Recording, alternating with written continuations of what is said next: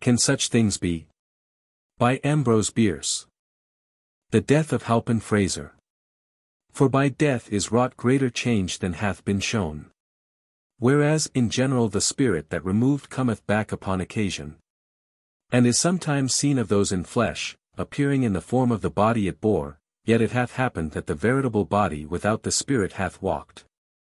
And it is attested of those encountering who have lived to speak thereon that a lich so raised up hath no natural affection, nor remembrance thereof, but only hate.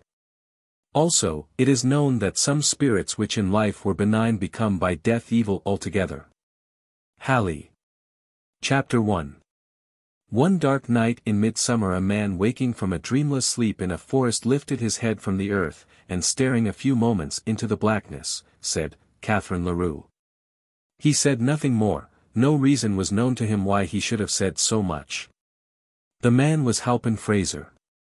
He lived in St. Helena, but where he lives now is uncertain, for he is dead.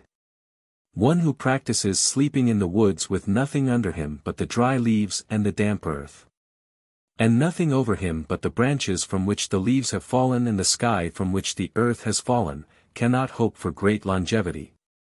And Frayser had already attained the age of 32. There are persons in this world, millions of persons, and far and away the best persons, who regard that as a very advanced age. They are the children. To those who view the voyage of life from the port of departure, the bark that has accomplished any considerable distance appears already in close approach to the farther shore.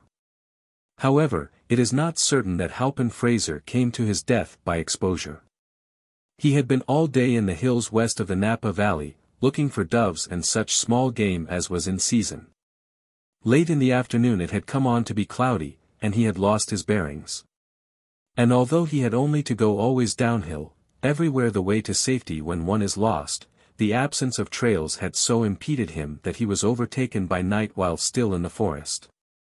Unable in the darkness to penetrate the thickets of manzanita and other undergrowth, utterly bewildered and overcome with fatigue. He had lain down near the root of a large madrona and fallen into a dreamless sleep. It was hours later, in the very middle of the night, that one of God's mysterious messengers, gliding ahead of the incalculable host of his companions sweeping westward with the dawn line, pronounced the awakening word in the ear of the sleeper, who sat upright and spoke, he knew not why, a name, he knew not whose.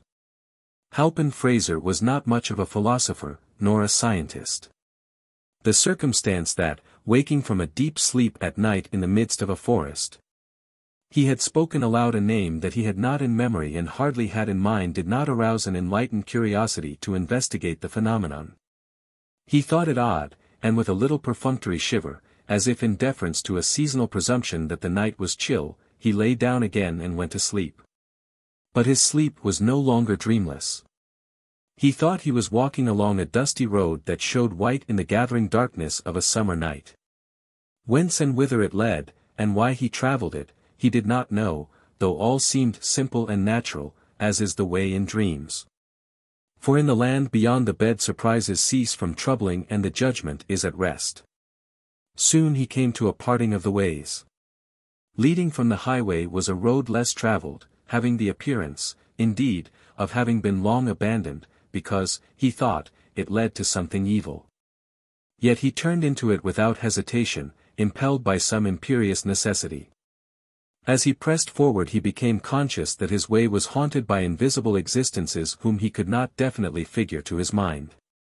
From among the trees on either side he caught broken and incoherent whispers in a strange tongue which yet he partly understood. They seemed to him fragmentary utterances of a monstrous conspiracy against his body and soul. It was now long after nightfall, yet the interminable forest through which he journeyed was lit with a wan glimmer having no point of diffusion. For in its mysterious illumination nothing cast a shadow. A shallow pool in the guttered depression of an old wheel rut, as from a recent rain, met his eye with a crimson gleam. He stooped and plunged his hand into it. It stained his fingers, it was blood. Blood, he then observed, was about him everywhere. The weeds growing rankly by the roadside showed it in blots and splashes on their big, broad leaves. Patches of dry dust between the wheelways were pitted and spattered as with a red rain. Defiling the trunks of the trees were broad maculations of crimson, and blood dripped like dew from their foliage. All this he observed with a terror which seemed not incompatible with the fulfillment of a natural expectation. It seemed to him that it was all an expiation of some crime which, though conscious of his guilt, he could not rightly remember. To the menaces and mysteries of his surroundings the consciousness was an added horror. Vainly he sought by tracing life backward in memory, to reproduce the moment of his sin. Scenes and incidents came crowding tumultuously into his mind, one picture effacing another, or commingling with it in confusion and obscurity, but nowhere could he catch a glimpse of what he sought. The failure augmented his terror. He felt as one who has murdered in the dark, not knowing whom nor why. So frightful was the situation, the mysterious light burned with so silent and awful a menace. The noxious plants, the trees that by common consent are invested with a melancholy or baleful character, so openly in his sight conspired against his peace. From overhead and all about came so audible and startling whispers and the sighs of creatures so obviously not of earth, that he could endure it no longer. And with a great effort to break some malign spell that bound his faculties to silence and inaction, he shouted with the full strength of his lungs. His voice broken, it seemed, into an infinite multitude of unfamiliar sounds, went babbling and stammering away into the distant reaches of the forest, died into silence, and all was as before. But he had made a beginning at resistance and was encouraged. He said, "I will not submit unheard. There may be powers that are not malignant traveling this accursed road. I shall leave them a record and an appeal. I shall relate my wrongs, the persecutions that I endure, I, a helpless mortal, a penitent, an unoffending poet." Halpin Frayser was a poet only as he was a penitent, in his dream. Taking from his clothing a small red leather pocketbook, one half of which was leaved for memoranda, he discovered that he was without a pencil. He broke a twig from a bush, dipped it into a pool of blood and wrote rapidly.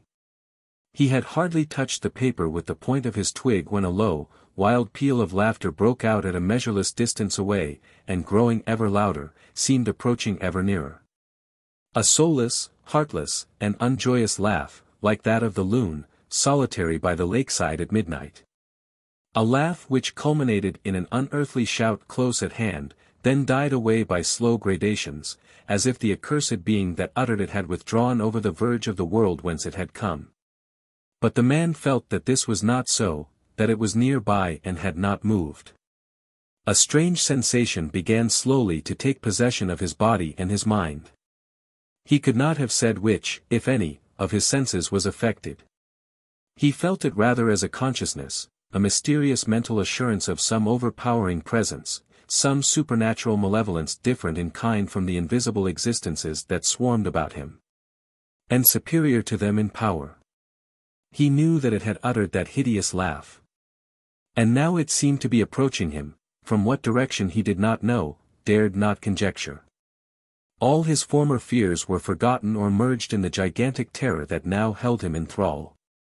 Apart from that, he had but one thought, to complete his written appeal to the benign powers who, traversing the haunted wood, might sometime rescue him if he should be denied the blessing of annihilation.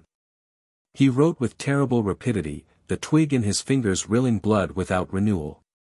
But in the middle of a sentence his hands denied their service to his will, his arms fell to his sides, the book to the earth. And powerless to move or cry out, he found himself staring into the sharply drawn face and blank, dead eyes of his own mother, standing white and silent in the garments of the grave. Chapter 2. In his youth Halpin Frayser had lived with his parents in Nashville, Tennessee. The Fraysers were well-to-do, having a good position in such society as had survived the wreck wrought by civil war. Their children had the social and educational opportunities of their time and place, and had responded to good associations and instruction with agreeable manners and cultivated minds. Halpin, being the youngest and not over-robust, was perhaps a trifle spoiled. He had the double disadvantage of a mother's assiduity and a father's neglect. Frayser père was what no southern man of means is not, a politician.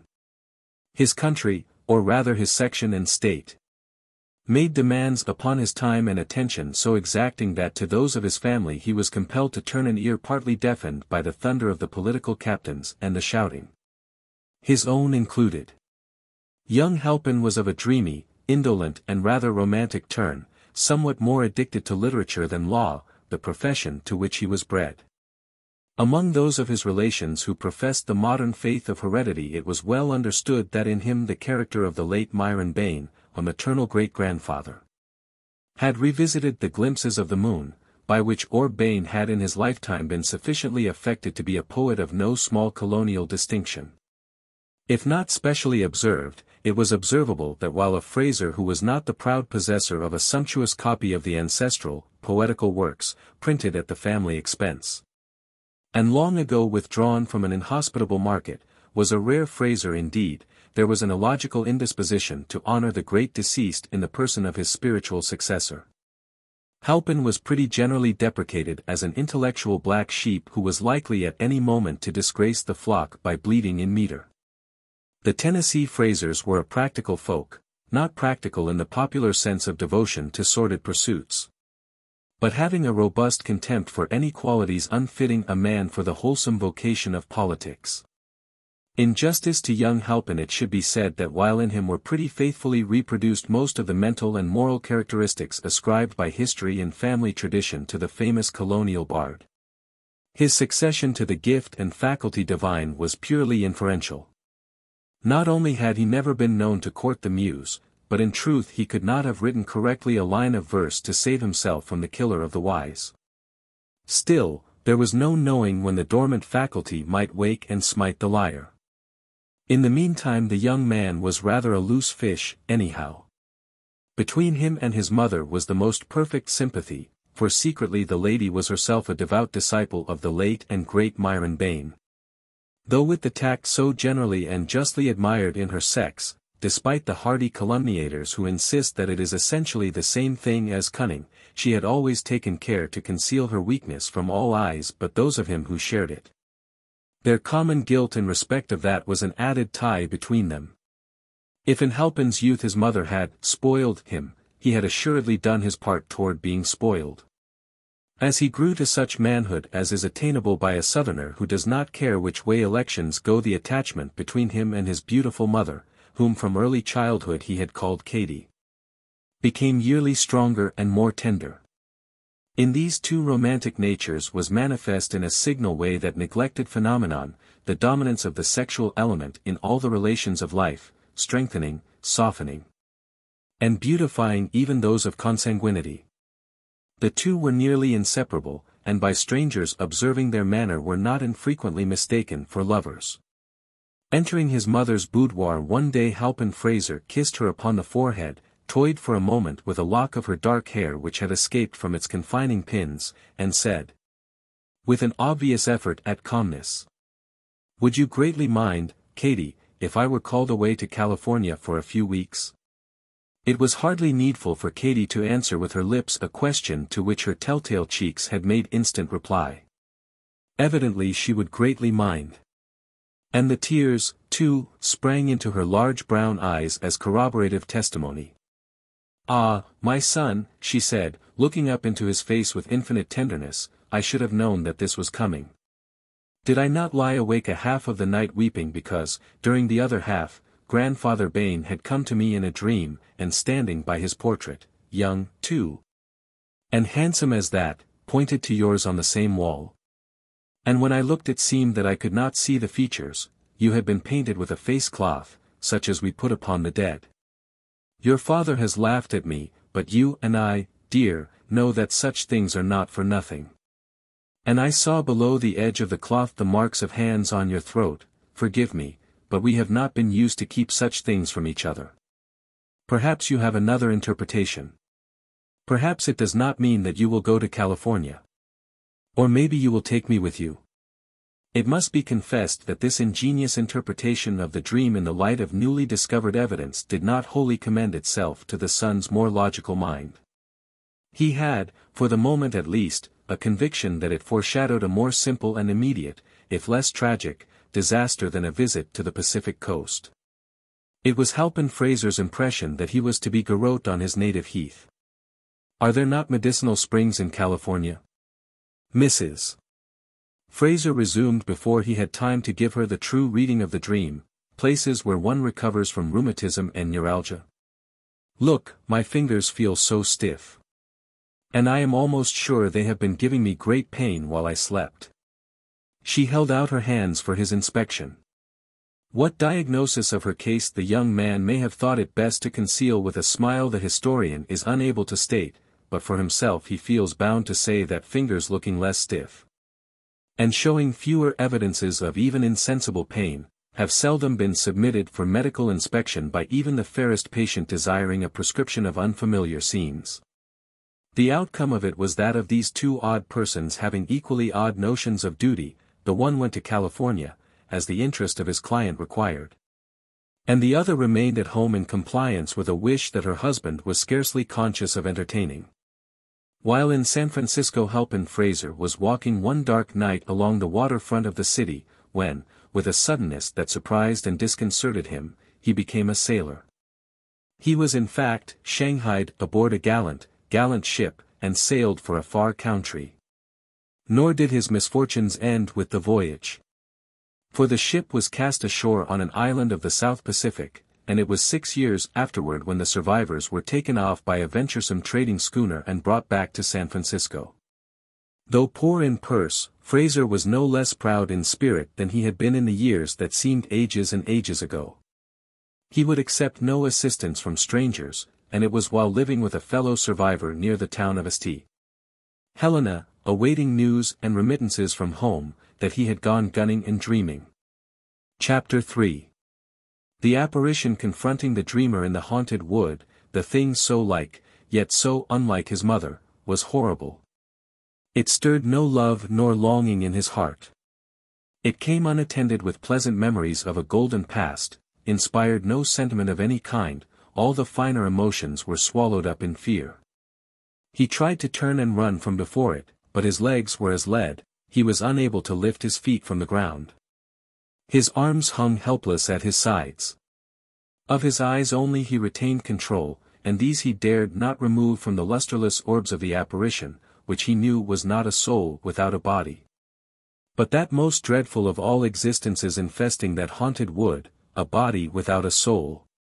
In its blank stare was neither love, nor pity, nor intelligence, nothing to which to address an appeal for mercy. An appeal will not lie, he thought, with an absurd reversion to professional slang, making the situation more horrible, as the fire of a cigar might light up a tomb. For a time, which seemed so long that the world grew grey with age and sin, and the haunted forest, having fulfilled its purpose in this monstrous culmination of its terrors, vanished out of his consciousness with all its sights and sounds, the apparition stood within a pace, regarding him with the mindless malevolence of a wild brute.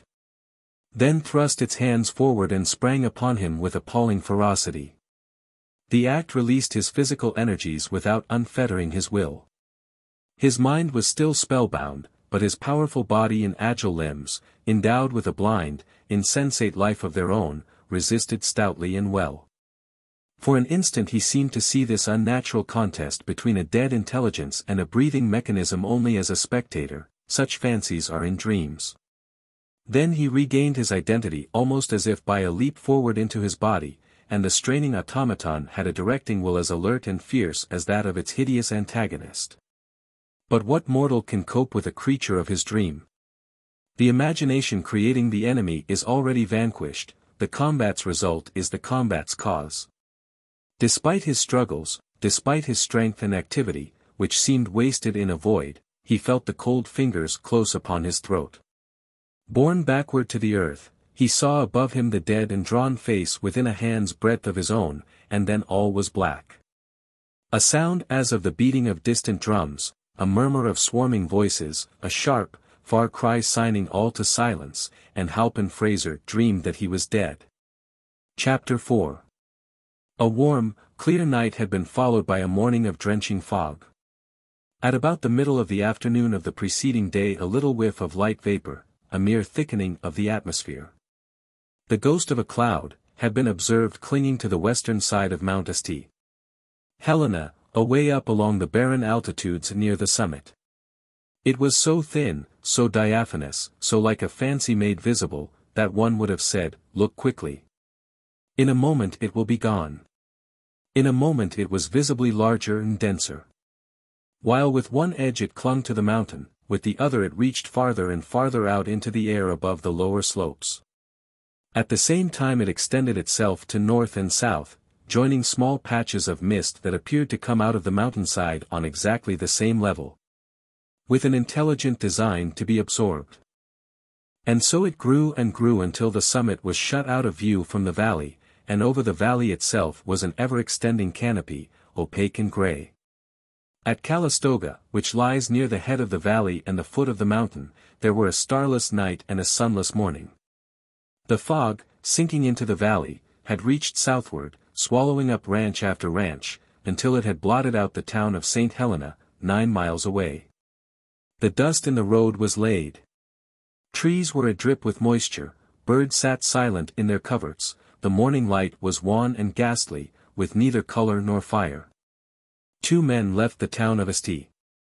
Helena at the first glimmer of dawn, and walked along the road northward up the valley toward Calistoga. They carried guns on their shoulders, yet no one having knowledge of such matters could have mistaken them for hunters of bird or beast. They were a deputy sheriff from Napa and a detective from San Francisco, Holker and Geraldson, respectively.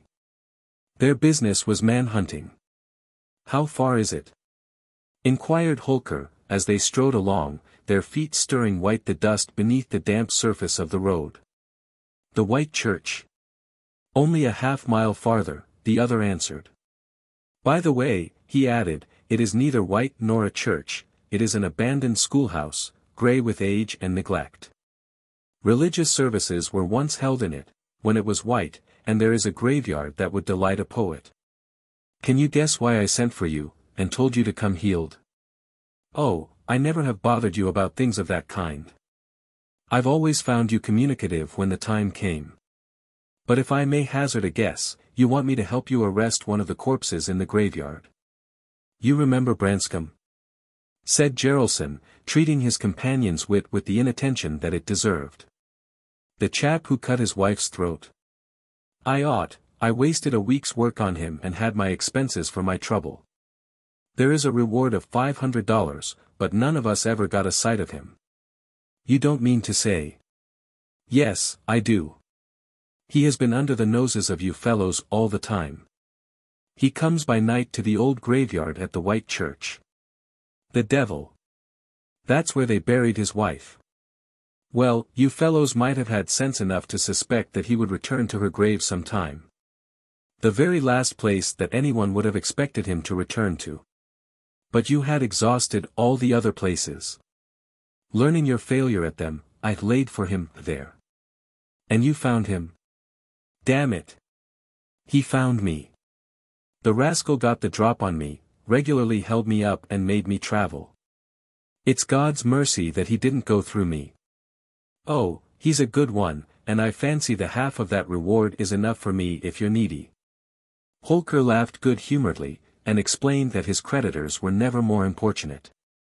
"I wanted merely to show you the ground, and arrange a plan with you," the detective explained. "I thought it as well for us to be healed, even in daylight." "The man must be insane," said the deputy sheriff. "The reward is for his capture and conviction. If he's mad he won't be convicted. Mr. Holker was so profoundly affected by that possible failure of justice that he involuntarily stopped in the middle of the road, then resumed his walk with abated zeal. "Well, he looks it," assented Geraldson. "I'm bound to admit that a more unshaven, unshorn, unkempt, and uneverything wretch I never saw outside the ancient and honorable order of tramps. But I've gone in for him, and can't make up my mind to let go. There's glory in it for us, anyhow. Not another soul knows that he is this side of the mountains of the moon." "All right," Holker said. "We will go and view the ground," and he added, in the words of a once favorite inscription for tombstones, "where you must shortly lie, I mean. If old Branscombe ever gets tired of you and your impertinent intrusion. By the way, I heard the other day that Branscombe was not his real name. What is? I can't recall it.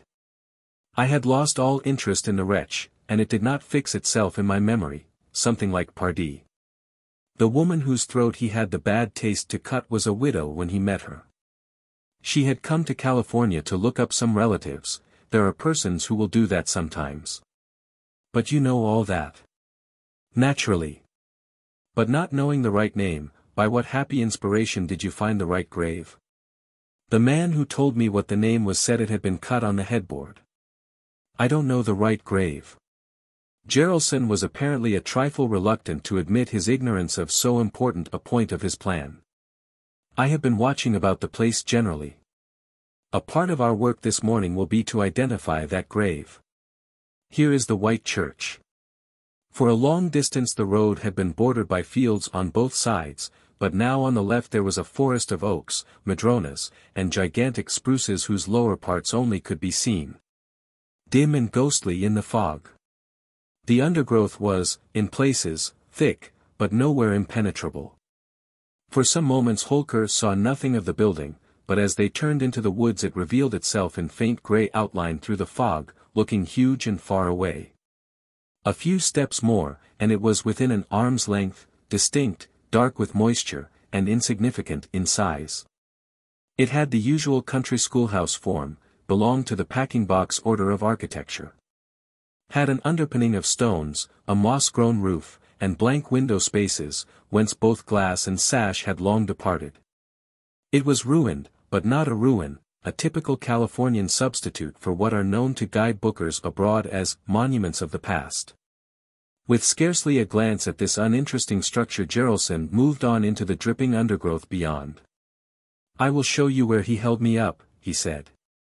This is the graveyard. Here and there among the bushes were small enclosures containing graves, sometimes no more than one. They were recognized as graves by the discolored stones or rotting boards at head and foot, leaning at all angles, some prostrate, by the ruined picket fences surrounding them. Or, infrequently, by the mound itself showing its gravel through the fallen leaves. In many instances nothing marked the spot where lay the vestiges of some poor mortal, who, leaving a large circle of sorrowing friends, had been left by them in turn, except a depression in the earth, more lasting than that in the spirits of the mourners. The paths, if any paths had been, were long obliterated. Trees of a considerable size had been permitted to grow up from the graves and thrust aside with root or branch the enclosing fences. Over all was that air of abandonment and decay which seems nowhere so fit and significant as in a village of the forgotten dead. As the two men, Geraldson leading, pushed their way through the growth of young trees, that enterprising man suddenly stopped and brought up his shotgun to the height of his breast. Uttered a low note of warning, and stood motionless, his eyes fixed upon something ahead. As well as he could, obstructed by brush, his companion, though seeing nothing, imitated the posture and so stood, prepared for what might ensue. A moment later Geraldson moved cautiously forward, the other following.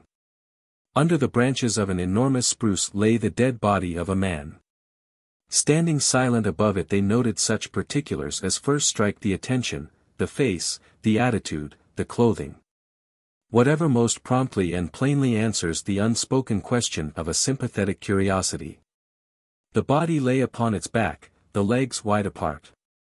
One arm was thrust upward, the other outward. But the latter was bent acutely, and the hand was near the throat. Both hands were tightly clenched. The whole attitude was that of desperate but ineffectual resistance to what? Nearby lay a shotgun and a game bag through the meshes of which was seen the plumage of shot birds. All about were evidences of a furious struggle. Small sprouts of poison oak were bent and denuded of leaf and bark, dead and rotting leaves had been pushed into heaps and ridges on both sides of the legs by the action of other feet than theirs. Alongside the hips were unmistakable impressions of human knees. The nature of the struggle was made clear by a glance at the dead man's throat and face. While breast and hands were white, those were purple, almost black. The shoulders lay upon a low mound, and the head was turned back at an angle otherwise impossible, the expanded eyes staring blankly backward in a direction opposite to that of the feet. From the froth filling the open mouth the tongue protruded, black and swollen. The throat showed horrible contusions. Not mere finger marks, but bruises and lacerations wrought by two strong hands that must have buried themselves in the yielding flesh, maintaining their terrible grasp until long after death. Breast, throat, face, were wet, the clothing was saturated, drops of water, condensed from the fog, studded the hair and mustache. All this the two men observed without speaking, almost at a glance. Then Holker said, "Poor devil. He had a rough deal." Jaralson was making a vigilant circumspection of the forest, his shotgun held in both hands and at full cock, his finger upon the trigger. "The work of a maniac," he said, without withdrawing his eyes from the enclosing wood. "It was done by Branscombe, pardee." Something half hidden by the disturbed leaves on the earth caught Holker's attention. It was a red leather pocketbook. He picked it up and opened it.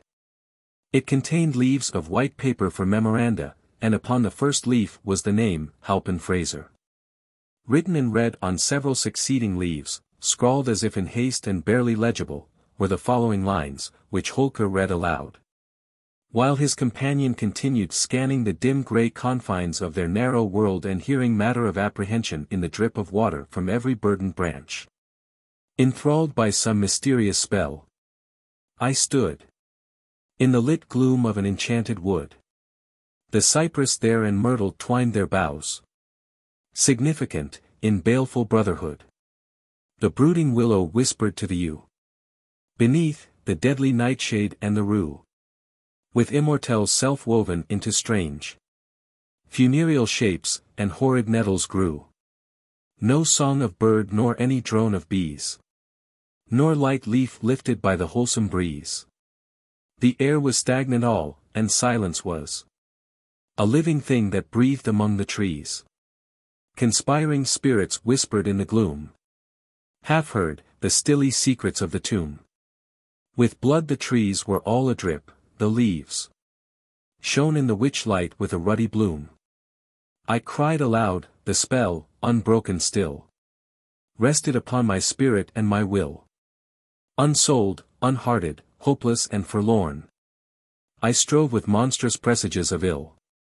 At last the viewless Holker ceased reading, there was no more to read. The manuscript broke off in the middle of a line. "That sounds like Bain," said Jaralson, who was something of a scholar in his way. He had abetted his vigilance and stood looking down at the body. "Who's Bain?" Holker asked rather incuriously. "Myron Bain, a chap who flourished in the early years of the nation, more than a century ago. Wrote mighty dismal stuff, I have his collected works. That poem is not among them, but it must have been omitted by mistake." "It is cold," said Holker, "let us leave here, we must have up the coroner from Napa." Jaralson said nothing, but made a movement in compliance. Passing the end of the slight elevation of earth upon which the dead man's head and shoulders lay, his foot struck some hard substance under the rotting forest leaves. And he took the trouble to kick it into view. It was a fallen headboard, and painted on it were the hardly decipherable words, Catherine Leroux.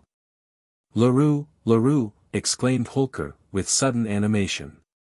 "Why, that is the real name of Branscombe, not Pardee. And, bless my soul, how it all comes to me, the murdered woman's name had been Frayser."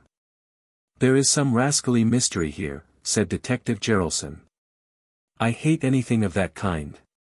There came to them out of the fog, seemingly from a great distance, the sound of a laugh, a low, deliberate, soulless laugh, which had no more of joy than that of a hyena night prowling in the desert. A laugh that rose by slow gradation, louder and louder, clearer, more distinct and terrible, until it seemed barely outside the narrow circle of their vision. A laugh so unnatural, so unhuman, so devilish, that it filled those hardy man-hunters with a sense of dread unspeakable. They did not move their weapons nor think of them. The menace of that horrible sound was not of the kind to be met with arms. As it had grown out of silence, so now it died away. From a culminating shout which had seemed almost in their ears, it drew itself away into the distance, until its failing notes, joyless and mechanical to the last, sank to silence at a measureless remove. How do you find this book? Any thoughts about the book or the author? Any suggestion for improvement? Please take a moment to share your thoughts in a comment. If you like it, share it with your friends who might enjoy it as well. Subscribe to keep in touch. Visit CompleteAudiobooks.com for more quality content. The Secret of Macarger's Gulch. Northwestwardly from Indian Hill, about 9 miles as the crow flies, is Macarger's Gulch.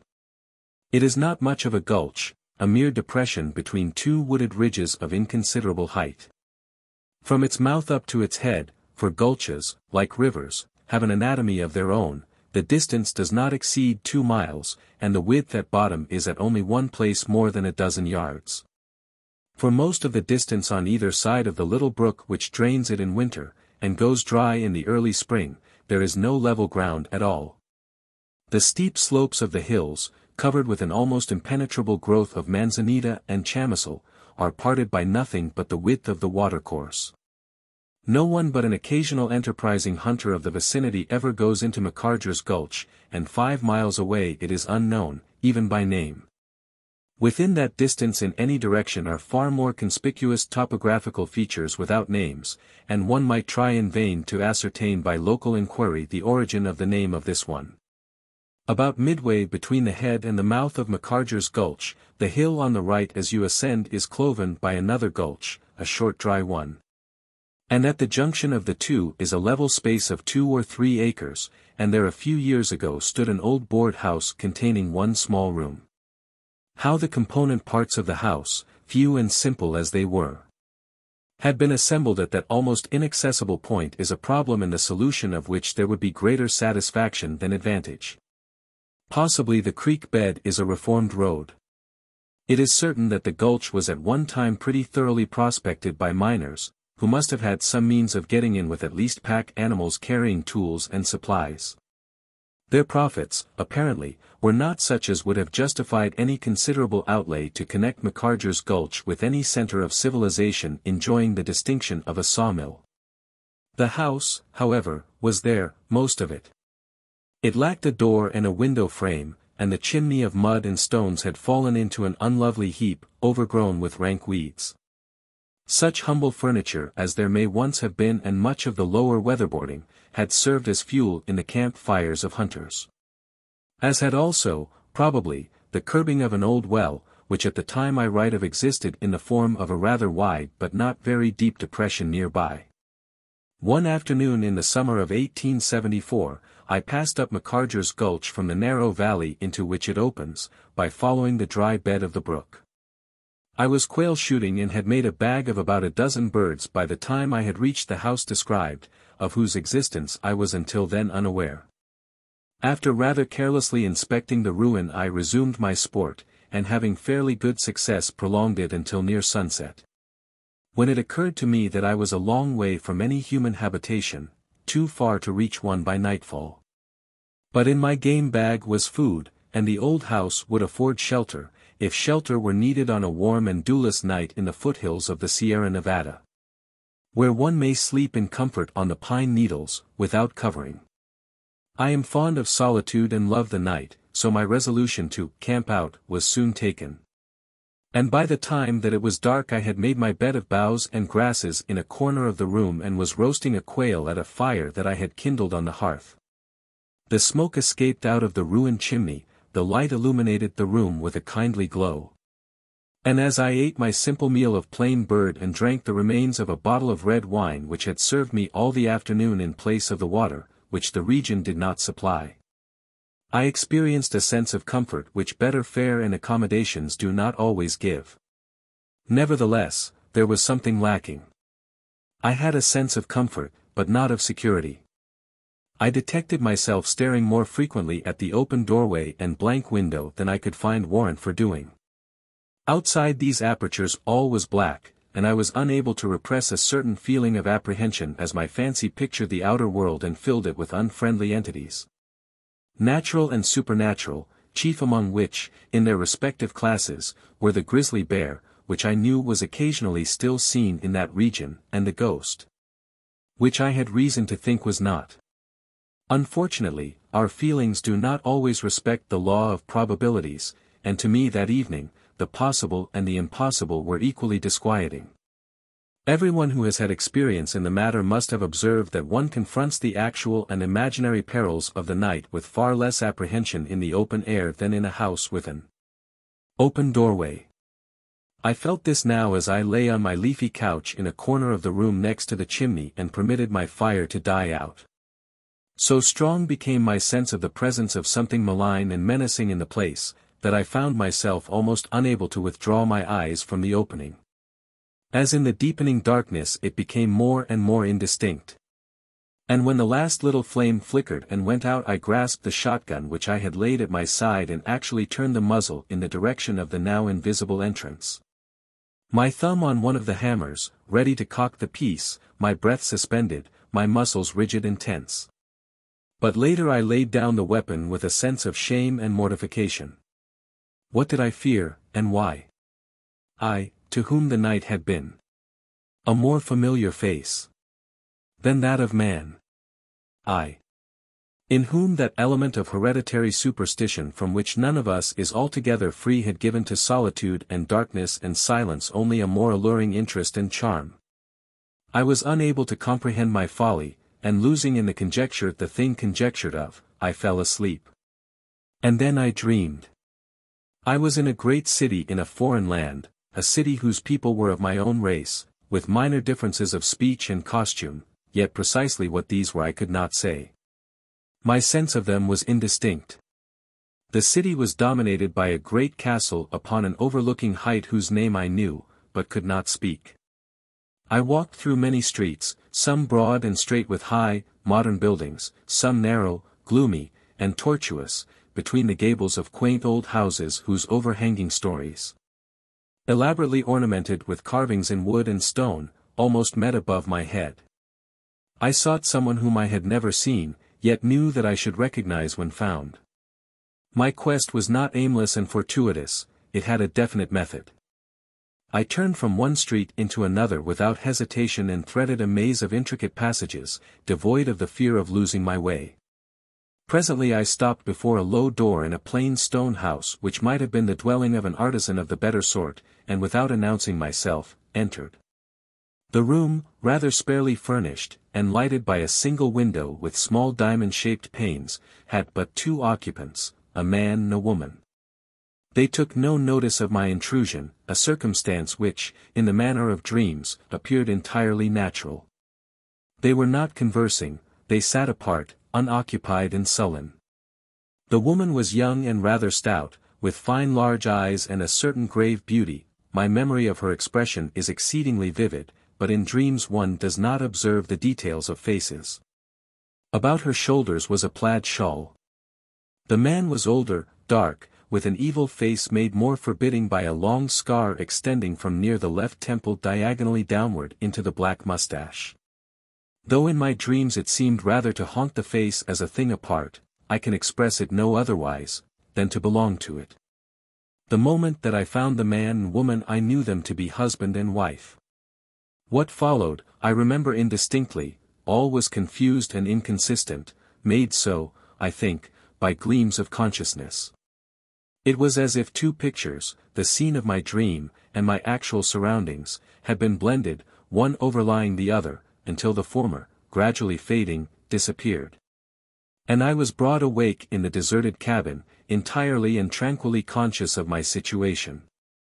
My foolish fear was gone, and opening my eyes I saw that my fire, not altogether burned out, had revived by the falling of a stick and was again lighting the room.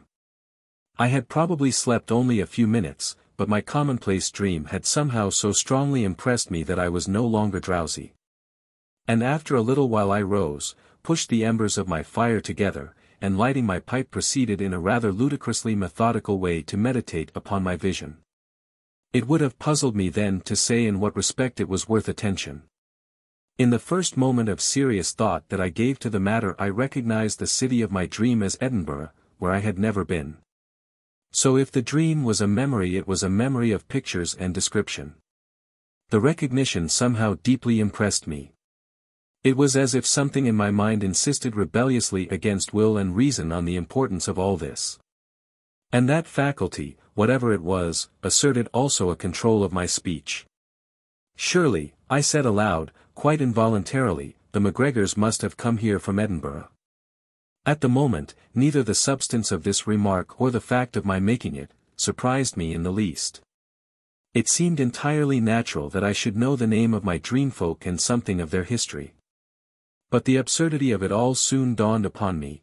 I laughed aloud, knocked the ashes from my pipe and again stretched myself upon my bed of boughs and grass, where I lay staring absently into my failing fire, with no further thought of either my dream or my surroundings. Suddenly the single remaining flame crouched for a moment, then, springing upward, lifted itself clear of its embers and expired in air. The darkness was absolute. At that instant, almost, it seemed, before the gleam of the blaze had faded from my eyes, there was a dull, dead sound, as of some heavy body falling upon the floor, which shook beneath me as I lay. I sprang to a sitting posture and groped at my side for my gun. My notion was that some wild beast had leaped in through the open window. While the flimsy structure was still shaking from the impact, I heard the sound of blows, the scuffling of feet upon the floor, and then, it seemed to come from almost within reach of my hand, the sharp shrieking of a woman in mortal agony. So horrible a cry I had never heard nor conceived. It utterly unnerved me. I was conscious for a moment of nothing but my own terror. Fortunately my hand now found the weapon of which it was in search, and the familiar touch somewhat restored me. I leaped to my feet, straining my eyes to pierce the darkness. The violent sounds had ceased, but more terrible than these, I heard, at what seemed long intervals, the faint intermittent gasping of some living, dying thing. As my eyes grew accustomed to the dim light of the coals in the fireplace, I saw first the shapes of the door and window, looking blacker than the black of the walls. Next, the distinction between wall and floor became discernible, and at last I was sensible to the form and full expanse of the floor from end to end and side to side. Nothing was visible and the silence was unbroken. With a hand that shook a little, the other still grasping my gun, I restored my fire and made a critical examination of the place. There was nowhere any sign that the cabin had been entered. My own tracks were visible in the dust covering the floor, but there were no others. I relit my pipe. Provided fresh fuel by ripping a thin board or two from the inside of the house, I did not care to go into the darkness out of doors, and passed the rest of the night smoking and thinking. And feeding my fire. Not for added years of life would I have permitted that little flame to expire again. Some years afterward I met in Sacramento a man named Morgan, to whom I had a note of introduction from a friend in San Francisco. Dining with him one evening at his home I observed various trophies upon the wall, indicating that he was fond of shooting. It turned out that he was, and in relating some of his feats he mentioned having been in the region of my adventure. Mr. Morgan, I asked abruptly, do you know a place up there called Macarger's Gulch? I have good reason to, he replied. It was I who gave to the newspapers, last year, the accounts of the finding of the skeleton there. I had not heard of it. The accounts had been published, it appeared, while I was absent in the East. By the way, said Morgan, the name of the gulch is a corruption, it should have been called MacGregor's.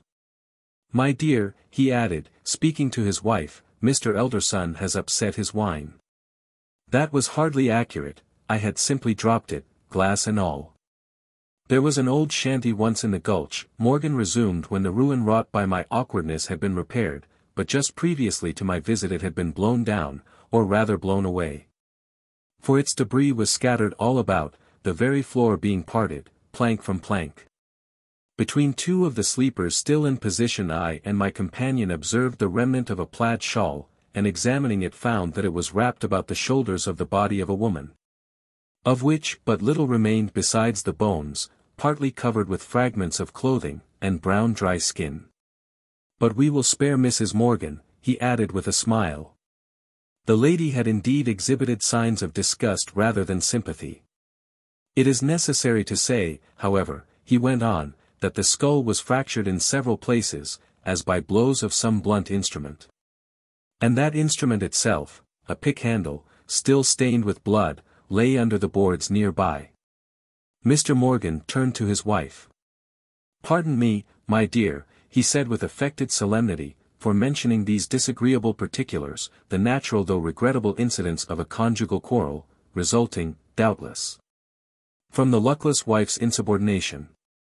I ought to be able to overlook it," the lady replied with composure, "you have so many times asked me to in those very words." I thought he seemed rather glad to go on with his story. "From these and other circumstances," he said, "the coroner's jury found that the deceased, Janet MacGregor, came to her death from blows inflicted by some person to the jury unknown. But it was added that the evidence pointed strongly to her husband, Thomas MacGregor, as the guilty person. But Thomas MacGregor has never been found nor heard of. It was learned that the couple came from Edinburgh, but not, my dear, do you not observe that Mr. Elderson's bone plate has water in it? I had deposited a chicken bone in my finger bowl. In a little cupboard I found a photograph of MacGregor, but it did not lead to his capture. Will you let me see it?" I said. The picture showed a dark man with an evil face made more forbidding by a long scar extending from near the temple diagonally downward into the black mustache. "By the way, Mr. Elderson," said my affable host, "may I know why you asked about Macarger's Gulch?" "I lost a mule near there once," I replied, "and the mischance has quite, upset me." "My dear," said Mr.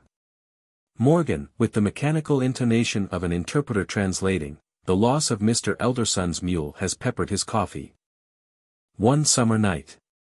The fact that Henry Armstrong was buried did not seem to him to prove that he was dead. He had always been a hard man to convince. That he really was buried, the testimony of his senses compelled him to admit. His posture, flat upon his back, with his hands crossed upon his stomach and tied with something that he easily broke without profitably altering the situation, the strict confinement of his entire person. The black darkness and profound silence, made a body of evidence impossible to controvert, and he accepted it without cavil. But dead, no, he was only very, very ill. He had, withal, the invalid's apathy and did not greatly concern himself about the uncommon fate that had been allotted to him. No philosopher was he, just a plain, commonplace person gifted, for the time being, with a pathological indifference. The organ that he feared consequences with was torpid. So, with no particular apprehension for his immediate future, he fell asleep and all was peace with Henry Armstrong. But something was going on overhead. It was a dark summer night, shot through with infrequent shimmers of lightning silently firing a cloud lying low in the west and portending a storm. These brief, stammering illuminations brought out with ghastly distinctness the monuments and headstones of the cemetery and seemed to set them dancing. It was not a night in which any credible witness was likely to be straying about a cemetery, so the three men who were there, digging into the grave of Henry Armstrong, felt reasonably secure. Two of them were young students from a medical college a few miles away, the third was a gigantic Negro known as Jess. For many years Jess had been employed about the cemetery as a man of all work, and it was his favorite pleasantry that he knew every soul in the place. From the nature of what he was now doing it was inferable that the place was not so populous as its register may have shown it to be. Outside the wall, at the part of the grounds farthest from the public road, were a horse and a light wagon, waiting. The work of excavation was not difficult. The earth with which the grave had been loosely filled a few hours before offered little resistance and was soon thrown out. Removal of the casket from its box was less easy, but it was taken out, for it was a perquisite of Jess, who carefully unscrewed the cover and laid it aside, exposing the body in black trousers and white shirt. At that instant the air sprang to flame, a cracking shock of thunder shook the stunned world, and Henry Armstrong tranquilly sat up. With inarticulate cries the men fled in terror, each in a different direction. For nothing on earth could two of them have been persuaded to return. But Jess was of another breed. In the grey of the morning the two students, pallid and haggard from anxiety and with the terror of their adventure still beating tumultuously in their blood, met at the medical college. "You saw it?" cried one. "God!" "Yes, what are we to do?" They went around to the rear of the building, where they saw a horse, attached to a light wagon, hitched to a gatepost near the door of the dissecting room. Mechanically they entered the room. On a bench in the obscurity sat the Negro Jess. He rose, grinning, all eyes and teeth. "I'm waiting for my pay," he said. Stretched naked on a long table lay the body of Henry Armstrong, the head defiled with blood and clay from a blow with a spade. The Moonlit Road. Chapter 1. Statement of Joel Hetman, Jr. I am the most unfortunate of men. Rich, respected, fairly well educated and of sound health, with many other advantages usually valued by those having them and coveted by those who have them not, I sometimes think that I should be less unhappy if they had been denied me. For then the contrast between my outer and my inner life would not be continually demanding a painful attention. In the stress of privation and the need of effort I might sometimes forget the somber secret ever baffling the conjecture that it compels. I am the only child of Joel and Julia Hetman. The one was a well-to-do country gentleman, the other a beautiful and accomplished woman to whom he was passionately attached with what I now know to have been a jealous and exacting devotion. The family home was a few miles from Nashville, Tennessee, a large, irregularly built dwelling of no particular order of architecture, a little way off the road, in a park of trees and shrubbery. At the time of which I write I was 19 years old, a student at Yale. One day I received a telegram from my father of such urgency that in compliance with its unexplained demand I left at once for home. At the railway station in Nashville a distant relative awaited me to apprise me of the reason for my recall. My mother had been barbarously murdered, why and by whom none could conjecture. But the circumstances were these. My father had gone to Nashville, intending to return the next afternoon. Something prevented his accomplishing the business in hand, so he returned on the same night, arriving just before the dawn.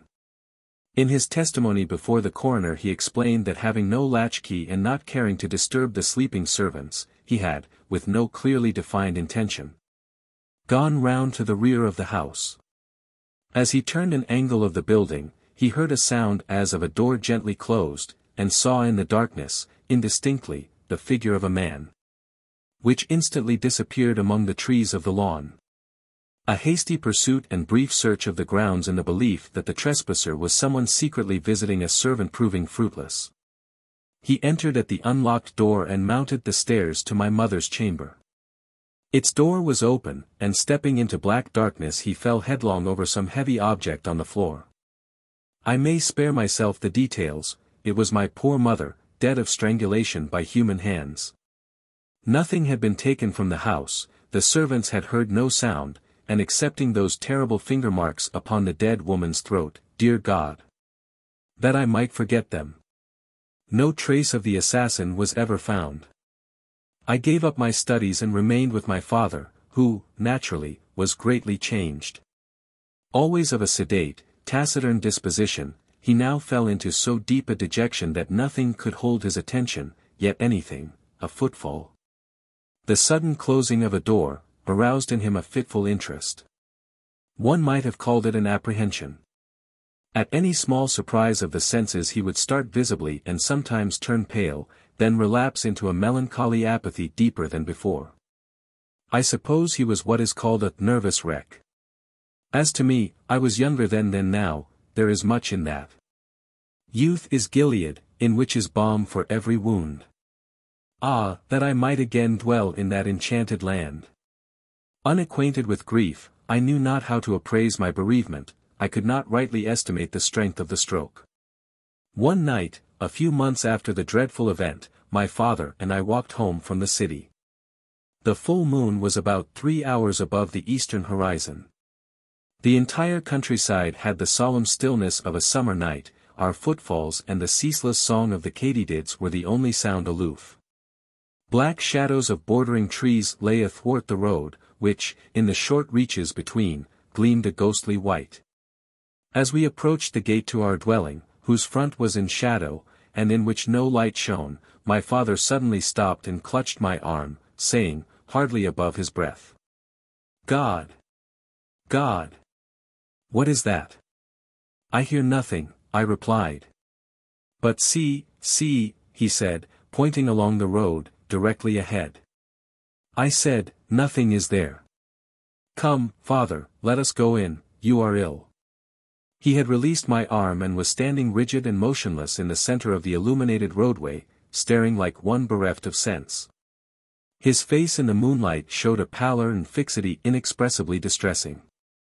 I pulled gently at his sleeve, but he had forgotten my existence. Presently he began to retire backward, step by step, never for an instant removing his eyes from what he saw, or thought he saw. I turned half round to follow, but stood irresolute. I do not recall any feeling of fear, unless a sudden chill was its physical manifestation. It seemed as if an icy wind had touched my face and enfolded my body from head to foot. I could feel the stir of it in my hair. At that moment my attention was drawn to a light that suddenly streamed from an upper window of the house. One of the servants, awakened by what mysterious premonition of evil who can say, and in obedience to an impulse that she was never able to name, had lit a lamp. When I turned to look for my father he was gone, and in all the years that have passed no whisper of his fate has come across the borderland of conjecture from the realm of the unknown. Chapter 2. Statement of Caspar Grattan. Today I am said to live, tomorrow, here in this room, will lie a senseless shape of clay that all too long was I.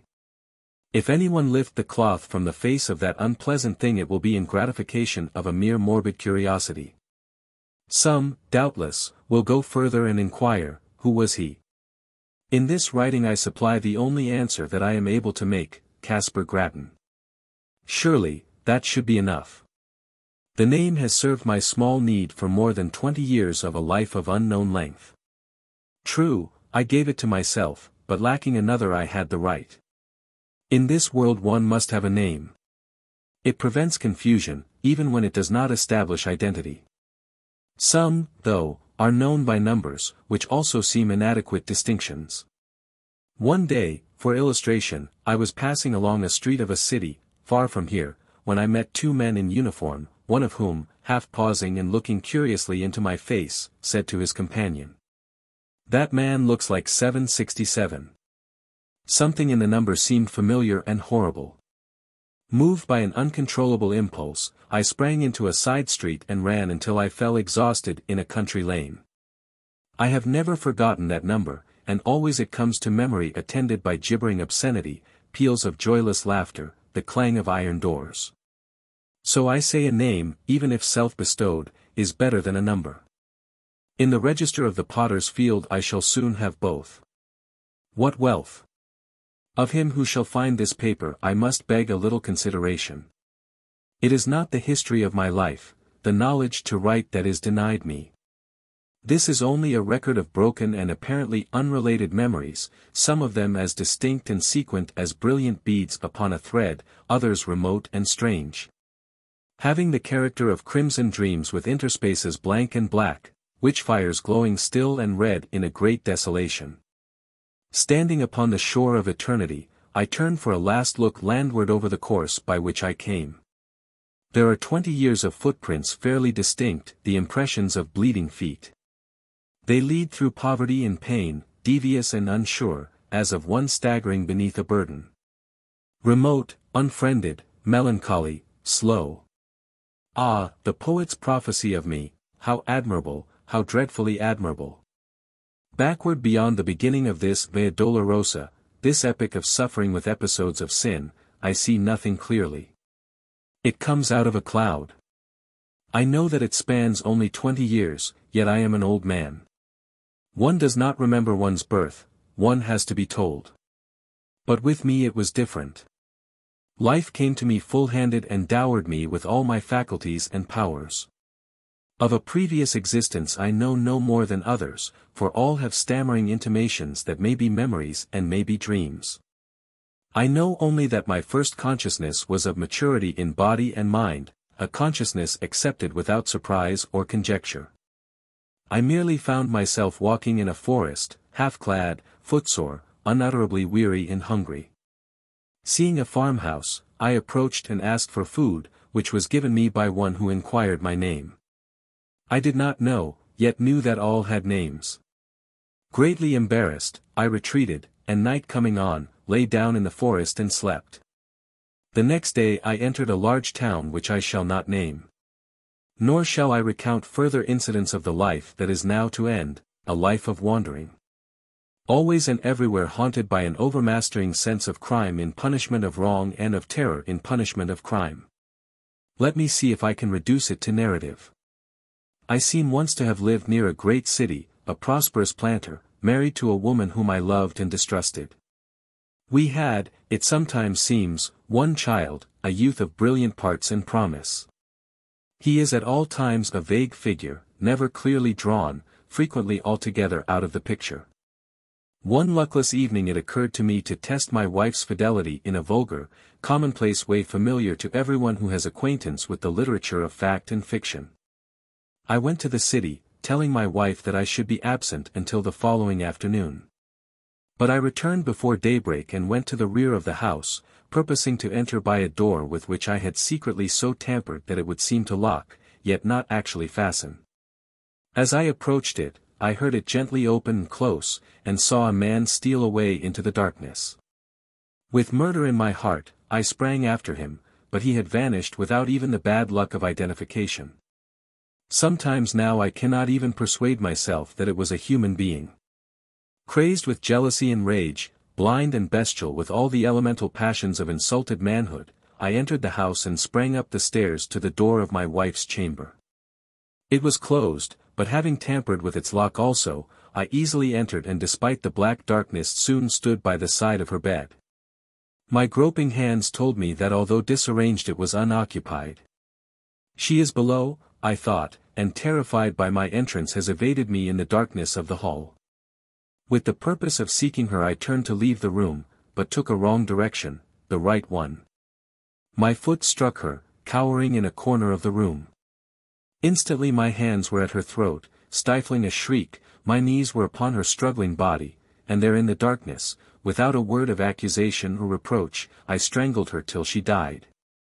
There ends the dream.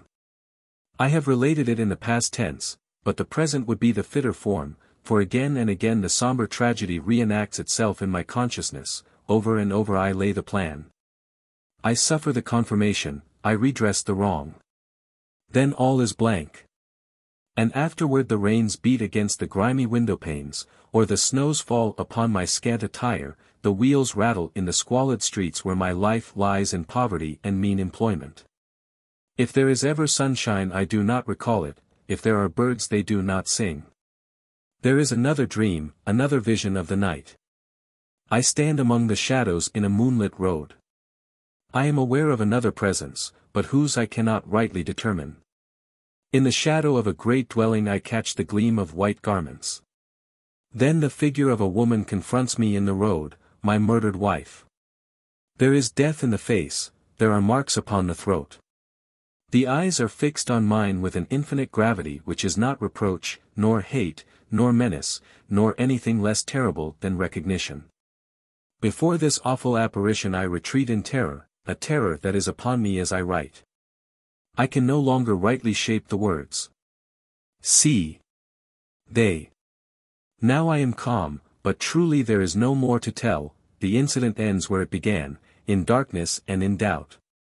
Yes, I am again in control of myself, the captain of my soul.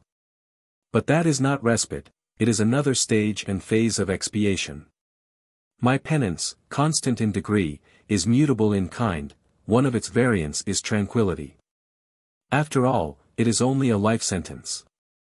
To hell for life, that is a foolish penalty, the culprit chooses the duration of his punishment. Today my term expires. To each and all, the peace that was not mine. Chapter 3.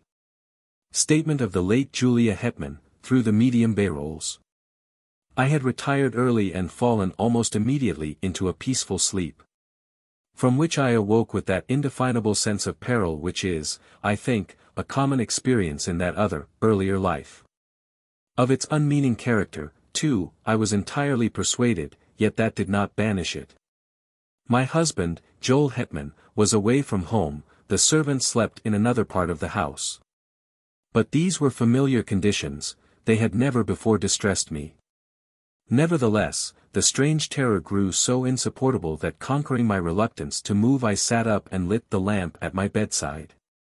Contrary to my expectation, this gave me no relief. The light seemed rather an added danger, for I reflected that it would shine out under the door, disclosing my presence to whatever evil thing might lurk outside.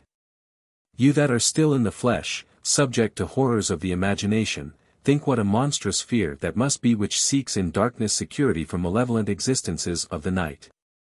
That is to spring to close quarters with an unseen enemy, the strategy of despair. Extinguishing the lamp, I pulled the bedclothing about my head and lay trembling and silent, unable to shriek, forgetful to pray. In this pitiable state I must have lain for what you call hours. With us there are no hours, there is no time. At last it came, a soft, irregular sound of footfalls on the stairs. They were slow, hesitant, uncertain, as of something that did not see its way. To my disordered reason all the more terrifying for that, as the approach of some blind and mindless malevolence to which is no appeal. I even thought that I must have left the hall lamp burning, and the groping of this creature proved it a monster of the night. This was foolish and inconsistent with my previous dread of the light, but what would you have?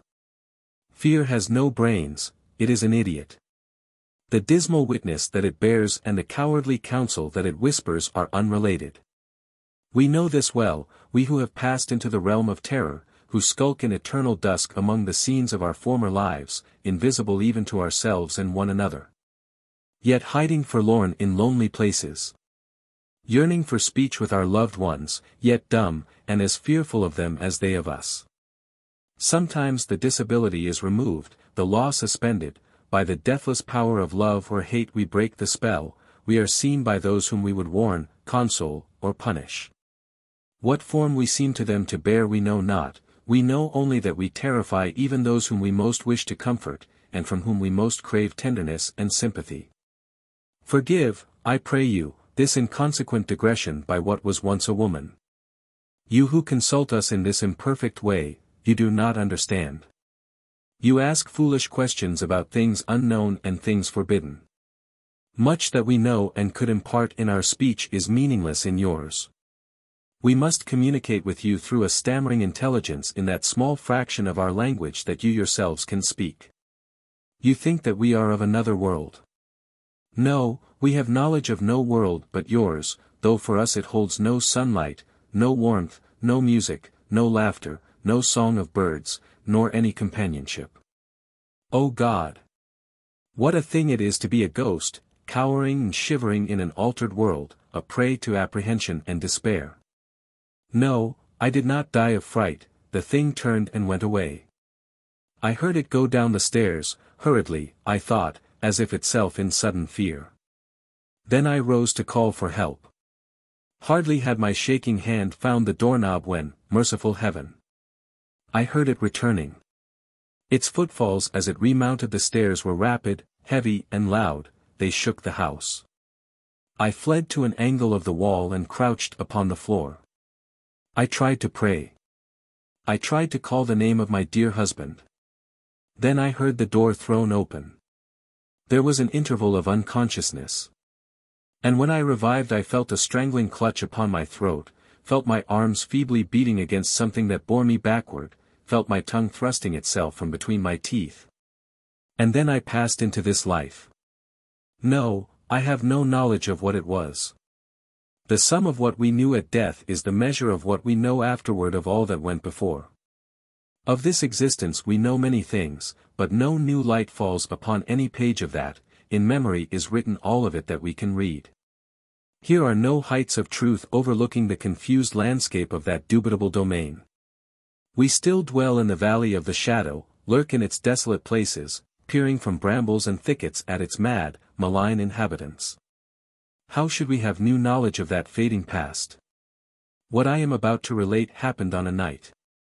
We know when it is night, for then you retire to your houses and we can venture from our places of concealment to move unafraid about our old homes, to look in at the windows. Even to enter and gaze upon your faces as you sleep. I had lingered long near the dwelling where I had been so cruelly changed to what I am, as we do while any that we love or hate remain. Vainly I had sought some method of manifestation, some way to make my continued existence and my great love and poignant pity understood by my husband and son. Always if they slept they would wake, or if in my desperation I dared approach them when they were awake, would turn toward me the terrible eyes of the living, frightening me by the glances that I sought from the purpose that I held. On this night I had searched for them without success, fearing to find them. They were nowhere in the house, nor about the moonlit lawn. For, although the sun is lost to us forever, the moon, full-orbed or slender, remains to us. Sometimes it shines by night, sometimes by day, but always it rises and sets, as in that other life. I left the lawn and moved in the white light and silence along the road, aimless and sorrowing. Suddenly I heard the voice of my poor husband in exclamations of astonishment, with that of my son in reassurance and dissuasion. And there by the shadow of a group of trees they stood, near, so near. Their faces were toward me, the eyes of the elder man fixed upon mine. He saw me, at last, he saw me. In the consciousness of that, my terror fled as a cruel dream.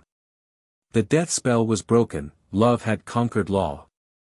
Mad with exultation I shouted, I must have shouted, he sees, he will understand.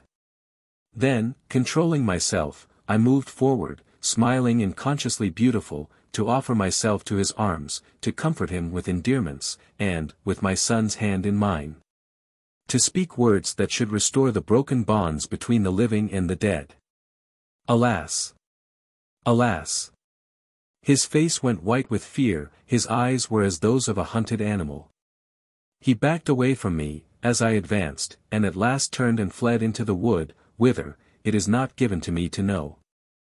To my poor boy, left doubly desolate, I have never been able to impart a sense of my presence.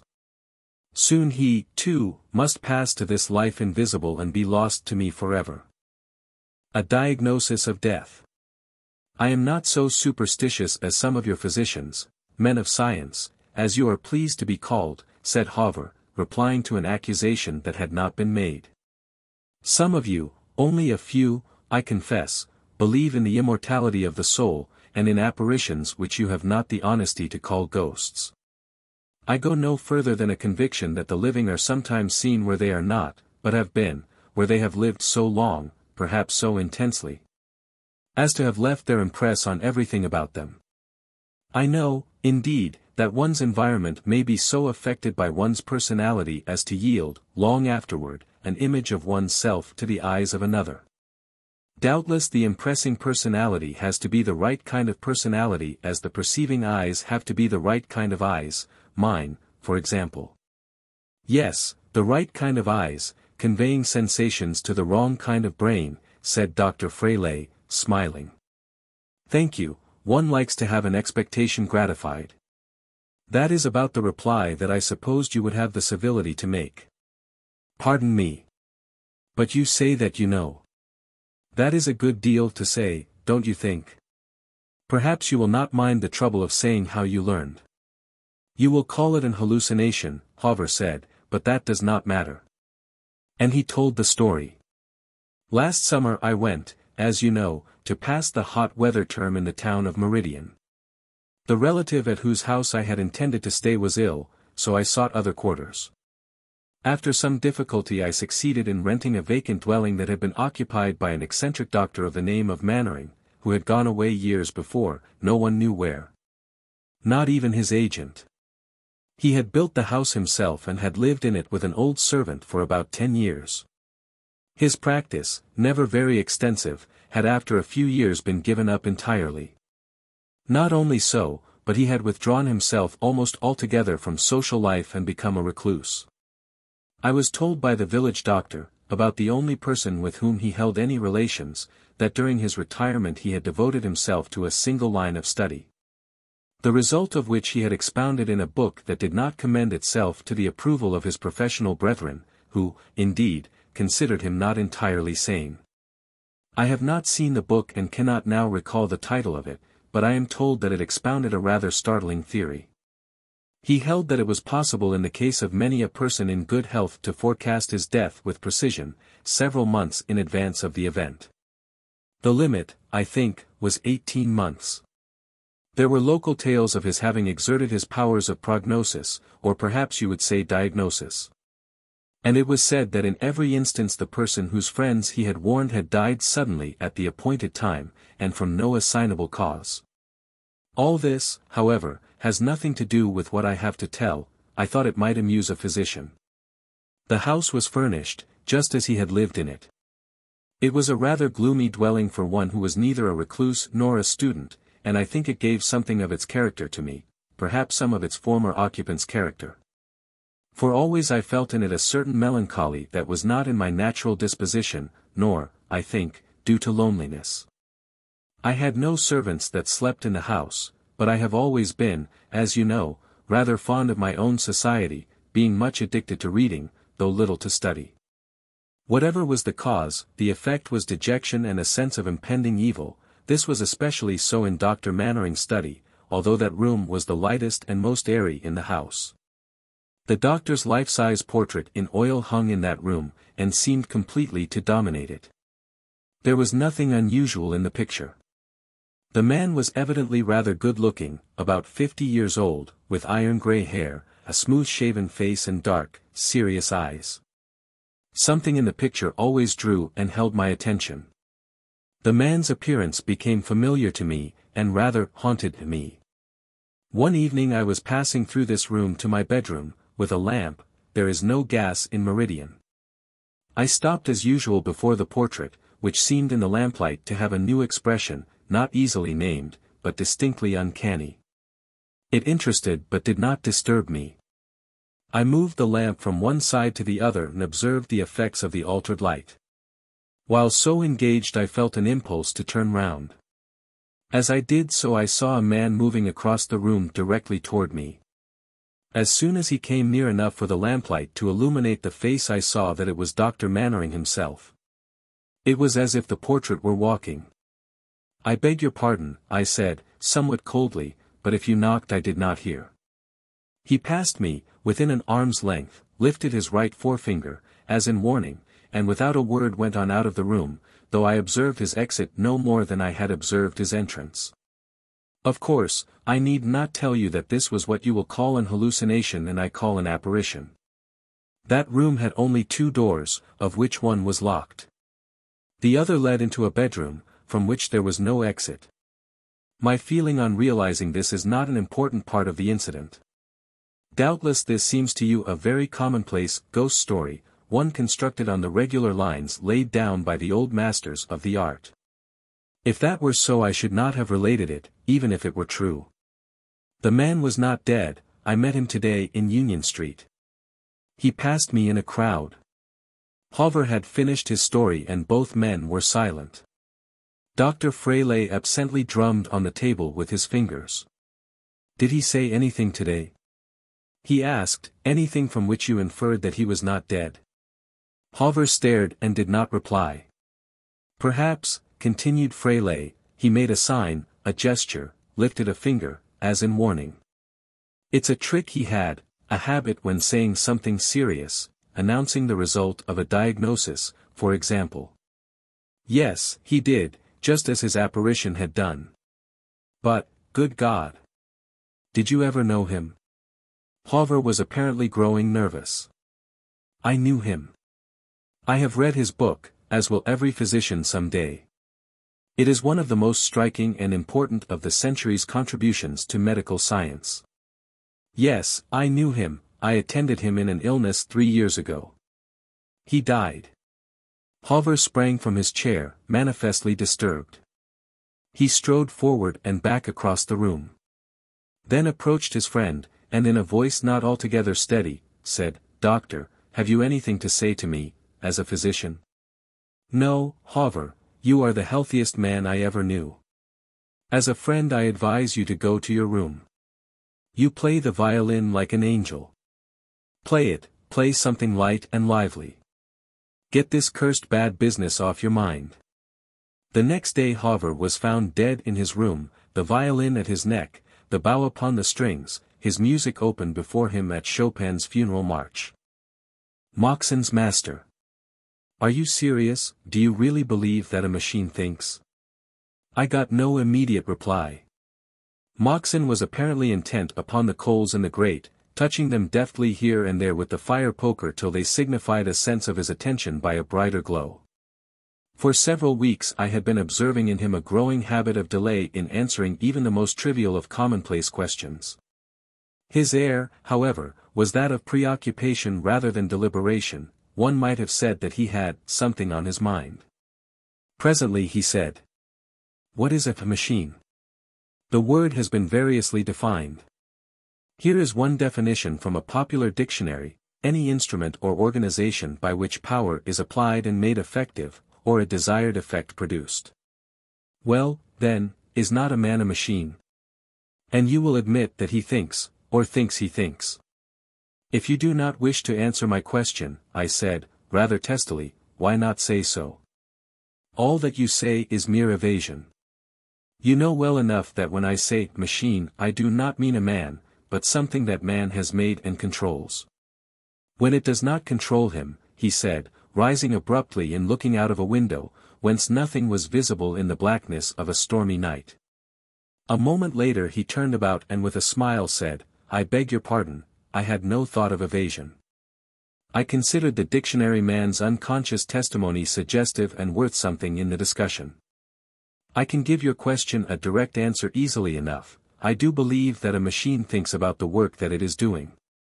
That was direct enough, certainly. It was not altogether pleasing, for it tended to confirm a sad suspicion that Moxon's devotion to study and work in his machine shop had not been good for him. I knew, for one thing, that he suffered from insomnia, and that is no light affliction. Had it affected his mind? His reply to my question seemed to me then evidence that it had. Perhaps I should think differently about it now. I was younger then, and among the blessings that are not denied to youth is ignorance. Incited by that great stimulant to controversy, I said. And what, pray, does it think with, in the absence of a brain? The reply, coming with less than his customary delay, took his favorite form of counter-interrogation. With what does a plant think, in the absence of a brain? Ah, plants also belong to the philosopher class. I should be pleased to know some of their conclusions. You may omit the premises. Perhaps, he replied, apparently unaffected by my foolish irony, you may be able to infer their convictions from their acts. I will spare you the familiar examples of the sensitive mimosa, the several insectivorous flowers and those whose stamens bend down and shake their pollen upon the entering bee in order that he may fertilize their distant mates. But observe this. In an open spot in my garden I planted a climbing vine. When it was barely above the surface I set a stake into the soil a yard away. The vine at once made for it, but as it was about to reach it after several days I removed it a few feet. The vine at once altered its course, making an acute angle, and again made for the stake.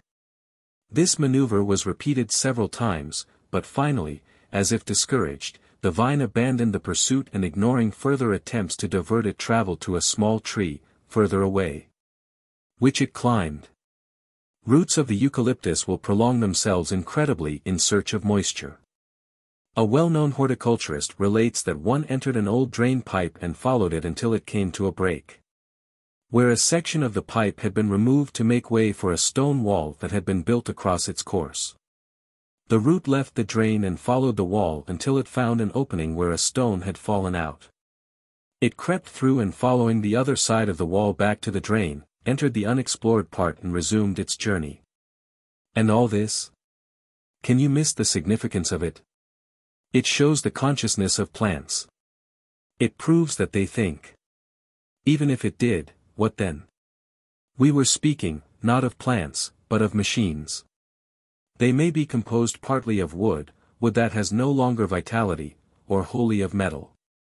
Is thought an attribute also of the mineral kingdom? How else do you explain the phenomena, for example, of crystallization?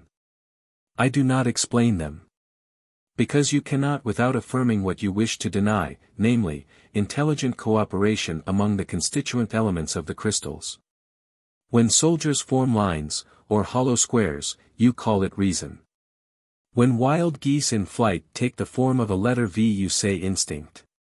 When the homogeneous atoms of a mineral, moving freely in solution, arrange themselves into shapes mathematically perfect, or particles of frozen moisture into the symmetrical and beautiful forms of snowflakes, you have nothing to say. You have not even invented a name to conceal your heroic unreason. Moxon was speaking with unusual animation and earnestness. As he paused, I heard in an adjoining room known to me as his machine shop, which no one but himself was permitted to enter, a singular thumping sound, as of someone pounding upon a table with an open hand. Moxon heard it at the same moment and, visibly agitated, rose and hurriedly passed into the room whence it came. I thought it odd that anyone else should be in there, and my interest in my friend, with doubtless a touch of unwarrantable curiosity, led me to listen intently, though, I am happy to say, not at the keyhole. There were confused sounds, as of a struggle or scuffle. The floor shook. I distinctly heard hard breathing and a hoarse whisper which said, "Damn you." Then all was silent, and presently Moxon reappeared and said, with a rather sorry smile, "Pardon me for leaving you so abruptly. I have a machine in there that lost its temper and cut up rough." Fixing my eyes steadily upon his left cheek, which was traversed by 4 parallel excoriations showing blood, I said, "How would it do to trim its nails?" I could have spared myself the jest. He gave it no attention, but seated himself in the chair that he had left and resumed the interrupted monologue as if nothing had occurred. "Doubtless you do not hold with those, I need not name them to a man of your reading, who have taught that all matter is sentient, that every atom is a living, feeling, conscious being. I do. There is no such thing as dead, inert matter, it is all alive, all instinct with force, actual and potential. All sensitive to the same forces in its environment and susceptible to the contagion of higher and subtler ones residing in such superior organisms as it may be brought into relation with, as those of man when he is fashioning it into an instrument of his will. It absorbs something of his intelligence and purpose, more of them in proportion to the complexity of the resulting machine and that of its work. Do you happen to recall Herbert Spencer's definition of life? I read it 30 years ago. He may have altered it afterward, for anything I know, but in all that time I have been unable to think of a single word that could profitably be changed or added or removed. It seems to me not only the best definition, but the only possible one. Life, he says, is a definite combination of heterogeneous changes, both simultaneous and successive, in correspondence with external coexistences and sequences. That defines the phenomenon, I said, but gives no hint of its cause. That, he replied, is all that any definition can do. As Mill points out, we know nothing of cause except as an antecedent, nothing of effect except as a consequent. Of certain phenomena, one never occurs without another, which is dissimilar.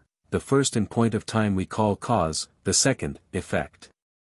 One who had many times seen a rabbit pursued by a dog, and had never seen rabbits and dogs otherwise, would think the rabbit the cause of the dog.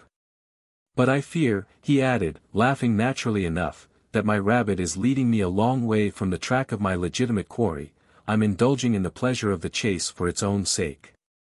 What I want you to observe is that in Herbert Spencer's definition of life, the activity of a machine is included. There is nothing in the definition that is not applicable to it.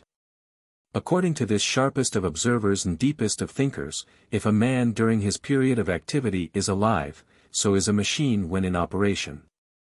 As an inventor and constructor of machines I know that to be true. Moxon was silent for a long time, gazing absently into the fire. It was growing late and I thought it time to be going, but somehow I did not like the notion of leaving him in that isolated house, all alone except for the presence of some person of whose nature my conjectures could go no further than that it was unfriendly, perhaps malign. Leaning toward him and looking earnestly into his eyes while making a motion with my hand through the door of his workshop, I said.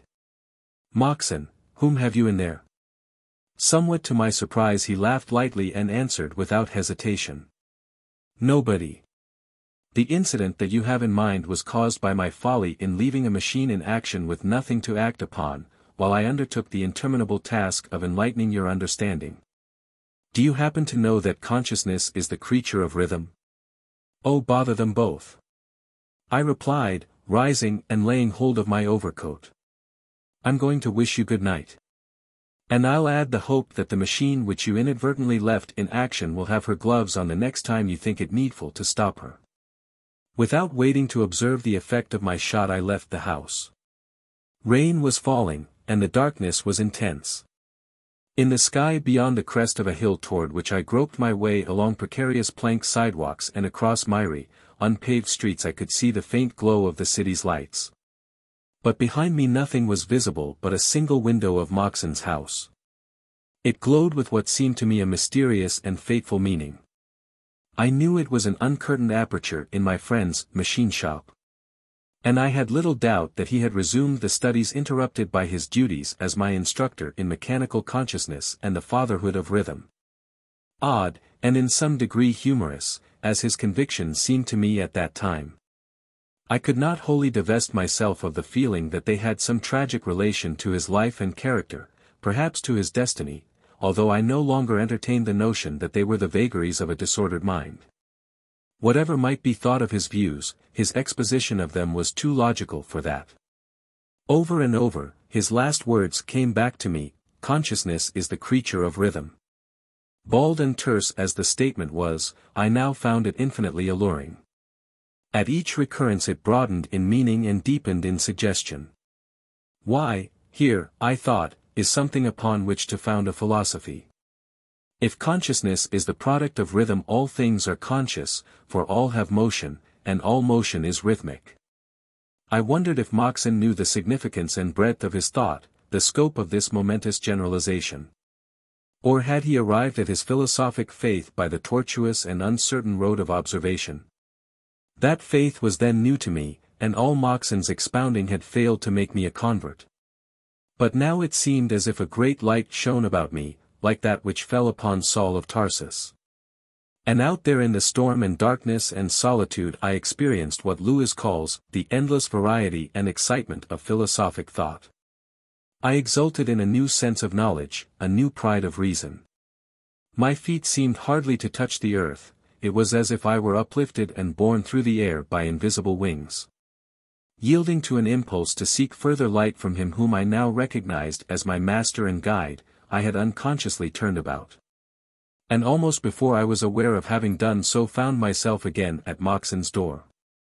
I was drenched with rain, but felt no discomfort. Unable in my excitement to find the doorbell, I instinctively tried the knob. It turned and, entering, I mounted the stairs to the room that I had so recently left. All was dark and silent. Moxon, as I had supposed, was in the adjoining room, the machine shop. Groping along the wall until I found the communicating door, I knocked loudly several times, but got no response, which I attributed to the uproar outside. For the wind was blowing a gale and dashing the rain against the thin walls in sheets. The drumming upon the shingle roof spanning the unceiled room was loud and incessant. I had never been invited into the machine shop, had, indeed, been denied admittance, as had all others, with one exception, a skilled metal worker, of whom no one knew anything except that his name was Haley and his habit silence. But in my spiritual exaltation, discretion and civility were alike forgotten, and I opened the door. What I saw took all philosophical speculation out of me in short order. Moxon sat facing me at the farther side of a small table upon which a single candle made all the light that was in the room. Opposite him, his back toward me, sat another person. On the table between the two was a chessboard. The men were playing. I knew little of chess, but as only a few pieces were on the board it was obvious that the game was near its close. Moxon was intensely interested, not so much, it seemed to me, in the game as in his antagonist, upon whom he had fixed so intent a look that, standing though I did directly in the line of his vision. I was altogether unobserved. His face was ghastly white, and his eyes glittered like diamonds. Of his antagonist I had only a back view, but that was sufficient. I should not have cared to see his face. He was apparently not more than 5 feet in height, with proportions suggesting those of a gorilla, a tremendous breadth of shoulders, thick, short neck and broad, squat head, which had a tangled growth of black hair and was topped with a crimson fez. A tunic of the same color, belted tightly to the waist, reached the seat, apparently a box, upon which he sat. His legs and feet were not seen. His left forearm appeared to rest in his lap. He moved his pieces with his right hand, which seemed disproportionately long. I had shrunk back and now stood a little to one side of the doorway and in shadow. If Moxon had looked farther than the face of his opponent he could have observed nothing now, except that the door was open.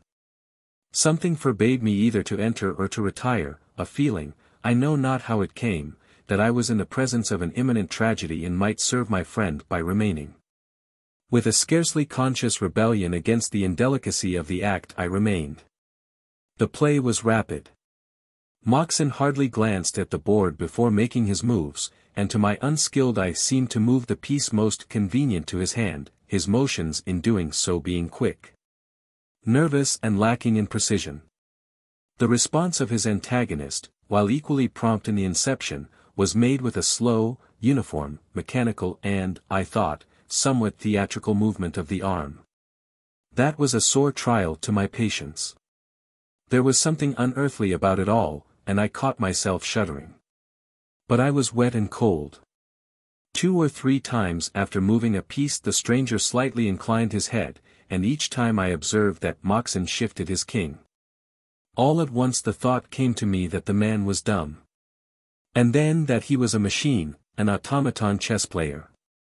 Then I remembered that Moxon had once spoken to me of having invented such a piece of mechanism, though I did not understand that it had actually been constructed. Was all his talk about the consciousness and intelligence of machines merely a prelude to eventual exhibition of this device, only a trick to intensify the effect of its mechanical action upon me in my ignorance of its secret? A fine end, this, of all my intellectual transports, my endless variety and excitement of philosophic thought. I was about to retire in disgust when something occurred to hold my curiosity. I observed a shrug of the thing's great shoulders, as if it were irritated, and so natural was this, so entirely human, that in my new view of the matter it startled me. Nor was that all, for a moment later it struck the table sharply with its clenched hand. At that gesture Moxon seemed even more startled than I. He pushed his chair a little backward, as in alarm. Presently Moxon, whose play it was, raised his hand high above the board, pounced upon one of his pieces like a sparrowhawk and with the exclamation, "Checkmate!" rose quickly to his feet and stepped behind his chair. The automaton sat motionless. The wind had now gone down, but I heard, at lessening intervals and progressively louder, the rumble and roll of thunder. In the pauses between I now became conscious of a low humming or buzzing which, like the thunder, grew momentarily louder and more distinct. It seemed to come from the body of the automaton, and was unmistakably a whirring of wheels. It gave me the impression of a disordered mechanism which had escaped the repressive and regulating action of some controlling part, an effect such as might be expected if a pawl should be jostled from the teeth of a ratchet wheel. But before I had time for much conjecture as to its nature my attention was taken by the strange motions of the automaton itself. A slight but continuous convulsion appeared to have possession of it. In body and head it shook like a man with palsy or an ague chill, and the motion augmented every moment until the entire figure was in violent agitation. Suddenly it sprang to its feet and with a movement almost too quick for the eye to follow shot forward across table and chair. With both arms thrust forth to their full length, the posture and lunge of a diver. Moxon tried to throw himself backward out of reach, but he was too late. I saw the horrible thing's hands close upon his throat, his own clutch its wrists. Then the table was overturned, the candle thrown to the floor and extinguished, and all was black dark. But the noise of the struggle was dreadfully distinct, and most terrible of all were the raucous, squawking sounds made by the strangled man's efforts to breathe. Guided by the infernal hubbub, I sprang to the rescue of my friend. But had hardly taken a stride in the darkness when the whole room blazed with a blinding white light that burned into my brain and heart and memory a vivid picture of the combatants on the floor. Moxon underneath, his throat still in the clutch of those iron hands, his head forced backward, his eyes protruding, his mouth wide open and his tongue thrust out. And, horrible contrast, upon the painted face of his assassin an expression of tranquil and profound thought, as in the solution of a problem in chess. This I observed, then all was blackness and silence. 3 days later I recovered consciousness in a hospital. As the memory of that tragic night slowly evolved in my ailing brain recognized in my attendant Moxon's confidential workman, Haley. Responding to a look he approached, smiling. "Tell me about it," I managed to say, faintly, "all about it." "Certainly," he said, "you were carried unconscious from a burning house, Moxon's. Nobody knows how you came to be there. You may have to do a little explaining.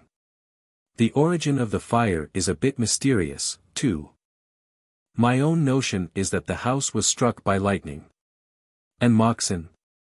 Buried yesterday, what was left of him?" Apparently this reticent person could unfold himself on occasion. When imparting shocking intelligence to the sick he was affable enough. After some moments of the keenest mental suffering I ventured to ask another question.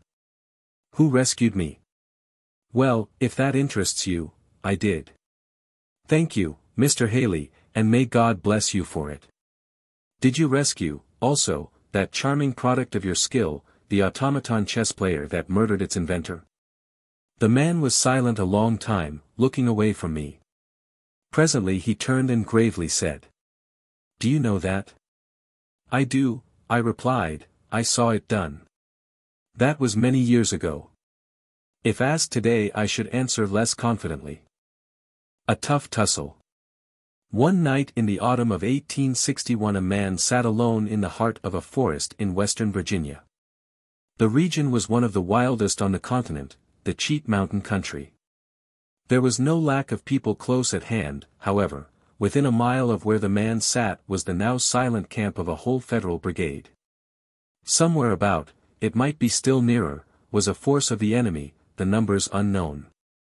It was this uncertainty as to its numbers and position that accounted for the man's presence in that lonely spot.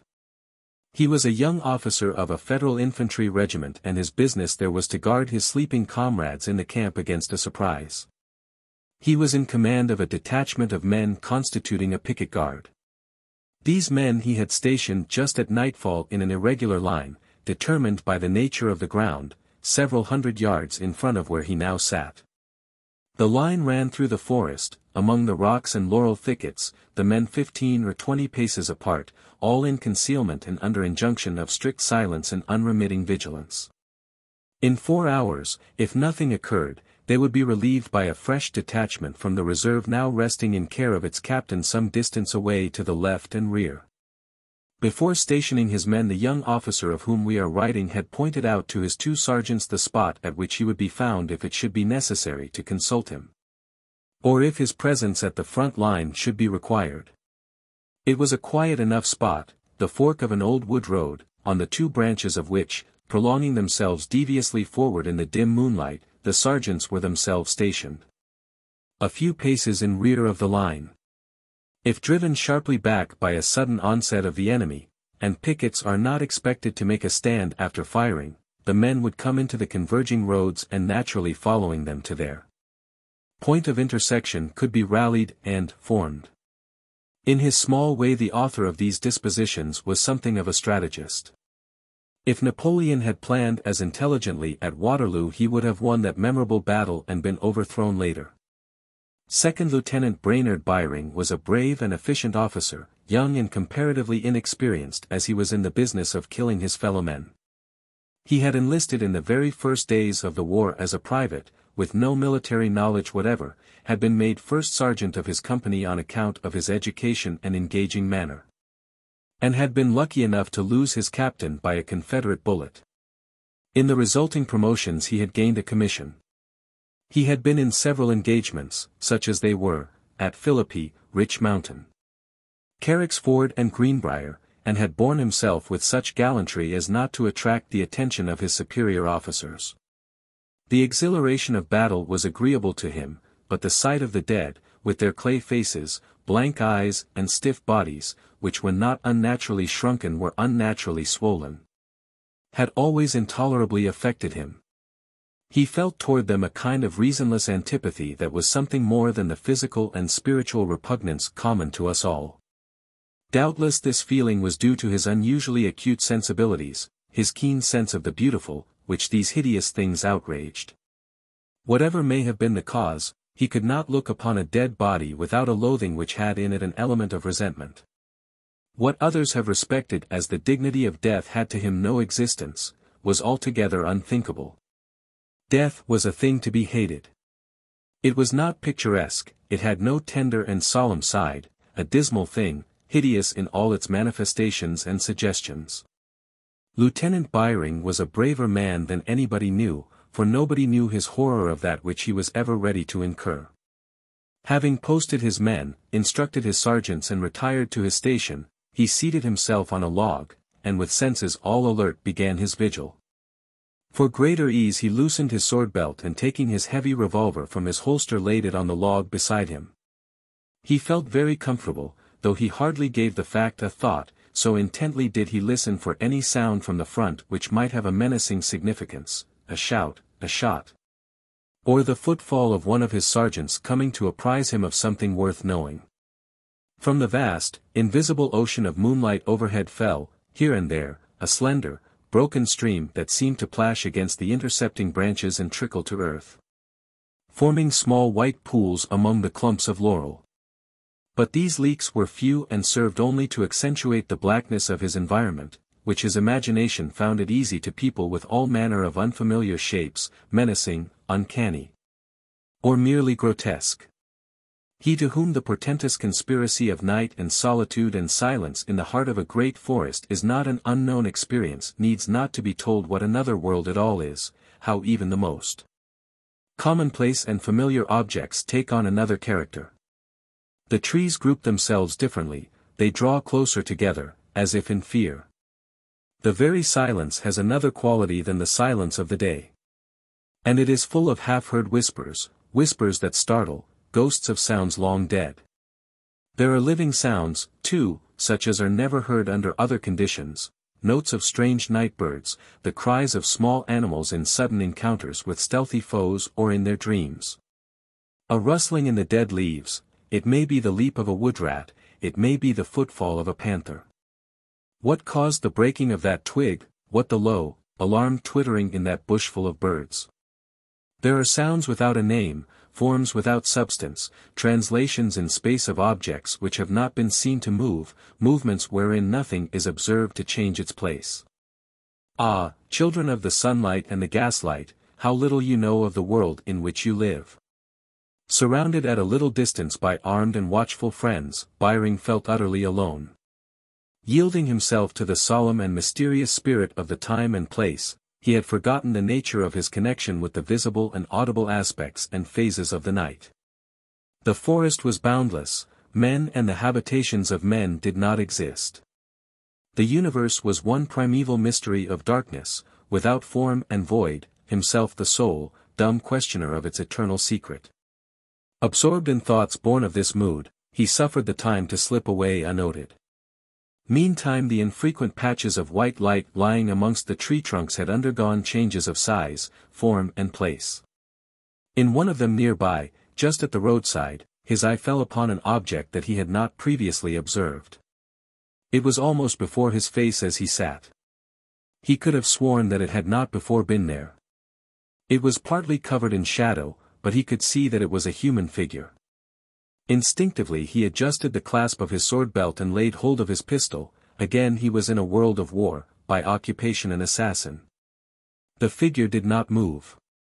Rising, pistol in hand, he approached. The figure lay upon its back, its upper part in shadow, but standing above it and looking down upon the face, he saw that it was a dead body.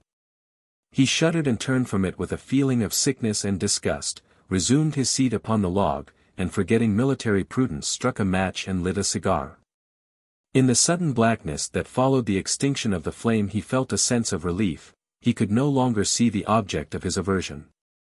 Nevertheless, he kept his eyes set in that direction until it appeared again with growing distinctness. It seemed to have moved a trifle nearer. "Damn the thing," he muttered. "What does it want?" It did not appear to be in need of anything but a soul. Byring turned away his eyes and began humming a tune, but he broke off in the middle of a bar and looked at the dead body. Its presence annoyed him, though he could hardly have had a quieter neighbor. He was conscious, too, of a vague, indefinable feeling that was new to him. It was not fear, but rather a sense of the supernatural, in which he did not at all believe. "I have inherited it," he said to himself. "I suppose it will require 1,000 ages, perhaps 10,000, for humanity to outgrow this feeling. Where and when did it originate? Away back, probably, in what is called the cradle of the human race, the plains of Central Asia. What we inherit as a superstition our barbarous ancestors must have held as a reasonable conviction. Doubtless they believed themselves justified by facts whose nature we cannot even conjecture in thinking a dead body a malign thing endowed with some strange power of mischief. With perhaps a will and a purpose to exert it. Possibly they had some awful form of religion of which that was one of the chief doctrines, sedulously taught by their priesthood, as ours teach the immortality of the soul. As the Aryans moved slowly on, to and through the Caucasus passes, and spread over Europe, new conditions of life must have resulted in the formulation of new religions. The old belief in the malevolence of the dead body was lost from the creeds and even perished from tradition, but it left its heritage of terror, which is transmitted from generation to generation, is as much a part of us as are our blood and bones. In following out his thought he had forgotten that which suggested it, but now his eye fell again upon the corpse. The shadow had now altogether uncovered it. He saw the sharp profile, the chin in the air, the whole face, ghastly white in the moonlight. The clothing was grey, the uniform of a Confederate soldier. The coat and waistcoat, unbuttoned, had fallen away on each side, exposing the white shirt. The chest seemed unnaturally prominent, but the abdomen had sunk in, leaving a sharp projection at the line of the lower ribs. The arms were extended, the left knee was thrust upward. The whole posture impressed Byring as having been studied with a view to the horrible. "Bah," he exclaimed, "he was an actor, he knows how to be dead."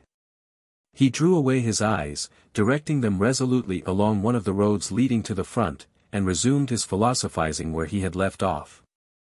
It may be that our Central Asian ancestors had not the custom of burial. In that case it is easy to understand their fear of the dead, who really were a menace and an evil. They bred pestilences. Children were taught to avoid the places where they lay, and to run away if by inadvertence they came near a corpse. "I think, indeed, I'd better go away from this chap."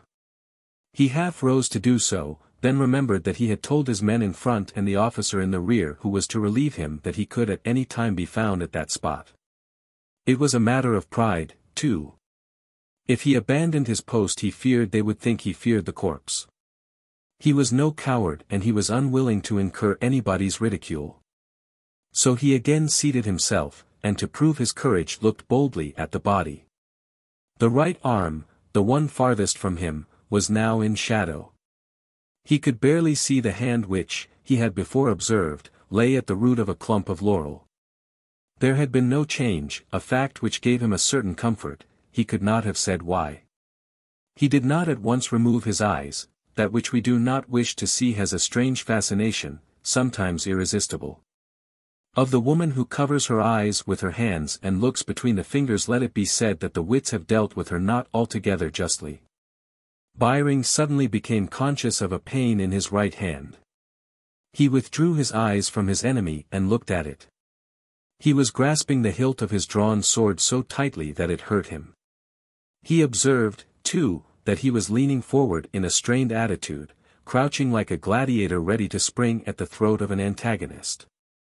His teeth were clenched and he was breathing hard.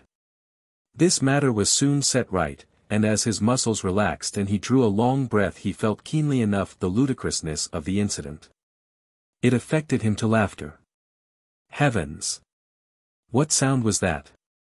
What mindless devil was uttering an unholy glee in mockery of human merriment? He sprang to his feet and looked about him, not recognizing his own laugh. He could no longer conceal from himself the horrible fact of his cowardice. He was thoroughly frightened. He would have run from the spot, but his legs refused their office. They gave way beneath him and he sat again upon the log, violently trembling. His face was wet, his whole body bathed in a chill perspiration. He could not even cry out. Distinctly he heard behind him a stealthy tread, as of some wild animal, and dared not look over his shoulder. Had the soulless living joined forces with the soulless dead? Was it an animal? Ah, if he could but be assured of that. But by no effort of will could he now unfix his gaze from the face of the dead man. I repeat that Lieutenant Byring was a brave and intelligent man. But what would you have? Shall a man cope, single-handed, with so monstrous an alliance as that of night and solitude and silence and the dead, while an incalculable host of his own ancestors shriek into the ear of his spirit their coward counsel, sing their doleful death songs in his heart, and disarm his very blood of all its iron? The odds are too great. Courage was not made for so rough use as that. One sole conviction now had the man in possession, that the body had moved. It lay nearer to the edge of its plot of light, there could be no doubt of it. It had also moved its arms, for, look, they are both in the shadow. A breath of cold air struck Byring full in the face. The boughs of trees above him stirred and moaned. A strongly defined shadow passed across the face of the dead, left it luminous, passed back upon it and left it half obscured. The horrible thing was visibly moving. At that moment a single shot rang out upon the picket line, a lonelier and louder, though more distant, shot than ever had been heard by mortal ear. It broke the spell of that enchanted man, it slew the silence and the solitude, dispersed the hindering host from Central Asia and released his modern manhood. With a cry like that of some great bird pouncing upon its prey he sprang forward, hot-hearted for action. Shot after shot now came from the front. There were shoutings and confusion, hoof-beats and desultory cheers. Away to the rear, in the sleeping camp, were a singing of bugles and grumble of drums. Pushing through the thickets on either side the roads came the Federal pickets, in full retreat, firing backward at random as they ran. A straggling group that had followed back one of the roads, as instructed, suddenly sprang away into the bushes as 100 horsemen thundered by them, striking wildly with their sabers as they passed. At headlong speed these mounted madmen shot past the spot where Byring had sat, and vanished round an angle of the road, shouting and firing their pistols. A moment later there was a roar of musketry, followed by dropping shots. They had encountered the reserve guard in line.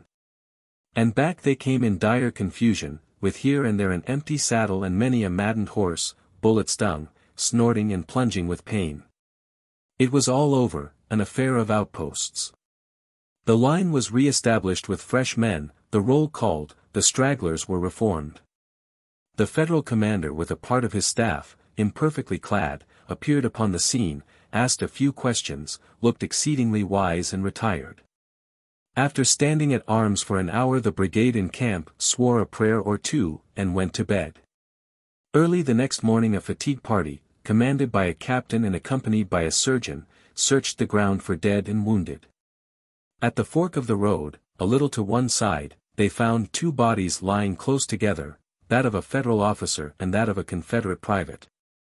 The officer had died of a sword thrust through the heart, but not, apparently, until he had inflicted upon his enemy no fewer than 5 dreadful wounds. The dead officer lay on his face in a pool of blood, the weapon still in his breast. They turned him on his back and the surgeon removed it. "Gad," said the captain, "it is Byring." Adding, with a glance at the other, they had a tough tussle. The surgeon was examining the sword. It was that of a line officer of Federal infantry, exactly like the one worn by the captain. It was, in fact, Byring's own. The only other weapon discovered was an undischarged revolver in the dead officer's belt. The surgeon laid down the sword and approached the other body. It was frightfully gashed and stabbed, but there was no blood. He took hold of the left foot and tried to straighten the leg. In the effort the body was displaced. The dead do not wish to be moved, it protested with a faint, sickening odor.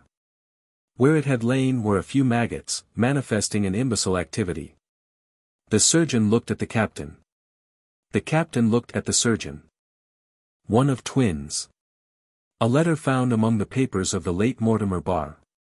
You ask me if in my experience as one of a pair of twins I ever observed anything unaccountable by the natural laws with which we have acquaintance. As to that you shall judge, perhaps we have not all acquaintance with the same natural laws. You may know some that I do not, and what is to me unaccountable may be very clear to you. You knew my brother John, that is, you knew him when you knew that I was not present, but neither you nor, I believe, any human being could distinguish between him and me if we chose to seem alike. Our parents could not, ours is the only instance of which I have any knowledge of so close resemblance as that. I speak of my brother John, but I am not at all sure that his name was not Henry and mine John. We were regularly christened, but afterward, in the very act of tattooing us with small distinguishing marks, the operator lost his reckoning. And although I bear upon my forearm a small h and he bore a j, it is by no means certain that the letters ought not to have been transposed. During our boyhood our parents tried to distinguish us more obviously by our clothing and other simple devices. But we would so frequently exchange suits and otherwise circumvent the enemy that they abandoned all such ineffectual attempts. And during all the years that we lived together at home everybody recognized the difficulty of the situation and made the best of it by calling us both Genry. I have often wondered at my father's forbearance in not branding us conspicuously upon our unworthy brows. But as we were tolerably good boys and used our power of embarrassment and annoyance with commendable moderation, we escaped the iron. My father was, in fact, a singularly good-natured man, and I think quietly enjoyed nature's practical joke. Soon after we had come to California, and settled at San Jose, where the only good fortune that awaited us was our meeting with so kind a friend as you, the family, as you know, was broken up by the death of both my parents in the same week. My father died insolvent and the homestead was sacrificed to pay his debts. My sisters returned to relatives in the East, but owing to your kindness John and I, then 22 years of age, obtained employment in San Francisco, in different quarters of the town. Circumstances did not permit us to live together, and we saw each other infrequently, sometimes not oftener than once a week. As we had few acquaintances in common, the fact of our extraordinary likeness was little known. I come now to the matter of your inquiry. One day soon after we had come to this city I was walking down Market Street late in the afternoon, when I was accosted by a well-dressed man of middle age, who after greeting me cordially said, "Stevens, I know, of course, that you do not go out much, but I have told my wife about you, and she would be glad to see you at the house. I have a notion, too, that my girls are worth knowing. Suppose you come out tomorrow at 6 and dine with us, en famille. And then if the ladies can't amuse you afterward I'll stand in with a few games of billiards." This was said with so bright a smile and so engaging a manner that I had not the heart to refuse, and although I had never seen the man in my life I promptly replied, "You are very good, sir. And it will give me great pleasure to accept the invitation. Please present my compliments to Mrs. Margovann and ask her to expect me." With a shake of the hand and a pleasant parting word the man passed on. That he had mistaken me for my brother was plain enough. That was an error to which I was accustomed and which it was not my habit to rectify unless the matter seemed important. But how had I known that this man's name was Margovann? It certainly is not a name that one would apply to a man at random, with a probability that it would be right. In point of fact, the name was as strange to me as the man. The next morning I hastened to where my brother was employed and met him coming out of the office with a number of bills that he was to collect. I told him how I had committed him and added that if he didn't care to keep the engagement I should be delighted to continue the impersonation. That's queer, he said thoughtfully. Magone is the only man in the office here whom I know well and like. When he came in this morning and we had passed the usual greeting, some singular impulse prompted me to say, "Oh, I beg your pardon, Mr. Magone, but I neglected to ask your address." I got the address, but what under the sun I was to do with it, I did not know until now. It's good of you to offer to take the consequence of your impudence, but I'll eat that dinner myself, if you please. He ate a number of dinners at the same place, more than were good for him, I may add without disparaging their quality. For he fell in love with Miss Magone, proposed marriage to her and was heartlessly accepted. Several weeks after I had been informed of the engagement, but before it had been convenient for me to make the acquaintance of the young woman and her family. I met one day on Kearney Street a handsome but somewhat dissipated-looking man whom something prompted me to follow and watch, which I did without any scruple whatever.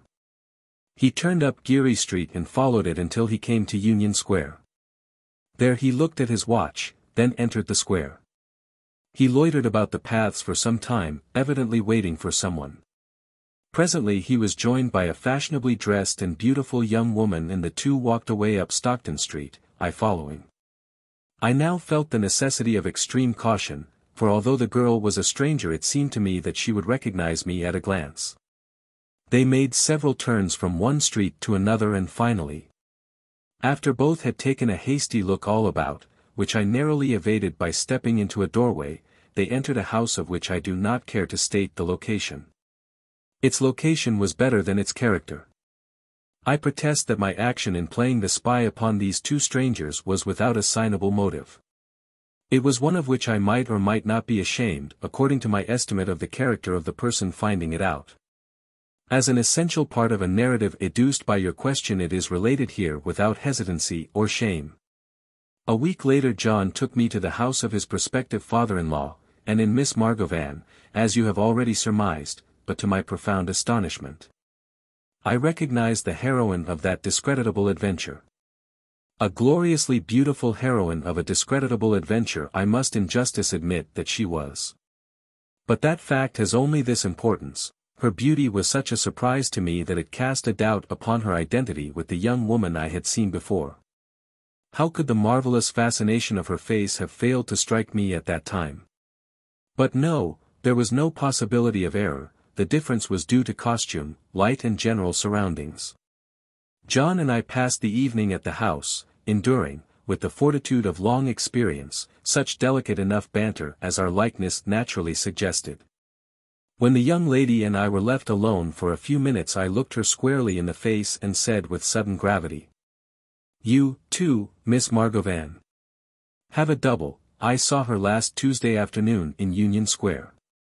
She trained her great grey eyes upon me for a moment, but her glance was a trifle less steady than my own and she withdrew it, fixing it on the tip of her shoe.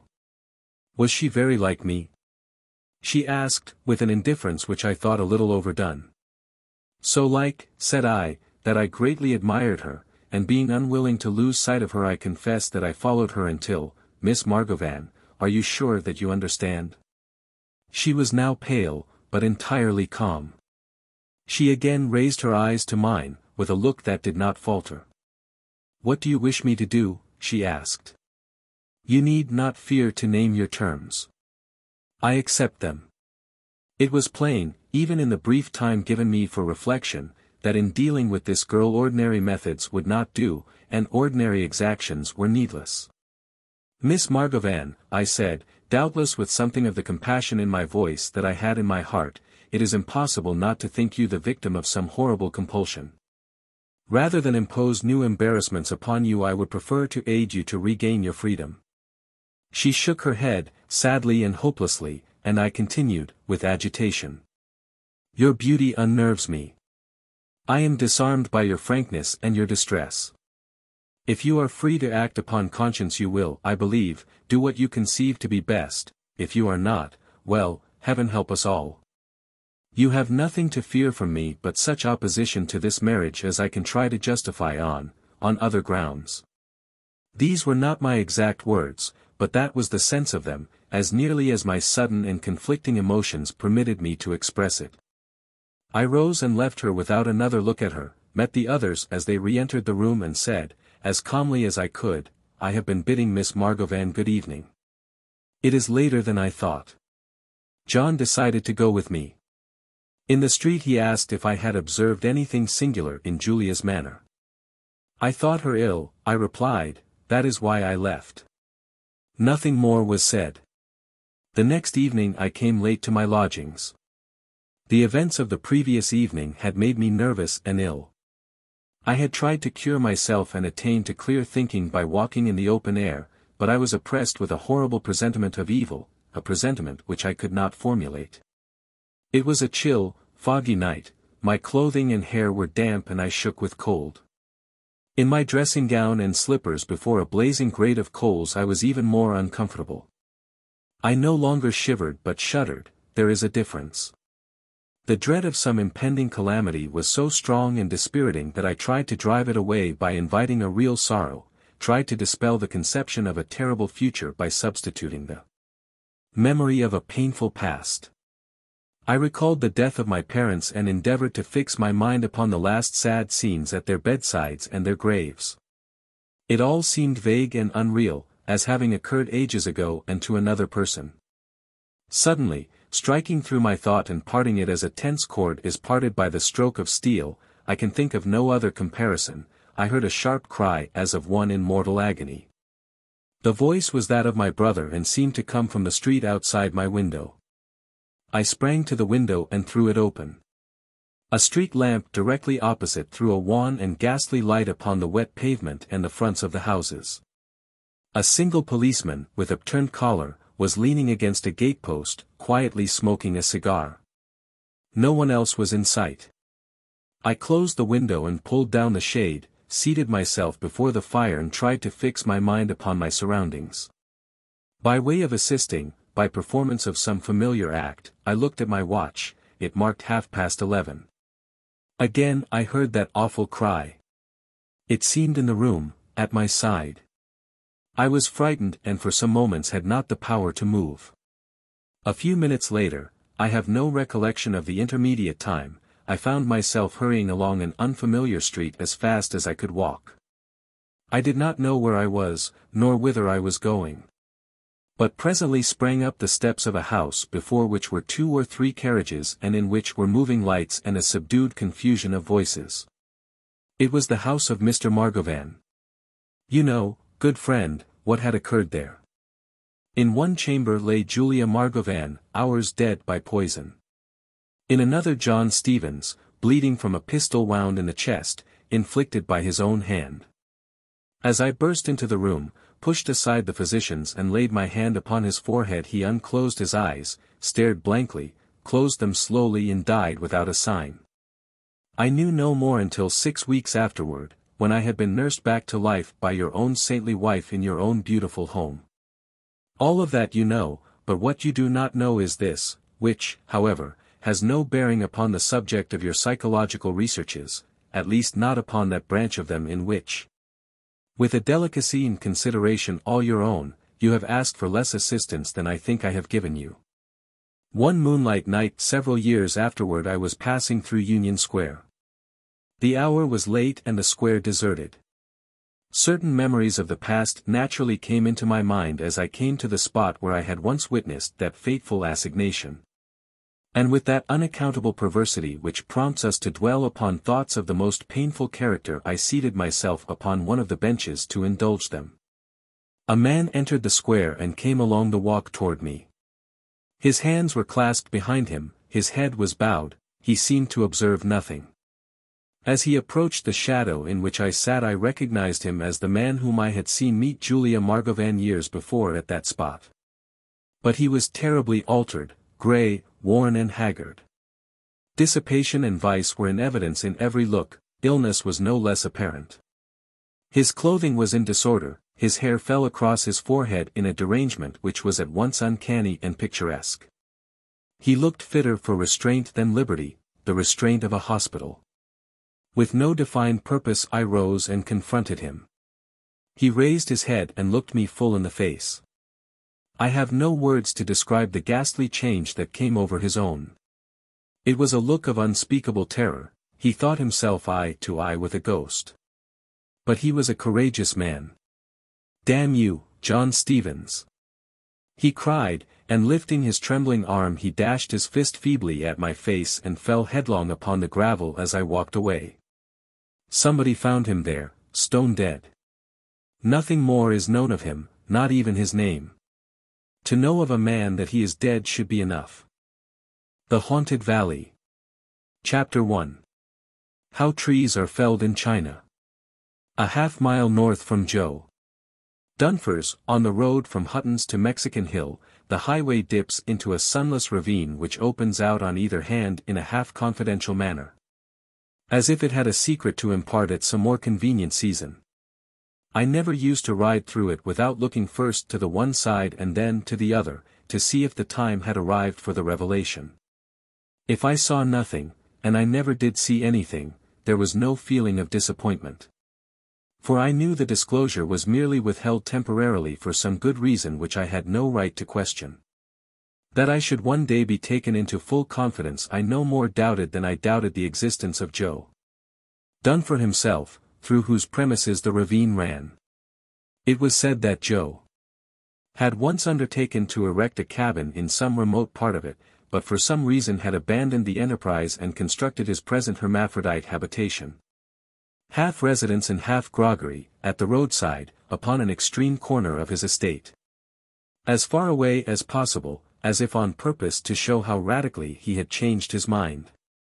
This Joe Dunfer, or, as he was familiarly known in the neighborhood, Whiskey Joe, was a very important personage in those parts. He was apparently about 40 years of age, a long, shock-headed fellow, with a corded face, a gnarled arm and a knotty hand like a bunch of prison keys. He was a hairy man, with a stoop in his walk, like that of one who is about to spring upon something and rend it. Next to the peculiarity to which he owed his local appellation, Mr. Dunfer's most obvious characteristic was a deep-seated antipathy to the Chinese. I saw him once in a towering rage because one of his herdsmen had permitted a travel-heated Asian to slake his thirst at the horse trough in front of the saloon end of Joe's establishment. I ventured faintly to remonstrate with Joe for his unchristian spirit, but he merely explained that there was nothing about Chinamen in the New Testament, and strode away to wreak his displeasure upon his dog, which also, I suppose, the inspired scribes had overlooked. Some days afterward, finding him sitting alone in his barroom, I cautiously approached the subject, when, greatly to my relief, the habitual austerity of his expression visibly softened into something that I took for condescension. "You young Easterners," he said, "are a mile and a half too good for this country, and you don't catch on to our play. People who don't know a Chileno from a Kanaka can afford to hang out liberal ideas about Chinese immigration. But a fellow that has to fight for his bone with a lot of mongrel coolies hasn't any time for foolishness." This long consumer, who had probably never done an honest day's work in his life, sprung the lid of a Chinese tobacco box and with thumb and forefinger forked out a wad like a small haycock. Holding this reinforcement within supporting distance he fired away with renewed confidence. "They're a flight of devouring locusts, and they're going for everything green in this God-blessed land, if you want to know." Here he pushed his reserve into the breach and when his gabble gear was again disengaged resumed his uplifting discourse. "I had one of them on this ranch 5 years ago, and I'll tell you about it, so that you can see the nub of this whole question. I didn't pan out particularly well those days, drank more whiskey than was prescribed for me and didn't seem to care for my duty as a patriotic American citizen. So I took that pagan in, as a kind of cook. But when I got religion over at the Hill and they talked of running me for the legislature it was given to me to see the light. But what was I to do? If I gave him the go somebody else would take him, and mightn't treat him white. What was I to do? What would any good Christian do, especially one new to the trade and full to the neck with the brotherhood of man and the fatherhood of God?" Joe paused for a reply, with an expression of unstable satisfaction, as of one who has solved a problem by a distrusted method. Presently he rose and swallowed a glass of whiskey from a full bottle on the counter, then resumed his story. Besides, he didn't count for much, didn't know anything and gave himself airs. They all do that. I said him nay, but he muled it through on that line while he lasted, but after turning the other cheek 77 times I doctored the dice so that he didn't last forever. And I'm almighty glad I had the sand to do it. Joe's gladness, which somehow did not impress me, was duly and ostentatiously celebrated at the bottle. About 5 years ago I started in to stick up a shack. That was before this one was built, and I put it in another place. I set we and a little cuss named Gopher to cutting the timber. Of course I didn't expect we to help much, for he had a face like a day in June and big black eyes. I guess maybe they were the damnedest eyes in this neck o' woods. While delivering this trenchant thrust at common sense Mr. Dunfer absently regarded a knothole in the thin board partition separating the bar from the living room. As if that were one of the eyes whose size and color had incapacitated his servant for good service. Now you Eastern galoots won't believe anything against the yellow devils, he suddenly flamed out with an appearance of earnestness not altogether convincing. But I tell you that Chink was the perversest scoundrel outside San Francisco. The miserable pigtail Mongolian went to hewing away at the saplings all round the stems, like a worm the dust gnawing a radish. I pointed out his error as patiently as I knew how, and showed him how to cut them on 2 sides, so as to make them fall right. But no sooner would I turn my back on him, like this, and he turned it on me, amplifying the illustration by taking some more liquor, than he was at it again. It was just this way, while I looked at him, so, regarding me rather unsteadily and with evident complexity of vision, he was all right. But when I looked away, so, taking a long pull at the bottle, he defied me. Then I'd gaze at him reproachfully, so, and butter wouldn't have melted in his mouth. Doubtless Mr. Dunfer honestly intended the look that he fixed upon me to be merely reproachful, but it was singularly fit to arouse the gravest apprehension in any unarmed person incurring it. And as I had lost all interest in his pointless and interminable narrative, I rose to go. Before I had fairly risen, he had again turned to the counter, and with a barely audible had emptied the bottle at a gulp. Heavens! What a yell! It was like a titan in his last, strong agony. Joe staggered back after emitting it, as a cannon recoils from its own thunder, and then dropped into his chair. As if he had been knocked in the head like a beef, his eyes drawn sidewise toward the wall, with a stare of terror. Looking in the same direction, I saw that the knothole in the wall had indeed become a human eye, a full, black eye. That glared into my own with an entire lack of expression more awful than the most devilish glitter. I think I must have covered my face with my hands to shut out the horrible illusion, if such it was, and Joe's little white man of all work coming into the room broke the spell, and I walked out of the house with a sort of dazed fear that delirium tremens might be infectious. My horse was hitched at the watering trough, and untying him I mounted and gave him his head, too much troubled in mind to note whither he took me. I did not know what to think of all this, and like everyone who does not know what to think I thought a great deal, and to little purpose. The only reflection that seemed at all satisfactory, was, that on the morrow I should be some miles away, with a strong probability of never returning. A sudden coolness brought me out of my abstraction, and looking up I found myself entering the deep shadows of the ravine. The day was stifling. And this transition from the pitiless, visible heat of the parched fields to the cool gloom, heavy with pungency of cedars and vocal with twittering of the birds that had been driven to its leafy asylum, was exquisitely refreshing. I looked for my mystery, as usual, but not finding the ravine in a communicative mood, dismounted, led my sweating animal into the undergrowth, tied him securely to a tree and sat down upon a rock to meditate. I began bravely by analyzing my pet superstition about the place. Having resolved it into its constituent elements, I arranged them in convenient troops and squadrons. And collecting all the forces of my logic bore down upon them from impregnable premises with the thunder of irresistible conclusions and a great noise of chariots and general intellectual shouting. Then, when my big mental guns had overturned all opposition, and were growling almost inaudibly away on the horizon of pure speculation. The routed enemy straggled in upon their rear, massed silently into a solid phalanx, and captured me, bag and baggage. An indefinable dread came upon me. I rose to shake it off, and began threading the narrow dell by an old, grass-grown cowpath that seemed to flow along the bottom, as a substitute for the brook that nature had neglected to provide. The trees among which the path straggled were ordinary, well-behaved plants, a trifle perverted as to trunk and eccentric as to bough, but with nothing unearthly in their general aspect. A few loose boulders, which had detached themselves from the sides of the depression to set up an independent existence at the bottom, had dammed up the pathway, here and there.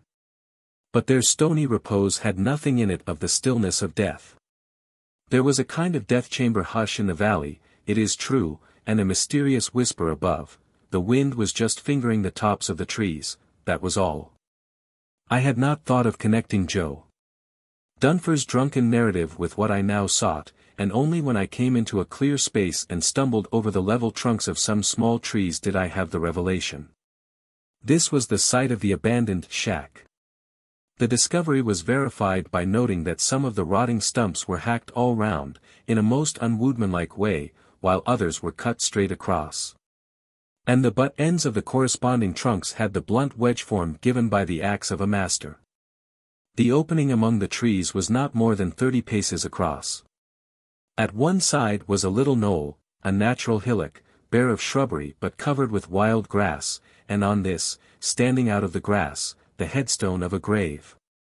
I do not remember that I felt anything like surprise at this discovery. I viewed that lonely grave with something of the feeling that Columbus must have had when he saw the hills and headlands of the New World.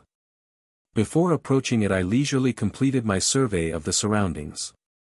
I was even guilty of the affectation of winding my watch at that unusual hour, and with needless care and deliberation. Then I approached my mystery. The grave, a rather short one, was in somewhat better repair than was consistent with its obvious age and isolation, and my eyes, I dare say, widened a trifle at a clump of unmistakable garden flowers showing evidence of recent watering. The stone had clearly enough done duty once as a doorstep. In its front was carved, or rather dug, an inscription. It read thus: Ah oui, Chinaman. Age unknown. Worked for Joe Dunfer. This monument is erected by him to keep the chinks. Memory green. Likewise as a warning to celestials. Not to take on airs. Devil take M. She was a good egg. I cannot adequately relate my astonishment at this uncommon inscription. The meager but sufficient identification of the deceased, the impudent candor of confession, the brutal anathema, the ludicrous change of sex and sentiment, all mark this record as the work of one who must have been at least as much demented as bereaved. I felt that any further disclosure would be a paltry anticlimax, and with an unconscious regard for dramatic effect turned squarely about and walked away. Nor did I return to that part of the county for 4 years. Chapter 2. Who drives sane oxen should himself be sane. Gee up, there, old fuddy-duddy. This unique adjuration came from the lips of a queer little man perched upon a wagonful of firewood, behind a brace of oxen that were hauling it easily along with a simulation of mighty effort which had evidently not imposed on their lord and master. As that gentleman happened at the moment to be staring me squarely in the face as I stood by the roadside, it was not altogether clear whether he was addressing me or his beasts. Nor could I say if they were named Fuddy and Duddy and were both subjects of the imperative verb to gee up. Anyhow, the command produced no effect on us, and the queer little man removed his eyes from mine long enough to spear Fuddy and Duddy alternately with a long pole, remarking quietly but with feeling, "Durn your skin," as if they enjoyed that integument in common. Observing that my request for a ride took no attention, and finding myself falling slowly astern, I placed one foot upon the inner circumference of a hind wheel and was slowly elevated to the level of the hub, whence I boarded the concern, sans ceremony, and scrambling forward seated myself beside the driver, who took no notice of me until he had administered another indiscriminate castigation to his cattle. accompanied with the advice to buckle down, you derned incapable. Then, the master of the outfit, or rather the former master, for I could not suppress a whimsical feeling that the entire establishment was my lawful prize, trained his big black eyes upon me with an expression strangely, and somewhat unpleasantly, familiar, laid down his rod, which neither blossomed nor turned into a serpent, as I half expected, folded his arms, and gravely demanded, "What did you do to whiskey?" My natural reply would have been that I drank it, but there was something about the query that suggested a hidden significance, and something about the man that did not invite a shallow jest. And so, having no other answer ready, I merely held my tongue, but felt as if I were resting under an imputation of guilt, and that my silence was being construed into a confession. Just then a cold shadow fell upon my cheek, and caused me to look up. We were descending into my ravine. I cannot describe the sensation that came upon me. I had not seen it since it unbosomed itself 4 years before. And now I felt like one to whom a friend has made some sorrowing confession of crime long past, and who has basely deserted him in consequence. The old memories of Joe Dunfer, his fragmentary revelation, and the unsatisfying explanatory note by the headstone, came back with singular distinctness. I wondered what had become of Joe. And I turned sharply round and asked my prisoner. He was intently watching his cattle, and without withdrawing his eyes replied. "Gee up, old terrapin. He lies aside of we up the gulch. Like to see it? They always come back to the spot, I've been expectin' you. HWA." At the enunciation of the aspirate, fuddy-duddy, the incapable terrapin, came to a dead halt. And before the vowel had died away up the ravine had folded up all his 8 legs and lain down in the dusty road, regardless of the effect upon his derned skin. The queer little man slid off his seat to the ground and started up the dell without deigning to look back to see if I was following. But I was. It was about the same season of the year, and at near the same hour of the day, of my last visit. The jays clamored loudly, and the trees whispered darkly, as before. And I somehow traced in the two sounds a fanciful analogy to the open boastfulness of Mr. Joe Dunfer's mouth and the mysterious reticence of his manner, and to the mingled hardihood and tenderness of his sole literary production, the epitaph. All things in the valley seemed unchanged, excepting the cow path, which was almost wholly overgrown with weeds. When we came out into the clearing, however, there was change enough.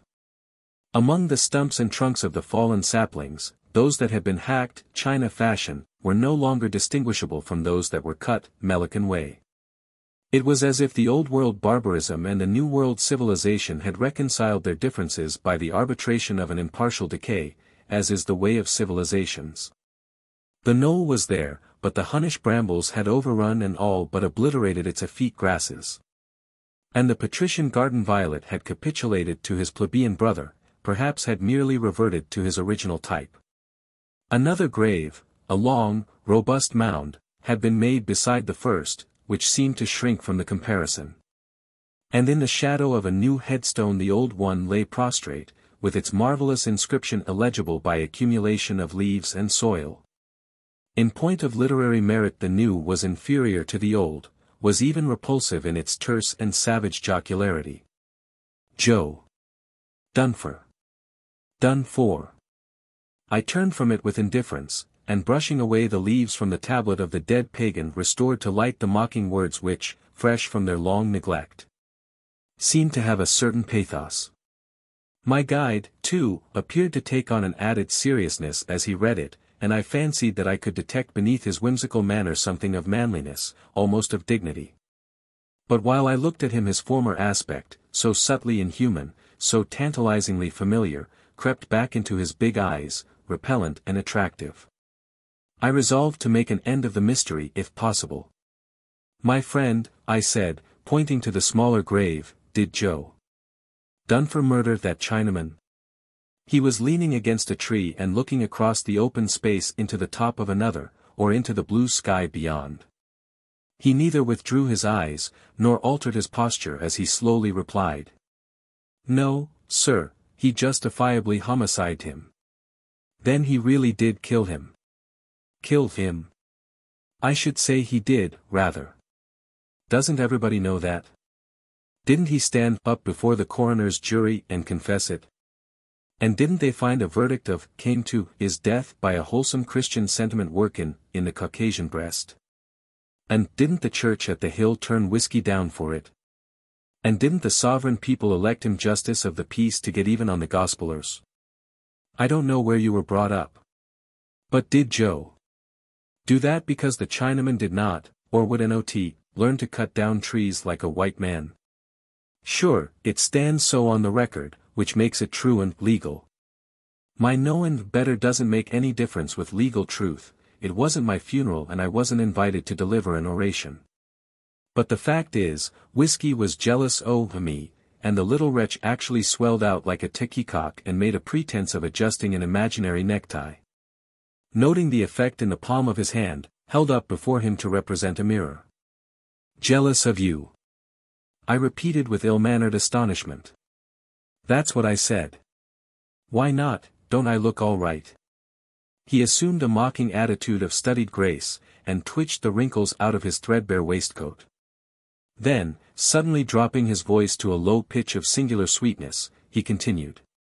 Whiskey thought a lot that chink, nobody but me knew how doted on him. Couldn't bear him out of his sight, the derned protoplasm. And WNE came down to this clear in one day and found him and me neglectin' our work, him asleep and me grapplin' a tarantula out of his sleeve. Whiskey laid hold of my axe and let us have it. Good and hard. I dodged just then, for the spider bit me, but we got it bad in the side and tumbled about like anything. Whiskey was just weighing me out. One WNE saw the spider fastened on my finger. Then knew he'd made a jackass of himself. He threw away the axe and got down on his knees alongside of we. Who gave a last little kick and opened his eyes. He had eyes like mine, and puttin' up his hands drew down Whiskey's ugly head and held it there. While stayed. That wasn't long, for a tremblin' ran through him and gave a bit of a moan and beat the game. During the progress of the story the narrator had become transfigured. The comic, or rather, the sardonic element was all out of him, and as he painted that strange scene it was with difficulty that I kept my composure. And this consummate actor had somehow so managed me that the sympathy due to his dramatis personae was given to himself. I stepped forward to grasp his hand, when suddenly a broad grin danced across his face and with a light, mocking laugh he continued. When Whiskey got his nut out that was a sight to see. All his fine clothes, he dressed mighty blindin' those days, were spoiled everlastin'. His hair was tow-sled and his face, what I could see of it, was whiter than the ace of lilies.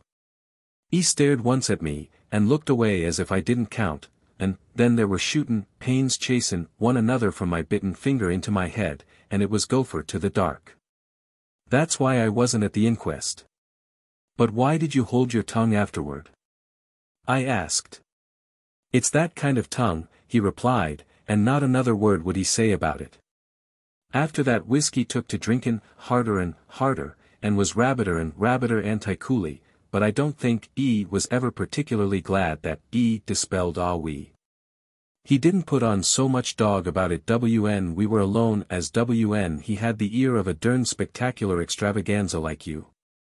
He put up that headstone and gouged the inscription accordin' to his varying moods. It took him 3 weeks, workin' between drinks. I gouged his in one day. When did Joe die? I asked rather absently. The answer took my breath.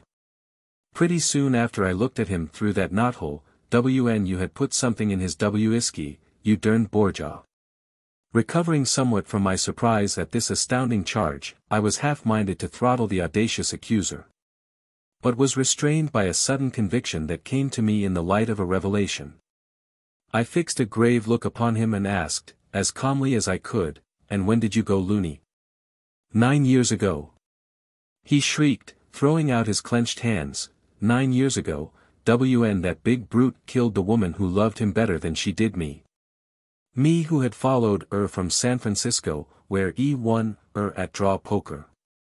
Me who had watched over for years the scoundrel she belonged to was ashamed to acknowledge and treat white, me who for her sake kept his cussed secret till it ate him up. Me who you poisoned the beast fulfilled his last request to lay him alongside and give him a stone to the head of him. And I've never since seen grave till now, for I didn't want to meet him here. Meet him? Why, Gopher, my poor fellow, he is dead. That's why I'm afraid of him. I followed the little wretch back to his wagon and wrung his hand at parting. It was now nightfall, and as I stood there at the roadside in the deepening gloom, watching the blank outlines of the receding wagon, a sound was borne to me on the evening wind, a sound as of a series of vigorous thumps, and a voice came out of the night. Gee up, there, you derned old geranium. A jug of syrup. This narrative begins with the death of its hero.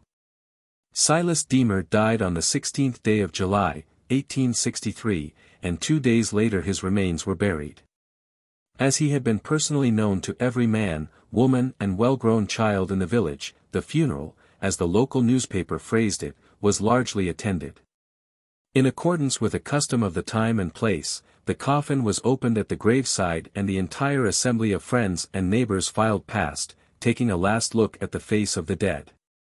And then, before the eyes of all, Silas Deemer was put into the ground. Some of the eyes were a trifle dim, but in a general way it may be said that at that interment there was lack of neither observance nor observation. Silas was indubitably dead, and none could have pointed out any ritual delinquency that would have justified him in coming back from the grave. Yet if human testimony is good for anything, and certainly it once put an end to witchcraft in and about Salem, he came back. I forgot to state that the death and burial of Silas Deemer occurred in the little village of Hillbrook, where he had lived for 31 years.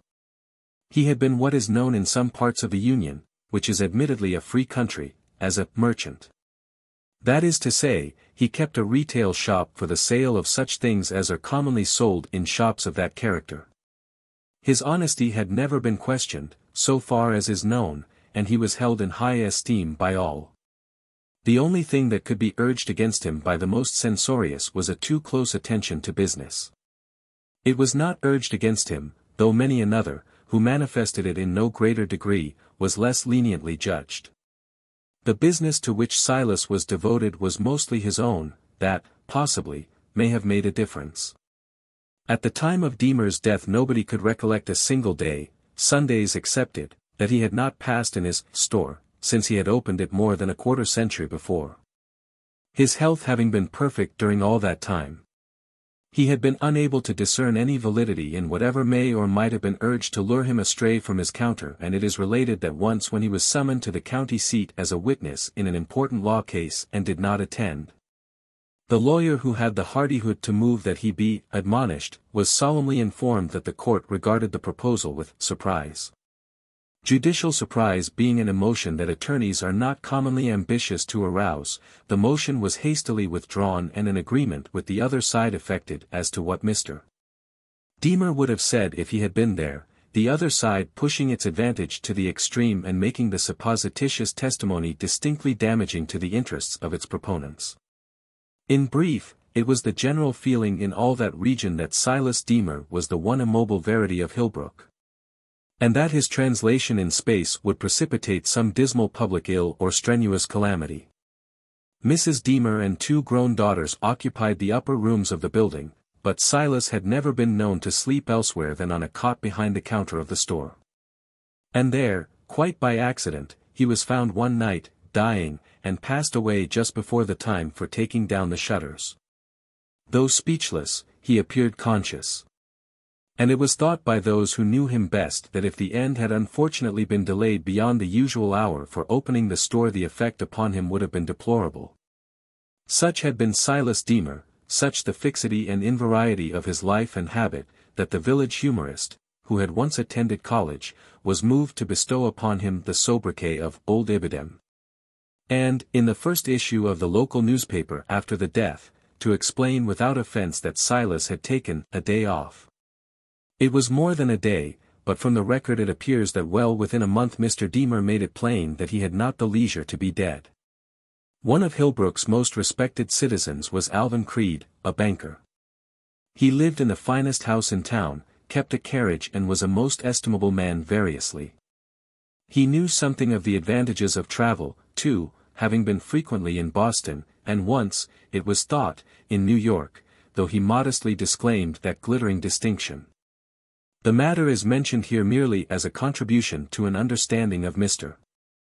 Creed's worth, for either way it is creditable to him, to his intelligence if he had put himself, even temporarily, into contact with metropolitan culture, to his candor if he had not. One pleasant summer evening at about the hour of 10 Mr. Creed, entering at his garden gate, passed up the gravel walk, which looked very white in the moonlight. Mounted the stone steps of his fine house and pausing a moment inserted his latchkey in the door. As he pushed this open he met his wife, who was crossing the passage from the parlor to the library. She greeted him pleasantly and pulling the door further back held it for him to enter. Instead he turned and, looking about his feet in front of the threshold, uttered an exclamation of surprise. "Why, what the devil," he said, "has become of that jug?" "What jug, Alvin?" his wife inquired, not very sympathetically. "A jug of maple syrup. I brought it along from the store and set it down here to open the door." "What the—" There, Alvin, please don't swear again," said the lady, interrupting. "Hillbrook, by the way, is not the only place in Christendom where a vestigial polytheism forbids the taking in vain of the evil one's name. The jug of maple syrup which the easy ways of village life had permitted Hillbrook's foremost citizen to carry home from the store was not there." "Are you quite sure, Alvin?" "My dear, do you suppose a man does not know when he is carrying a jug? I bought that syrup at Deemer's as I was passing. Deemer himself drew it and lent me the jug, and I—" The sentence remains to this day unfinished. Mr. Creed staggered into the house, entered the parlor and dropped into an armchair, trembling in every limb. He had suddenly remembered that Silas Deemer was 3 weeks dead. Mrs. Creed stood by her husband, regarding him with surprise and anxiety. "For heaven's sake," she said, "what ails you?" Mr. Creed's ailment having no obvious relation to the interests of the better land, he did not apparently deem it necessary to expound it on that demand. He said nothing, merely stared. There were long moments of silence broken by nothing but the measured ticking of the clock, which seemed somewhat slower than usual. As if it were civilly granting them an extension of time in which to recover their wits. "Jane, I have gone mad, that is it." He spoke thickly and hurriedly. "You should have told me, you must have observed my symptoms before they became so pronounced that I have observed them myself. I thought I was passing Deemer's store, it was open and lit up, that is what I thought, of course it is never open now." Silas Deemer stood at his desk behind the counter. "My God, Jane, I saw him as distinctly as I see you. Remembering that you had said you wanted some maple syrup, I went in and bought some, that is all. I bought 2 quarts of maple syrup from Silas Deemer, who is dead and underground. But nevertheless drew that syrup from a cask and handed it to me in a jug.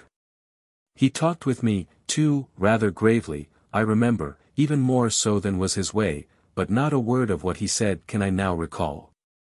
But I saw him, good Lord, I saw and talked with him, and he is dead. So I thought, but I'm mad, Jane, I'm as crazy as a beetle, and you have kept it from me." This monologue gave the woman time to collect what faculties she had. "Alvin," she said, "you have given no evidence of insanity, believe me. This was undoubtedly an illusion, how should it be anything else? That would be too terrible. But there is no insanity, you are working too hard at the bank.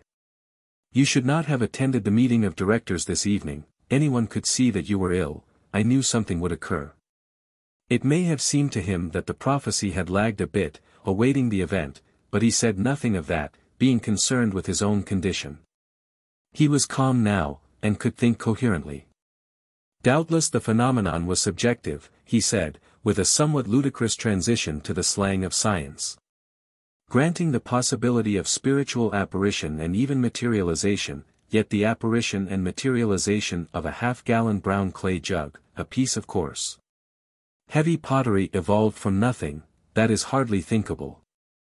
As he finished speaking, a child ran into the room, his little daughter. She was clad in a bedgown. Hastening to her father, she threw her arms about his neck, saying, "You naughty papa, you forgot to come in and kiss me. We heard you open the gate and got up and looked out. And, papa dear, Eddie says mayn't he have the little jug when it is empty?" As the full import of that revelation imparted itself to Alvin Creed's understanding, he visibly shuddered. For the child could not have heard a word of the conversation. The estate of Silas Deemer being in the hands of an administrator who had thought it best to dispose of the business, the store had been closed ever since the owner's death. The goods having been removed by another merchant, who had purchased them en bloc. The rooms above were vacant as well, for the widow and daughters had gone to another town. On the evening immediately after Alvin Creed's adventure, which had somehow got out, a crowd of men, women and children thronged the sidewalk opposite the store. That the place was haunted by the spirit of the late Silas Deemer was now well known to every resident of Hillbrook, though many affected disbelief.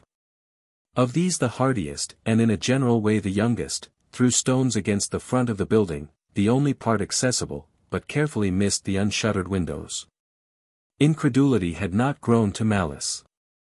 A few venturesome souls crossed the street and rattled the door in its frame, struck matches and held them near the window, attempted to view the black interior. Some of the spectators invited attention to their wit by shouting and groaning and challenging the ghost to a footrace. After a considerable time had elapsed without any manifestation, and many of the crowd had gone away, all those remaining began to observe that the interior of the store was suffused with a dim yellow light. At this all demonstration ceased, the intrepid souls about the door and windows fell back to the opposite side of the street and were merged in the crowd, the small boys ceased throwing stones. Nobody spoke above his breath, all whispered excitedly and pointed to the now steadily growing light. How long a time had passed since the first faint glow had been observed none could have guessed, but eventually the illumination was bright enough to reveal the whole interior of the store. And there, standing at his desk behind the counter, Silas Deemer was distinctly visible. The effect upon the crowd was marvelous. It began rapidly to melt away at both flanks, as the timid left the place. Many ran as fast as their legs would let them. Others moved off with greater dignity, turning occasionally to look backward over the shoulder. At last a score or more, mostly men, remained where they were, speechless, staring, excited. The apparition inside gave them no attention, it was apparently occupied with a book of accounts. Presently 3 men left the crowd on the sidewalk as if by a common impulse and crossed the street. One of them, a heavy man, was about to set his shoulder against the door when it opened, apparently without human agency, and the courageous investigators passed in. No sooner had they crossed the threshold than they were seen by the odd observers outside to be acting in the most unaccountable way. They thrust out their hands before them, pursued devious courses, came into violent collision with the counter, with boxes and barrels on the floor, and with one another. They turned awkwardly hither and thither and seemed trying to escape, but unable to retrace their steps. Their voices were heard in exclamations and curses. But in no way did the apparition of Silas Deemer manifest an interest in what was going on. By what impulse the crowd was moved none ever recollected, but the entire mass, men, women, children, dogs, made a simultaneous and tumultuous rush for the entrance. They congested the doorway, pushing for precedence, resolving themselves at length into a line and moving up step by step. By some subtle spiritual or physical alchemy observation had been transmuted into action, the sightseers had become participants in the spectacle, the audience had usurped the stage. To the only spectator remaining on the other side of the street, Alvin Creed, the banker, the interior of the store with its inpouring crowd continued in full illumination. All the strange things going on there were clearly visible. To those inside all was black darkness. It was as if each person as he was thrust in at the door had been stricken blind, and was maddened by the mischance. They groped with aimless imprecision, tried to force their way out against the current, pushed and elbowed, struck at random, fell and were trampled, rose and trampled in their turn. They seized one another by the garments, the hair, the beard, fought like animals, cursed, shouted, called one another opprobrious and obscene names. When, finally, Alvin Creed had seen the last person of the line pass into that awful tumult, the light that had illuminated it was suddenly quenched and all was as black to him as to those within. He turned away and left the place. In the early morning a curious crowd had gathered about Deemers. It was composed partly of those who had run away the night before, but now had the courage of sunshine, partly of honest folk going to their daily toil. The door of the store stood open. The place was vacant, but on the walls, the floor, the furniture, were shreds of clothing in tangles of hair. Hillbrook Militant had managed somehow to pull itself out and had gone home to medicine its hurts and swear that it had been all night in bed. On the dusty desk, behind the counter, was the sales book. The entries in it, in Deemer's handwriting, had ceased on the 16th day of July, the last of his life. There was no record of a later sale to Alvin Creed. That is the entire story, except that men's passions having subsided and reason having resumed its immemorial sway, it was confessed in Hillbrook that, considering the harmless and honorable character of his first commercial transaction under the new conditions, Silas Deemer, deceased, might properly have been suffered to resume business at the old stand without mobbing. In that judgment the local historian from whose unpublished work these facts are compiled had the thoughtfulness to signify his concurrence. Staley Fleming's hallucination. Of two men who were talking one was a physician. "I sent for you, doctor," said the other, "but I don't think you can do me any good. Maybe you can recommend a specialist in psychopathy. I fancy I'm a bit loony." "You look all right," the physician said. "You shall judge. I have hallucinations. I wake every night and see in my room, intently watching me, a big black Newfoundland dog with a white forefoot." "You say you wake, are you sure about that?" "Hallucinations are sometimes only dreams." "Oh, I wake, all right. Sometimes I lie still a long time, looking at the dog as earnestly as the dog looks at me. I always leave the light going. When I can't endure it any longer I sit up in bed, and nothing is there. What is the beast's expression? It seems to me sinister. Of course I know that, except in art, an animal's face in repose has always the same expression. But this is not a real animal. Newfoundland dogs are pretty mild-looking, you know. What's the matter with this one? Really, my diagnosis would have no value. I am not going to treat the dog."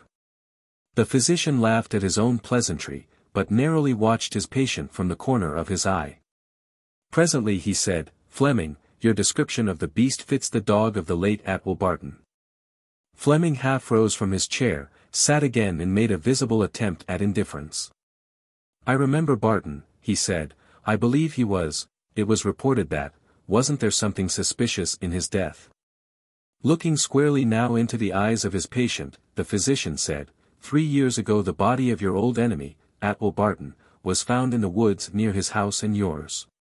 He had been stabbed to death. There have been no arrests, there was no clue. Some of us had theories. I had one. Have you? Why, bless your soul, what could I know about it? You remember that I left for Europe almost immediately afterward, a considerable time afterward. In the few weeks since my return you could not expect me to construct a theory. In fact, I have not given the matter a thought. What about his dog? It was first to find the body. It died of starvation on his grave. We do not know the inexorable law underlying coincidences. Staley Fleming did not, or he would perhaps not have sprung to his feet as the night wind brought in through the open window the long wailing howl of a distant dog. He strode several times across the room in the steadfast gaze of the physician, then, abruptly confronting him, almost shouted, "What has all this to do with my trouble, Dr. Halderman?" You forget why you were sent for. Rising, the physician laid his hand upon his patient's arm and said, gently, pardon me. I cannot diagnose your disorder offhand, tomorrow, perhaps. Please go to bed, leaving your door unlocked. I will pass the night here with your books. Can you call me without rising? Yes, there is an electric bell. Good. If anything disturbs you, push the button without sitting up. Good night.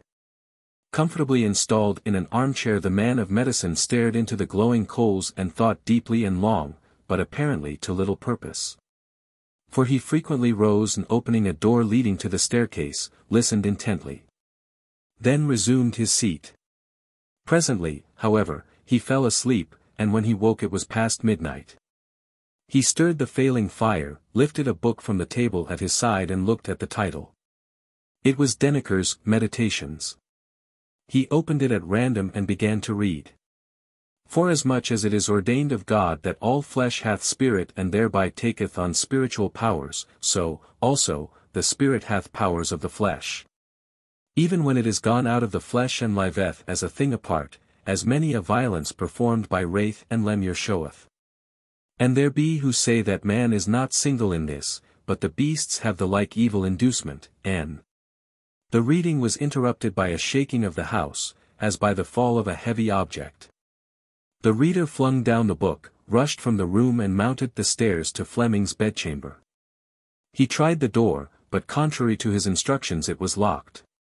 He set his shoulder against it with such force that it gave way. On the floor near the disordered bed, in his night clothes, lay Fleming gasping away his life.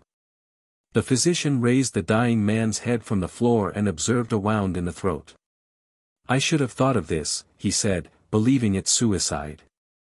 When the man was dead, an examination disclosed the unmistakable marks of an animal's fangs deeply sunken into the jugular vein. But there was no animal. A resumed identity. Chapter 1. The review as a form of welcome. One summer night a man stood on a low hill overlooking a wide expanse of forest and field.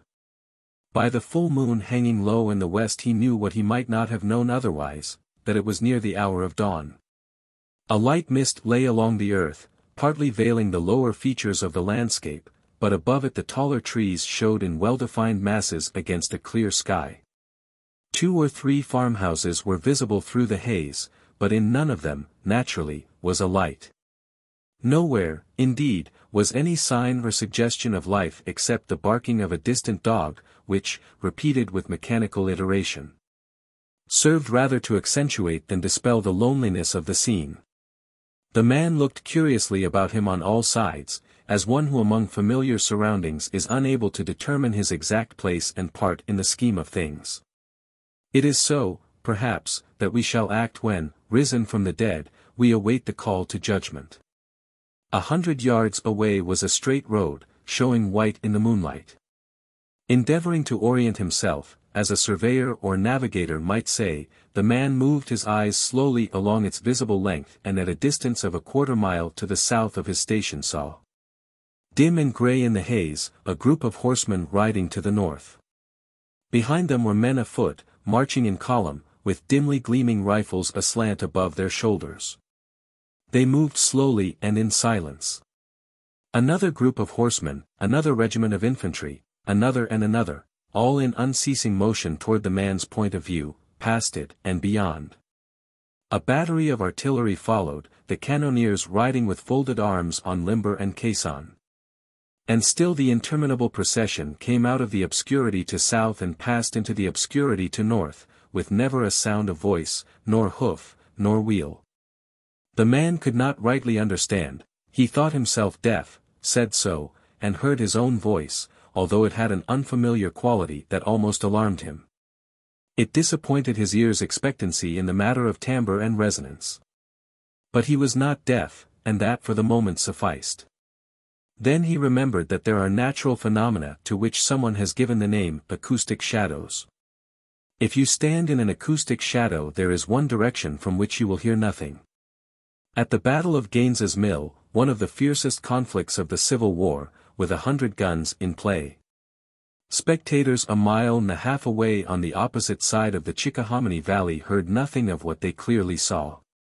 The bombardment of Port Royal, heard and felt at St. Augustine, 150 miles to the south, was inaudible 2 miles to the north in a still atmosphere. A few days before the surrender at Appomattox, a thunderous engagement between the commands of Sheridan and Pickett was unknown to the latter commander, a mile in the rear of his own line. These instances were not known to the man of whom we write, but less striking ones of the same character had not escaped his observation. He was profoundly disquieted, but for another reason than the uncanny silence of that moonlight march. "Good Lord!" he said to himself, and again it was as if another had spoken his thought, "If those people are what I take them to be, we have lost the battle and they are moving on Nashville." Then came a thought of self, an apprehension, a strong sense of personal peril, such as in another we call fear. He stepped quickly into the shadow of a tree. And still the silent battalions moved slowly forward in the haze.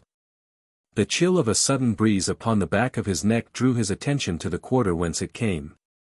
And turning to the east he saw a faint grey light along the horizon, the first sign of returning day. This increased his apprehension.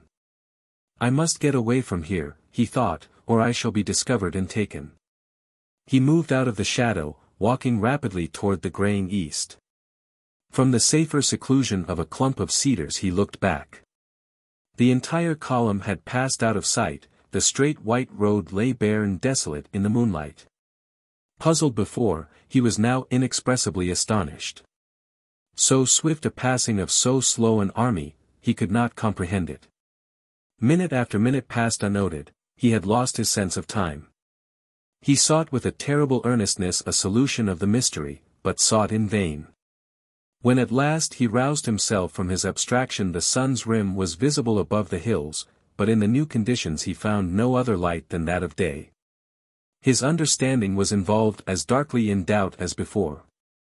On every side lay cultivated fields showing no sign of war and war's ravages. From the chimneys of the farmhouses thin ascensions of blue smoke signaled preparations for a day's peaceful toil. Having stilled its immemorial allocution to the moon, the watchdog was assisting a negro who, prefixing a team of mules to the plow, was flatting and sharping contentedly at his task. The hero of this tale stared stupidly at the pastoral picture as if he had never seen such a thing in all his life. Then he put his hand to his head, passed it through his hair and, withdrawing it, attentively considered the palm, a singular thing to do. Apparently reassured by the act, he walked confidently toward the road. Chapter 2. When you have lost your life, consult a physician. Dar. Stilling Malson, of Murfreesboro, having visited a patient 6 or 7 miles away, on the Nashville road, had remained with him all night. At daybreak he set out for home on horseback, as was the custom of doctors of the time and region. He had passed into the neighborhood of Stone's River battlefield and a man approached him from the roadside and saluted in the military fashion, with a movement of the right hand to the hat brim. But the hat was not a military hat, the man was not in uniform and had not a martial bearing. The doctor nodded civilly, half thinking that the stranger's uncommon greeting was perhaps in deference to the historic surroundings. As the stranger evidently desired speech with him, he courteously reined in his horse and waited. "Sir," said the stranger, "although a civilian, you are perhaps an enemy." "I am a physician," was the noncommittal reply. "Thank you," said the other. "I am a lieutenant, of the staff of General Hazen." He paused a moment and looked sharply at the person whom he was addressing, then added, "Of the Federal Army." The physician merely nodded.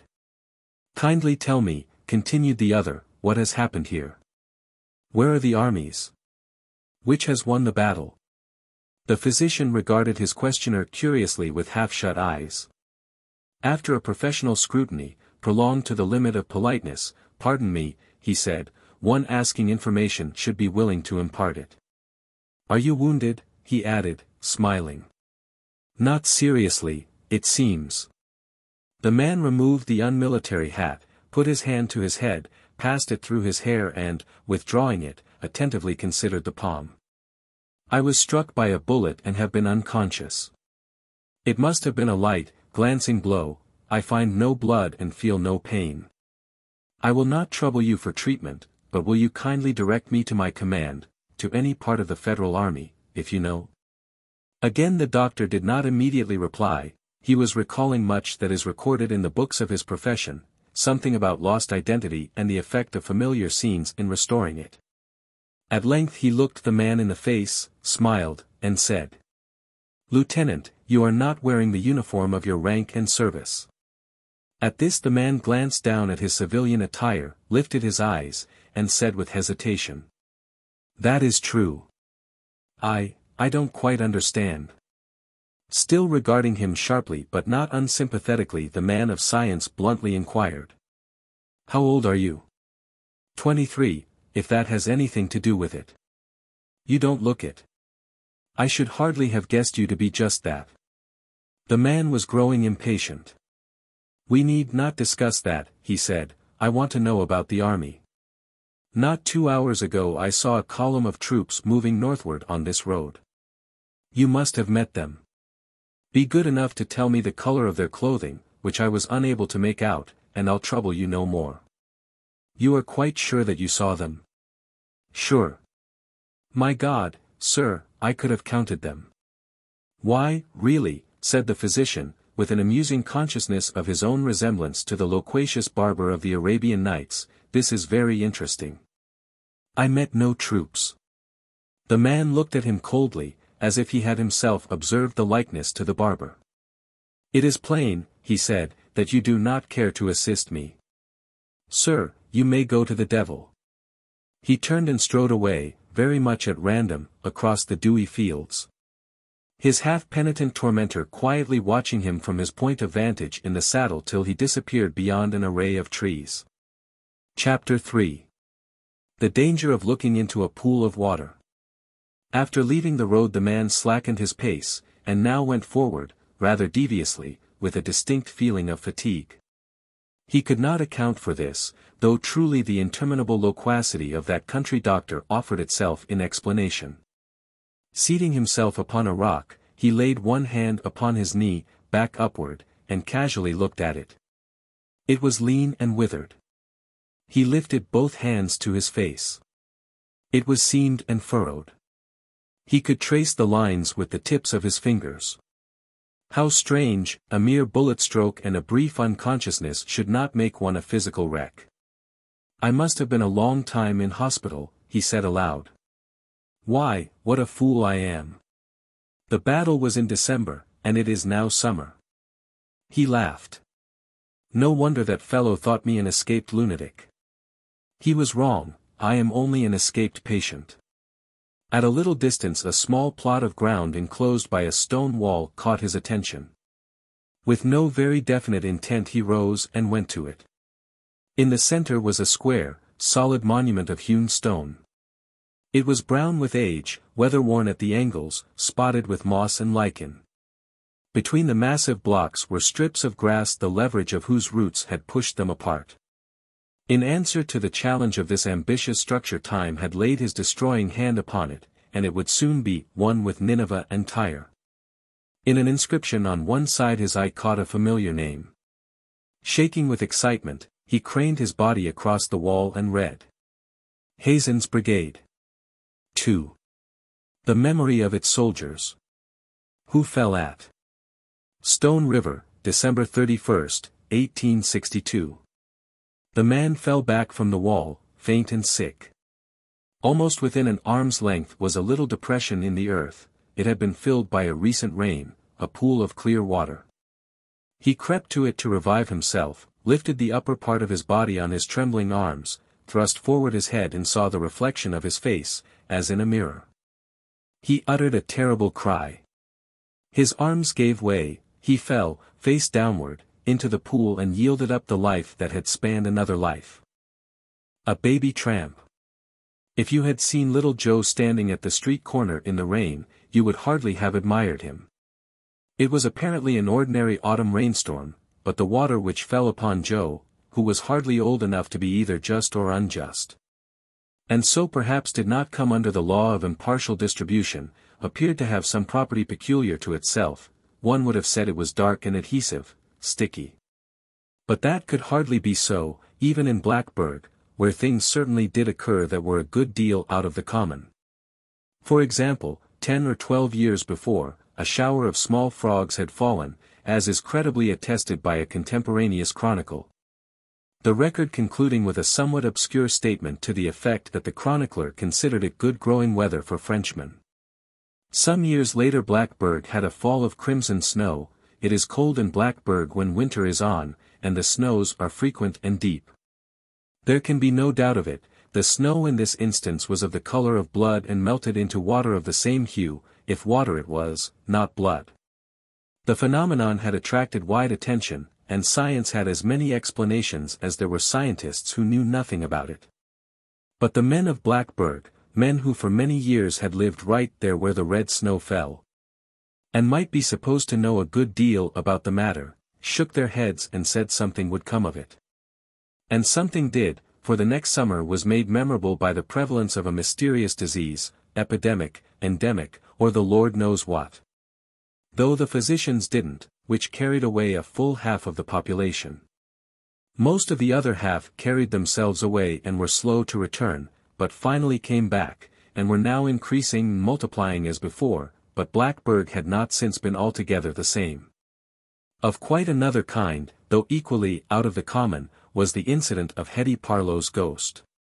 Hetty Parlow's maiden name had been Brownon, and in Blackburg that meant more than one would think. The Brownons had from time immemorial, from the very earliest of the old colonial days, been the leading family of the town. It was the richest and it was the best, and Blackburg would have shed the last drop of its plebeian blood in defense of the Brownon fair fame. As few of the family's members had ever been known to live permanently away from Blackburg, although most of them were educated elsewhere and nearly all had travelled. There was quite a number of them. The men held most of the public offices, and the women were foremost in all good works. Of these latter, Hetty was most beloved by reason of the sweetness of her disposition, the purity of her character and her singular personal beauty. She married in Boston a young scapegrace named Parlow, and like a good Brownon brought him to Blackburg forthwith and made a man and a town councilman of him. They had a child which they named Joseph and dearly loved, as was then the fashion among parents in all that region. Then they died of the mysterious disorder already mentioned, and at the age of 1 whole year Joseph set up as an orphan. Unfortunately for Joseph the disease which had cut off his parents did not stop at that, it went on and extirpated nearly the whole Brownon contingent and its allies by marriage. And those who fled did not return. The tradition was broken, the Brownon estates passed into alien hands and the only Brownons remaining in that place were underground in Oak Hill Cemetery, where, indeed, was a colony of them powerful enough to resist the encroachment of surrounding tribes and hold the best part of the grounds. But about the ghost. One night, about 3 years after the death of Hetty Parlow, a number of the young people of Blackburg were passing Oak Hill Cemetery in a wagon. If you have been there you will remember that the road to Greenton runs alongside it on the south. They had been attending a May Day festival at Greenton, and that serves to fix the date. Altogether there may have been a dozen, and a jolly party they were, considering the legacy of gloom left by the town's recent somber experiences. As they passed the cemetery the man driving suddenly reined in his team with an exclamation of surprise. It was sufficiently surprising, no doubt, for just ahead, and almost at the roadside, though inside the cemetery, stood the ghost of Hetty Parlow. There could be no doubt of it, for she had been personally known to every youth and maiden in the party. That established the thing's identity. Its character as ghost was signified by all the customary signs, the shroud, the long, undone hair, the faraway look, everything. This disquieting apparition was stretching out its arms toward the west, as if in supplication for the evening star, which, certainly, was an alluring object, though obviously out of reach. As they all sat silent, so the story goes, every member of that party of merrymakers, they had merry-made on coffee and lemonade only, distinctly heard that ghost call the name, Joey, Joey. A moment later nothing was there. Of course one does not have to believe all that. Now, at that moment, as was afterward ascertained, Joey was wandering about in the sagebrush on the opposite side of the continent, near Winnemucca, in the state of Nevada. He had been taken to that town by some good persons distantly related to his dead father, and by them adopted and tenderly cared for. But on that evening the poor child had strayed from home and was lost in the desert. His after history is involved in obscurity and has gaps which conjecture alone can fill. It is known that he was found by a family of Paiute Indians, who kept the little wretch with them for a time and then actually sold him for money to a woman on one of the eastbound trains. At a station a long way from Winnemucca. The woman professed to have made all manner of inquiries, but all in vain, so, being childless and a widow, she adopted him herself. At this point of his career Joe seemed to be getting a long way from the condition of orphanage. The interposition of a multitude of parents between himself and that woeful state promised him a long immunity from its disadvantages. Mrs. Darnell, his newest mother, lived in Cleveland, Ohio. But her adopted son did not long remain with her. He was seen one afternoon by a policeman, new to that beat, deliberately toddling away from her house, and being questioned answered that he was "a-doin' home." He must have traveled by rail, somehow, for 3 days later he was in the town of Whiteville, which, as you know, is a long way from Blacksburg. His clothing was in pretty fair condition, but he was sinfully dirty. Unable to give any account of himself he was arrested as a vagrant and sentenced to imprisonment in the infants' sheltering home, where he was washed. Joe ran away from the infants' sheltering home at Whiteville, just took to the woods one day, and the home knew him no more forever. We find him next, or rather get back to him, standing forlorn in the cold autumn rain at a suburban street corner in Blacksburg. And it seems right to explain now that the raindrops falling upon him there were really not dark and gummy, they only failed to make his face and hands less so. Joe was indeed fearfully and wonderfully besmirched, as by the hand of an artist. And the forlorn little tramp had no shoes. His feet were bare, red, and swollen, and when he walked he limped with both legs. As to clothing, you would hardly have had the skill to name any single garment that he wore, or say by what magic he kept it upon him. That he was cold all over and all through did not admit of a doubt, he knew it himself. Anyone would have been cold there that evening, but, for that reason, no one else was there. How Joe came to be there himself, he could not for the flickering little life of him have told, even if gifted with a vocabulary exceeding 100 words. From the way he stared about him one could have seen that he had not the faintest notion of where, nor why, he was. Yet he was not altogether a fool in his day and generation. Being cold and hungry, and still able to walk a little by bending his knees very much indeed and putting his feet down toes first. He decided to enter one of the houses which flanked the street at long intervals and looked so bright and warm. But when he attempted to act upon that very sensible decision a burly dog came bowsing out and disputed his right. Inexpressibly frightened and believing, no doubt, with some reason, too, that brutes without meant brutality within, he hobbled away from all the houses, and with wet fields to right of him and wet fields to left of him, with the rain half blinding him and the night coming in mist and darkness, held his way along the road that leads to Greenton. That is to say, the road leads those to Greenton who succeed in passing the Oak Hill Cemetery. A considerable number every year do not. Joe did not. They found him there the next morning, very wet, very cold, but no longer hungry. He had apparently entered the cemetery gate, hoping, perhaps, that it led to a house where there was no dog, and gone blundering about in the darkness, falling over many a grave, no doubt. Until he had tired of it all and given up. The little body lay upon one side, with one soiled cheek upon one soiled hand, the other hand tucked away among the rags to make it warm, the other cheek washed clean and white at last. As for a kiss from one of God's great angels. It was observed, though nothing was thought of it at the time, the body being as yet unidentified, that the little fellow was lying upon the grave of Hetty Parlow. The grave, however, had not opened to receive him. That is a circumstance which, without actual irreverence, one may wish had been ordered otherwise. The night doings at Deadman's. A story that is untrue. It was a singularly sharp night, and clear as the heart of a diamond. Clear nights have a trick of being keen. In darkness you may be cold and not know it, when you see, you suffer. This night was bright enough to bite like a serpent. The moon was moving mysteriously along behind the giant pines crowning the south mountain, striking a cold sparkle from the crusted snow, and bringing out against the black west the ghostly outlines of the coast range, beyond which lay the invisible Pacific. The snow had piled itself, in the open spaces along the bottom of the gulch, into long ridges that seemed to heave, and into hills that appeared to toss and scatter spray. The spray was sunlight, twice reflected, dashed once from the moon, once from the snow. In this snow many of the shanties of the abandoned mining camp were obliterated. A sailor might have said they had gone down, and at irregular intervals it had overtopped the tall trestles which had once supported a river called a flume. For, of course, flume is flumen. Among the advantages of which the mountains cannot deprive the gold hunter is the privilege of speaking Latin. He says of his dead neighbor, he has gone up the flume. This is not a bad way to say, his life has returned to the fountain of life. While putting on its armor against the assaults of the wind, this snow had neglected no coign of vantage.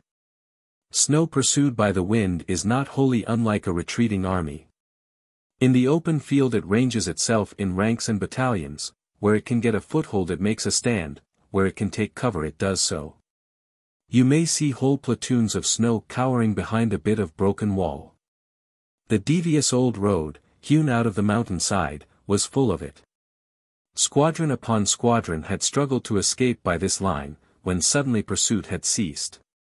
A more desolate and dreary spot than Deadman's Gulch in a winter midnight it is impossible to imagine. Yet Mr. Hiram Beeson elected to live there, the sole inhabitant. Away up the side of the North Mountain his little pine log shanty projected from its single pane of glass a long, thin beam of light, and looked not altogether unlike a black beetle fastened to the hillside with a bright new pin. Within it sat Mr. Beeson himself, before a roaring fire, staring into its hot heart as if he had never before seen such a thing in all his life. He was not a comely man. He was grey. He was ragged and slovenly in his attire, his face was wan and haggard, his eyes were too bright. As to his age, if one had attempted to guess it, one might have said 47, then corrected himself and said 74. He was really 28. Emaciated he was. As much, perhaps, as he dared be, with a needy undertaker at Bentley's Flat and a new and enterprising coroner at Sonora. Poverty and zeal are an upper and a nether millstone. It is dangerous to make a third in that kind of sandwich. As Mr.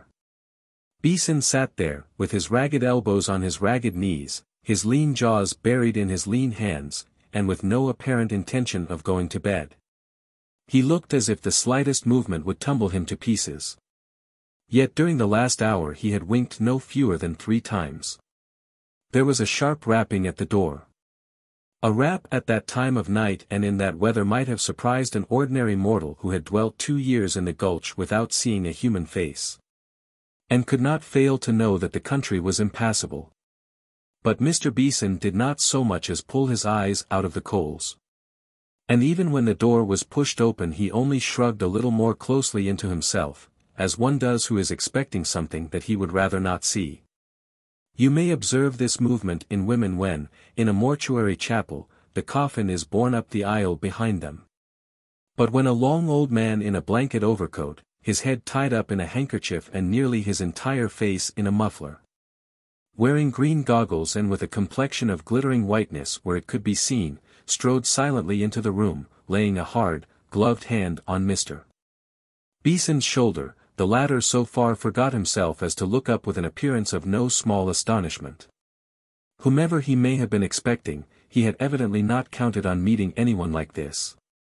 Nevertheless, the sight of this unexpected guest produced in Mr. Beeson the following sequence: a feeling of astonishment, a sense of gratification, a sentiment of profound goodwill.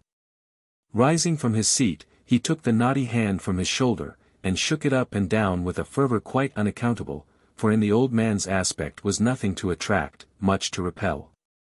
However, attraction is too general a property for repulsion to be without it. The most attractive object in the world is the face we instinctively cover with a cloth. When it becomes still more attractive, fascinating, we put 7 feet of earth above it. "Sir," said Mr. Beeson, releasing the old man's hand, which fell passively against his thigh with a quiet clack, "it is an extremely disagreeable night. Pray be seated, I am very glad to see you." Mr. Beeson spoke with an easy good breeding that one would hardly have expected, considering all things. Indeed, the contrast between his appearance and his manner was sufficiently surprising to be one of the commonest of social phenomena in the mines. The old man advanced a step toward the fire, glowing cavernously in the green goggles. Mr. Beeson resumed. "You bet your life I am." Mr. Beeson's elegance was not too refined. It had made reasonable concessions to local taste. He paused a moment, letting his eyes drop from the muffled head of his guest, down along the row of moldy buttons confining the blanket overcoat, to the greenish cowhide boots powdered with snow, which had begun to melt and run along the floor in little rills. He took an inventory of his guest, and appeared satisfied. Who would not have been? Then he continued. "The cheer I can offer you is, unfortunately, in keeping with my surroundings.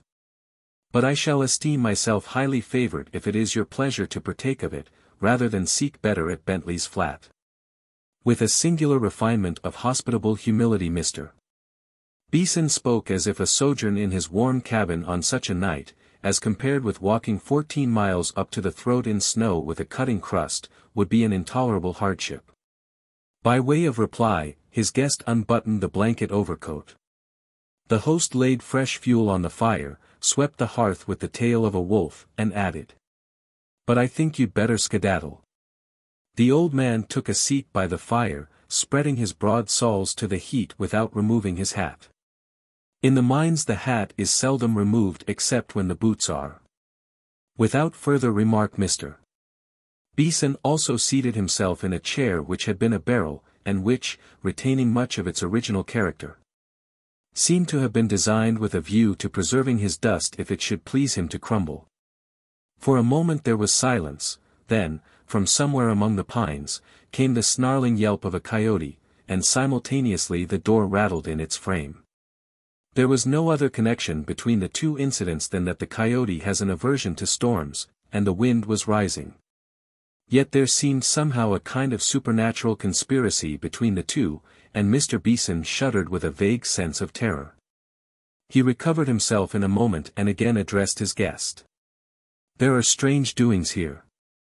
I will tell you everything, and then if you decide to go I shall hope to accompany you over the worst of the way. As far as where Baldy Peterson shot Ben Hike, I dare say you know the place." The old man nodded emphatically, as intimating not merely that he did, but that he did indeed. 2 years ago, began Mr. Beeson, with 2 companions, occupied this house, but when the rush to the flat occurred we left, along with the rest. In 10 hours the gulch was deserted. That evening, however, I discovered I had left behind me a valuable pistol, that is it, and returned for it, passing the night here alone, as I have passed every night since. I must explain that a few days before we left, our Chinese domestic had the misfortune to die while the ground was frozen so hard that it was impossible to dig a grave in the usual way. So, on the day of our hasty departure, we cut through the floor there, and gave him such burial as we could. But before putting him down I had the extremely bad taste to cut off his pigtail and spike it to that beam above his grave, where you may see it at this moment, or, preferably, when warmth has given you leisure for observation. I stated, did I not, that the Chinaman came to his death from natural causes? I had, of course, nothing to do with that, and returned through no irresistible attraction, or morbid fascination, but only because I had forgotten a pistol. This is clear to you, is it not, sir? The visitor nodded gravely. He appeared to be a man of few words, if any. Mr. Beeson continued. According to the Chinese faith, a man is like a kite, he cannot go to heaven without a tail. Well, to shorten this tedious story, which, however, I thought it my duty to relate, on that night, while I was here alone and thinking of anything but him, that Chinaman came back for his pigtail. He did not get it. At this point Mr. Beeson relapsed into blank silence. Perhaps he was fatigued by the unwanted exercise of speaking. Perhaps he had conjured up a memory that demanded his undivided attention. The wind was now fairly abroad, and the pines along the mountainside sang with singular distinctness. The narrator continued. You say you do not see much in that, and I must confess I do not myself. But he keeps coming. There was another long silence, during which both stared into the fire without the movement of a limb. Then Mr. Beeson broke out, almost fiercely, fixing his eyes on what he could see of the impassive face of his auditor. Give it him. Sir, in this matter I have no intention of troubling anyone for advice. You will pardon me, I am sure, here he became singularly persuasive, but I have ventured to nail that pigtail fast, and have assumed the somewhat onerous obligation of guarding it. So it is quite impossible to act on your considerate suggestion. Do you play me for a Modoc? Nothing could exceed the sudden ferocity with which he thrust this indignant remonstrance into the ear of his guest. It was as if he had struck him on the side of the head with a steel gauntlet. It was a protest, but it was a challenge. To be mistaken for a coward, to be played for a Modoc, these two expressions are one. Sometimes it is a Chinaman. Do you play me for a Chinaman? Is a question frequently addressed to the ear of the suddenly dead. Mr. Beeson's buffet produced no effect, and after a moment's pause, during which the wind thundered in the chimney like the sound of clods upon a coffin, he resumed. But, as you say, it is wearing me out. I feel that the life of the last 2 years has been a mistake that corrects itself, you see how. The grave. No, there is no one to dig it. The ground is frozen, too. But you are very welcome. You may say at Bentley's, but that is not important. It was very tough to cut, they braid silk into their pigtails. Quack. Mr. Beeson was speaking with his eyes shut, and he wandered. His last word was a snore. A moment later he drew a long breath, opened his eyes with an effort, made a single remark, and fell into a deep sleep. What he said was this. They are swiping my dust. Then the aged stranger, who had not uttered one word since his arrival, arose from his seat and deliberately laid off his outer clothing. Looking as angular in his flannels as the late Signorina Festerazzi, an Irish woman, 6 feet in height, and weighing 56 pounds. Who used to exhibit herself in her chemise to the people of San Francisco. He then crept into one of the bunks, having first placed a revolver in easy reach, according to the custom of the country. This revolver he took from a shelf, and it was the one which Mr. Beeson had mentioned as that for which he had returned to the Gulch 2 years before. In a few moments Mr. Beeson awoke, and seeing that his guest had retired he did likewise. But before doing so he approached the long, plaited wisp of pagan hair and gave it a powerful tug, to assure himself that it was fast and firm. The two beds, mere shelves covered with blankets not over clean, faced each other from opposite sides of the room. The little square trapdoor that had given access to the Chinaman's grave being midway between. This, by the way, was crossed by a double row of spike heads. In his resistance to the supernatural, Mr. Beeson had not disdained the use of material precautions. The fire was now low, the flames burning bluely and petulantly, with occasional flashes, projecting spectral shadows on the walls, shadows that moved mysteriously about, now dividing, now uniting. The shadow of the pendant queue, however, kept moodily apart, near the roof at the further end of the room, looking like a note of admiration. The song of the pines outside had now risen to the dignity of a triumphal hymn. In the pauses the silence was dreadful. It was during one of these intervals that the trap in the floor began to lift. Slowly and steadily it rose, and slowly and steadily rose the swaddled head of the old man in the bunk to observe it. Then, with a clap that shook the house to its foundation, it was thrown clean back, where it lay with its unsightly spikes pointing threateningly upward. Mr. Beeson awoke, and without rising, pressed his fingers into his eyes. He shuddered, his teeth chattered. His guest was now reclining on one elbow, watching the proceedings with the goggles that glowed like lamps.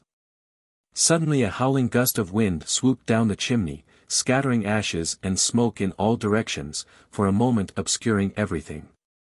When the firelight again illuminated the room, there was seen, sitting gingerly on the edge of a stool by the hearthside, a swarthy little man of prepossessing appearance and dressed with faultless taste, nodding to the old man with a friendly and engaging smile.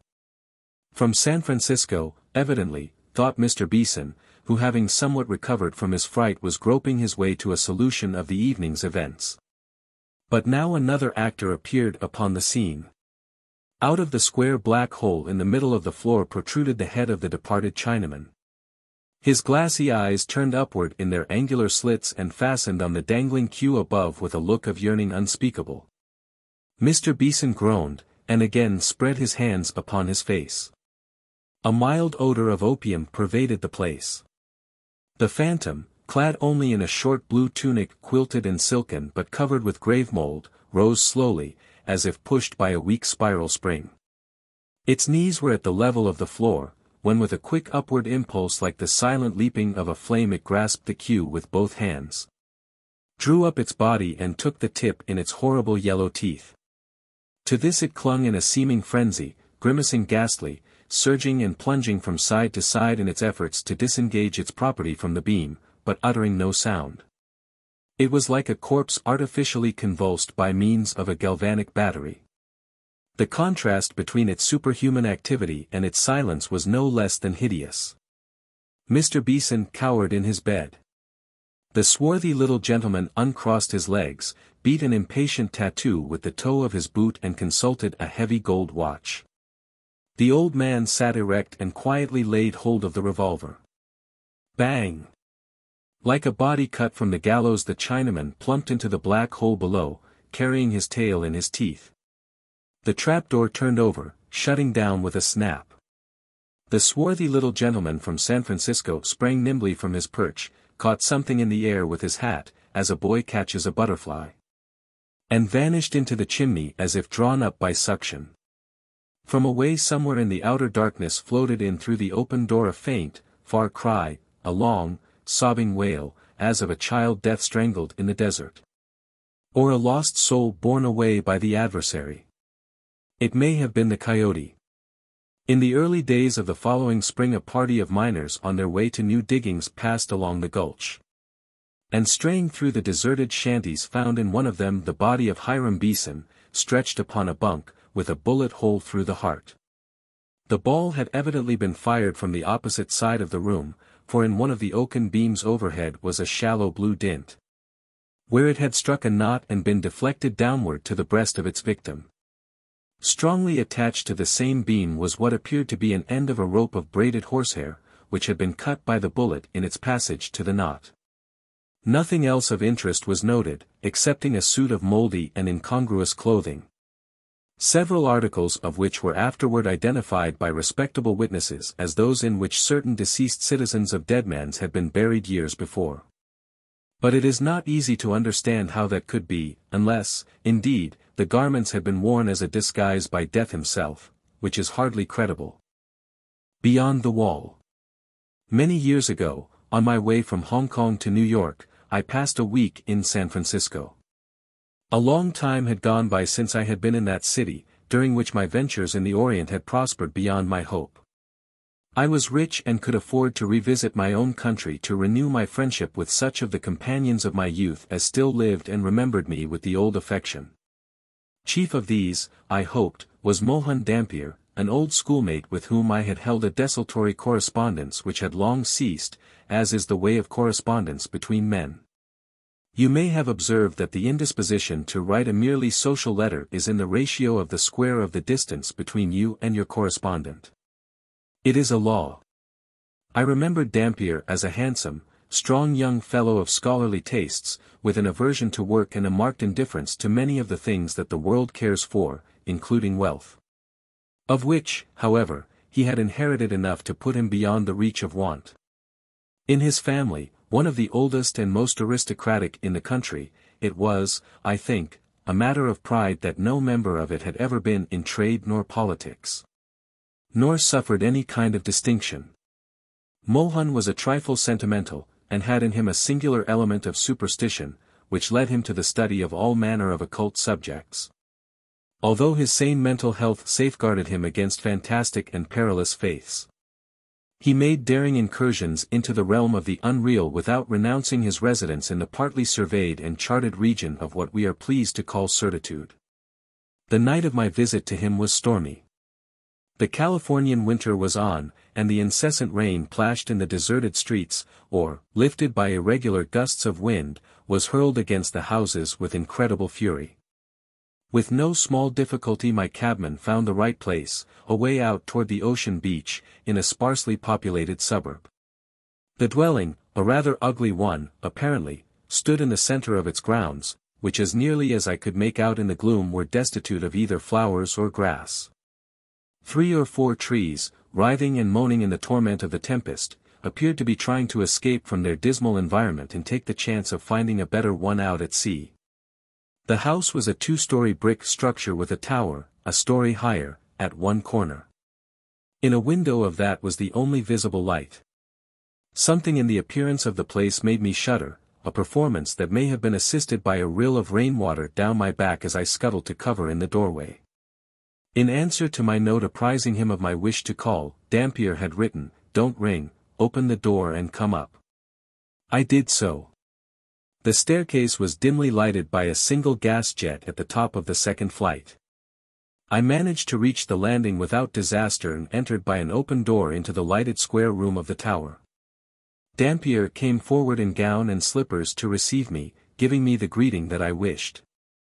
And if I had held a thought that it might more fitly have been accorded me at the front door, the first look at him dispelled any sense of his inhospitality. He was not the same. Hardly past middle age, he had gone grey and had acquired a pronounced stoop.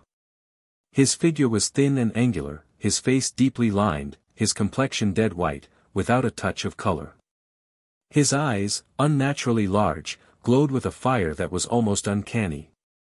He seated me, proffered a cigar, and with grave and obvious sincerity assured me of the pleasure that it gave him to meet me. Some unimportant conversation followed, but all the while I was dominated by a melancholy sense of the great change in him. This he must have perceived, for he suddenly said with a bright enough smile, "You are disappointed in me, non sum qualis eram." I hardly knew what to reply, but managed to say, "Why, really, I don't know, your Latin is about the same." He brightened again. "No," he said, "being a dead language, it grows in appropriateness. But please have the patience to wait, where I am going there is perhaps a better tongue. Will you care to have a message in it?" The smile faded as he spoke, and as he concluded he was looking into my eyes with a gravity that distressed me. Yet I would not surrender myself to his mood, nor permit him to see how deeply his prescience of death affected me. "I fancy that it will be long," I said, "before human speech will cease to serve our need, and then the need, with its possibilities of service, will have passed." He made no reply, and I too was silent, for the talk had taken a dispiriting turn, yet I knew not how to give it a more agreeable character. Suddenly, in a pause of the storm, when the dead silence was almost startling by contrast with the previous uproar, I heard a gentle tapping, which appeared to come from the wall behind my chair. The sound was such as might have been made by a human hand, not as upon a door by one asking admittance, but rather, I thought, as an agreed signal. An assurance of someone's presence in an adjoining room. Most of us, I fancy, have had more experience of such communications than we should care to relate. I glanced at Dampier. If possibly there was something of amusement in the look, he did not observe it. He appeared to have forgotten my presence, and was staring at the wall behind me with an expression in his eyes that I am unable to name. Although my memory of it is as vivid today as was my sense of it then. The situation was embarrassing. I rose to take my leave. At this he seemed to recover himself. "Please be seated," he said, "it is nothing, no one is there." But the tapping was repeated, and with the same gentle, slow insistence as before. "Pardon me," I said, "it is late. May I call tomorrow?" He smiled, a little mechanically, I thought. "It is very delicate of you," said he, "but quite needless. Really, this is the only room in the tower, and no one is there." At least, he left the sentence incomplete, rose, and threw up a window, the only opening in the wall from which the sound seemed to come. See. Not clearly knowing what else to do, I followed him to the window and looked out. A street lamp some little distance away gave enough light through the murk of the rain that was again falling in torrents to make it entirely plain that no one was there. In truth, there was nothing but the sheer blank wall of the tower. Dampier closed the window and, signing me to my seat, resumed his own. The incident was not in itself particularly mysterious.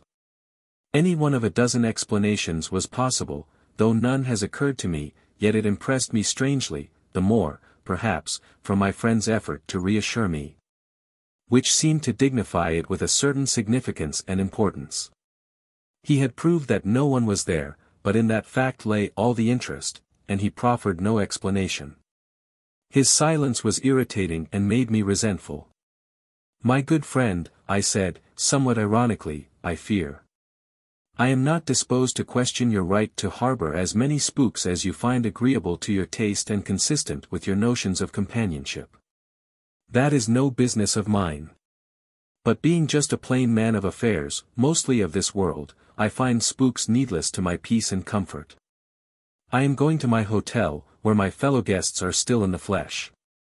It was not a very civil speech, but he manifested no feeling about it. "Kindly remain," he said. "I am grateful for your presence here. What you have heard tonight I believe myself to have heard twice before. Now I know it was no illusion. That is much to me, more than you know. Have a fresh cigar and a good stock of patience while I tell you the story." The rain was now falling more steadily, with a low, monotonous susurration, interrupted at long intervals by the sudden slashing of the boughs of the trees as the wind rose and failed. The night was well advanced, but both sympathy and curiosity held me a willing listener to my friend's monologue, which I did not interrupt by a single word from beginning to end. 10 years ago," he said, "I occupied a ground-floor apartment in one of a row of houses, all alike, away at the other end of the town, on what we call Rincon Hill. This had been the best quarter of San Francisco, but had fallen into neglect and decay. Partly because the primitive character of its domestic architecture no longer suited the maturing tastes of our wealthy citizens, partly because certain public improvements had made a wreck of it. The row of dwellings in one of which I lived stood a little way back from the street, each having a miniature garden, separated from its neighbors by low iron fences and bisected with mathematical precision by a box-bordered gravel walk from gate to door. One morning as I was leaving my lodging I observed a young girl entering the adjoining garden on the left. It was a warm day in June, and she was lightly gowned in white. From her shoulders hung a broad straw hat profusely decorated with flowers and wonderfully beribboned in the fashion of the time. My attention was not long held by the exquisite simplicity of her costume, for no one could look at her face and think of anything earthly. Do not fear, I shall not profane it by description. It was beautiful exceedingly. All that I had ever seen or dreamed of loveliness was in that matchless living picture by the hand of the divine artist. So deeply did it move me that, without a thought of the impropriety of the act, I unconsciously bared my head. As a devout Catholic or well-bred Protestant uncovers before an image of the Blessed Virgin. The maiden showed no displeasure, she merely turned her glorious dark eyes upon me with a look that made me catch my breath, and without other recognition of my act passed into the house. For a moment I stood motionless, hat in hand, painfully conscious of my rudeness. Yet so dominated by the emotion inspired by that vision of incomparable beauty that my penitence was less poignant than it should have been. Then I went my way, leaving my heart behind. In the natural course of things I should probably have remained away until nightfall, but by the middle of the afternoon I was back in the little garden, affecting an interest in the few foolish flowers that I had never before observed. My hope was vain, she did not appear. To a night of unrest succeeded a day of expectation and disappointment, but on the day after, as I wandered aimlessly about the neighborhood, I met her. Of course I did not repeat my folly of uncovering, nor venture by even so much as too long a look to manifest an interest in her, yet my heart was beating audibly. I trembled and consciously colored as she turned her big black eyes upon me with a look of obvious recognition entirely devoid of boldness or coquetry. I will not weary you with particulars. Many times afterward I met the maiden, yet never either addressed her or sought to fix her attention. Nor did I take any action toward making her acquaintance. Perhaps my forbearance, requiring so supreme an effort of self-denial, will not be entirely clear to you. That I was heels over head in love is true, but who can overcome his habit of thought, or reconstruct his character? I was what some foolish persons are pleased to call, and others, more foolish, are pleased to be called, an aristocrat, and despite her beauty, her charms and graces, the girl was not of my class. I had learned her name, which it is needless to speak, and something of her family. She was an orphan, a dependent niece of the impossible elderly fat woman in whose lodging-house she lived. My income was small and I lacked the talent for marrying, it is perhaps a gift. An alliance with that family would condemn me to its manner of life, part me from my books and studies, and in a social sense reduce me to the ranks. It is easy to deprecate such considerations as these, and I have not retained myself for the defense. Let judgment be entered against me. But in strict justice all my ancestors for generations should be made co-defendants and I be permitted to plead in mitigation of punishment the imperious mandate of heredity. To a mesalliance of that kind every globule of my ancestral blood spoke in opposition. In brief, my tastes, habits, instinct, with whatever of reason my love had left me, all fought against it. Moreover, I was an irreclaimable sentimentalist, and found a subtle charm in an impersonal and spiritual relation which acquaintance might vulgarize and marriage would certainly dispel. No woman, I argued, is what this lovely creature seems. Love is a delicious dream, why should I bring about my own awakening? The course dictated by all this sense and sentiment was obvious. Honor, pride, prudence, preservation of my ideals, all commanded me to go away, but for that I was too weak. The utmost that I could do by a mighty effort of will was to cease meeting the girl, and that I did. I even avoided the chance encounters of the garden, leaving my lodging only when I knew that she had gone to her music lessons, and returning after nightfall. Yet all the while I was as one in a trance, indulging the most fascinating fancies and ordering my entire intellectual life in accordance with my dream. Ah, my friend, as one whose actions have a traceable relation to reason, you cannot know the fool's paradise in which I lived. One evening the devil put it into my head to be an unspeakable idiot. By apparently careless and purposeless questioning I learned from my gossipy landlady that the young woman's bedroom adjoined my own, a party wall between. Yielding to a sudden and coarse impulse I gently rapped on the wall. There was no response, naturally, but I was in no mood to accept a rebuke. A madness was upon me and I repeated the folly, the offense, but again ineffectually, and I had the decency to desist. An hour later, while absorbed in some of my infernal studies, I heard, or thought I heard, my signal answered. Flinging down my books I sprang to the wall and as steadily as my beating heart would permit gave 3 slow taps upon it. This time the response was distinct, unmistakable, 1, 2, 3, an exact repetition of my signal. That was all I could elicit, but it was enough, too much. The next evening, and for many evenings afterward, that folly went on, I always having the last word. During the whole period I was deliriously happy, but with the perversity of my nature I persevered in my resolution not to see her.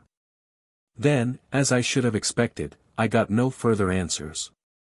She is disgusted, I said to myself, with what she thinks my timidity in making no more definite advances, and I resolved to seek her and make her acquaintance and, what? I did not know, nor do I now know, what might have come of it. I know only that I passed days and days trying to meet her, and all in vain, she was invisible as well as inaudible. I haunted the streets where we had met, but she did not come. From my window I watched the garden in front of her house, but she passed neither in nor out.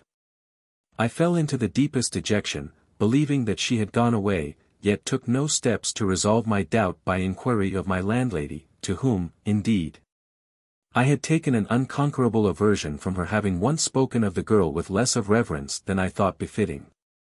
There came a fateful night. Worn out with emotion, irresolution and despondency, I had retired early and fallen into such sleep as was still possible to me. In the middle of the night some malign power bent upon the wrecking of my peace forever, caused me to open my eyes and sit up, wide awake and listening intently for I knew not what. Then I thought I heard a faint tapping on the wall, the mere ghost of the familiar signal. In a few moments it was repeated, 1, 2, 3, no louder than before, but addressing a sense alert and strained to receive it. I was about to reply when the adversary of peace again intervened in my affairs with a rascally suggestion of retaliation. She had long and cruelly ignored me, now I would ignore her. Incredible fatuity, may God forgive it. All the rest of the night I lay awake, fortifying my obstinacy with shameless justifications and listening. Late the next morning, as I was leaving the house, I met my landlady, entering. "Good morning, Mr. Dampier," she said. "Have you heard the news?" I replied in words that I had heard no news. In manner, that I did not care to hear any. The manner escaped her observation. About the sick young lady next door, she babbled on. "What? You did not know? Why, she has been ill for weeks. And now?" I almost sprang upon her. "And now," I cried, "now what?" "She is dead." That is not the whole story. In the middle of the night, as I learned later, the patient, awakening from a long stupor after a week of delirium, had asked, it was her last utterance, that her bed be moved to the opposite side of the room. Those in attendance had thought the request a vagary of her delirium, but had complied. And there the poor passing soul had exerted its failing will to restore a broken connection, a golden thread of sentiment between its innocence and a monstrous baseness owning a blind, brutal allegiance to the law of self. What reparation could I make? Are there masses that can be said for the repose of souls that are abroad such nights as this, spirits blown about by the viewless winds, coming in the storm and darkness with signs and portents, hints of memory and presages of doom? This is the third visitation. On the first occasion I was too skeptical to do more than verify by natural methods the character of the incident. On the second, I responded to the signal after it had been several times repeated, but without result. Tonight's recurrence completes the fatal triad expounded by Parapelius Necromantius. There is no more to tell. When Dampier had finished his story I could think of nothing relevant that I cared to say, and to question him would have been a hideous impertinence. I rose and bade him good night in a way to convey to him a sense of my sympathy, which he silently acknowledged by a pressure of the hand. That night, alone with his sorrow and remorse, he passed into the unknown. A Psychological Shipwreck. In the summer of 1874 I was in Liverpool, whither I had gone on business for the mercantile house of Bronson and Jarrett, New York. I am William Jarrett. My partner was Zenas Bronson. The firm failed last year, and unable to endure the fall from affluence to poverty he died. Having finished my business, and feeling the lassitude and exhaustion incident to its dispatch, I felt that a protracted sea voyage would be both agreeable and beneficial. So instead of embarking for my return on one of the many fine passenger steamers I booked for New York on the sailing vessel Morrow, upon which I had shipped a large and valuable invoice of the goods I had bought. The Morrow was an English ship with, of course, but little accommodation for passengers, of whom there were only myself, a young woman and her servant, who was a middle-aged negress. I thought it singular that a traveling English girl should be so attended, but she afterward explained to me that the woman had been left with her family by a man and his wife from South Carolina, both of whom had died on the same day at the house of the young lady's father in Devonshire, a circumstance in itself sufficiently uncommon to remain rather distinctly in my memory. Even had it not afterward transpired in conversation with the young lady that the name of the man was William Jarrett, the same as my own. I knew that a branch of my family had settled in South Carolina, but of them and their history I was ignorant. The Moro sailed from the mouth of the Mersey on the 15th of June, and for several weeks we had fair breezes and unclouded skies. The skipper, an admirable seaman but nothing more, favored us with very little of his society, except at his table, and the young woman, Miss Jeanette Harford, and I became very well acquainted.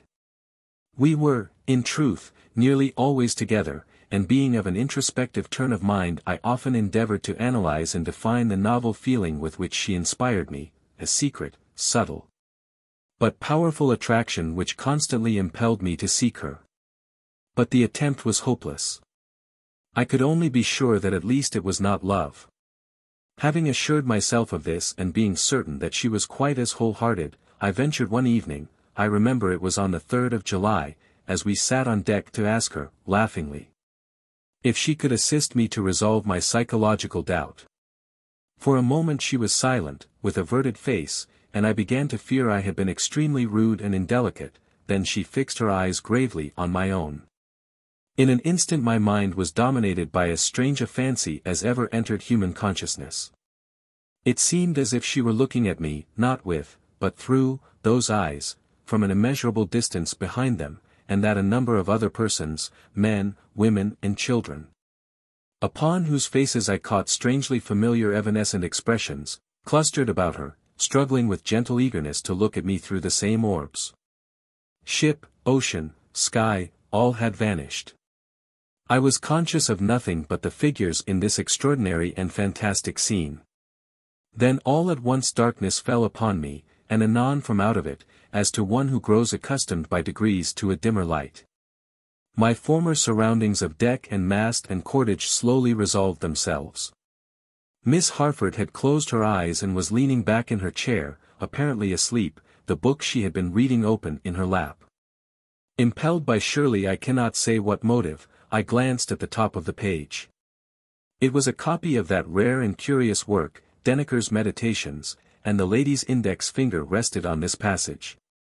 To sundry it is given to be drawn away, and to be apart from the body for a season. For, as concerning rills which would flow across each other the weaker is borne along by the stronger, so there be certain of kin whose paths intersecting, their souls do bear company, the while their bodies go foreappointed ways, unknowing. Miss Harford arose, shuddering. The sun had sunk below the horizon, but it was not cold. There was not a breath of wind, there were no clouds in the sky, yet not a star was visible. A hurried tramping sounded on the deck. The captain, summoned from below, joined the first officer, who stood looking at the barometer. "Good God!" I heard him exclaim. An hour later the form of Jeanette Harford, invisible in the darkness and spray, was torn from my grasp by the cruel vortex of the sinking ship. And I fainted in the cordage of the floating mast to which I had lashed myself. It was by lamplight that I awoke. I lay in a berth amid the familiar surroundings of the stateroom of a steamer. On a couch opposite sat a man, half undressed for bed, reading a book. I recognized the face of my friend Gordon Doyle, whom I had met in Liverpool on the day of my embarkation, when he was himself about to sail on the steamer City of Prague, on which he had urged me to accompany him. After some moments I now spoke his name. He simply said, "Well," and turned a leaf in his book without removing his eyes from the page. "Doyle," I repeated, "did they save her?" He now deigned to look at me and smiled as if amused. He evidently thought me but half awake. "Her? Whom do you mean?" "Jeanette Harford." His amusement turned to amazement. He stared at me fixedly, saying nothing.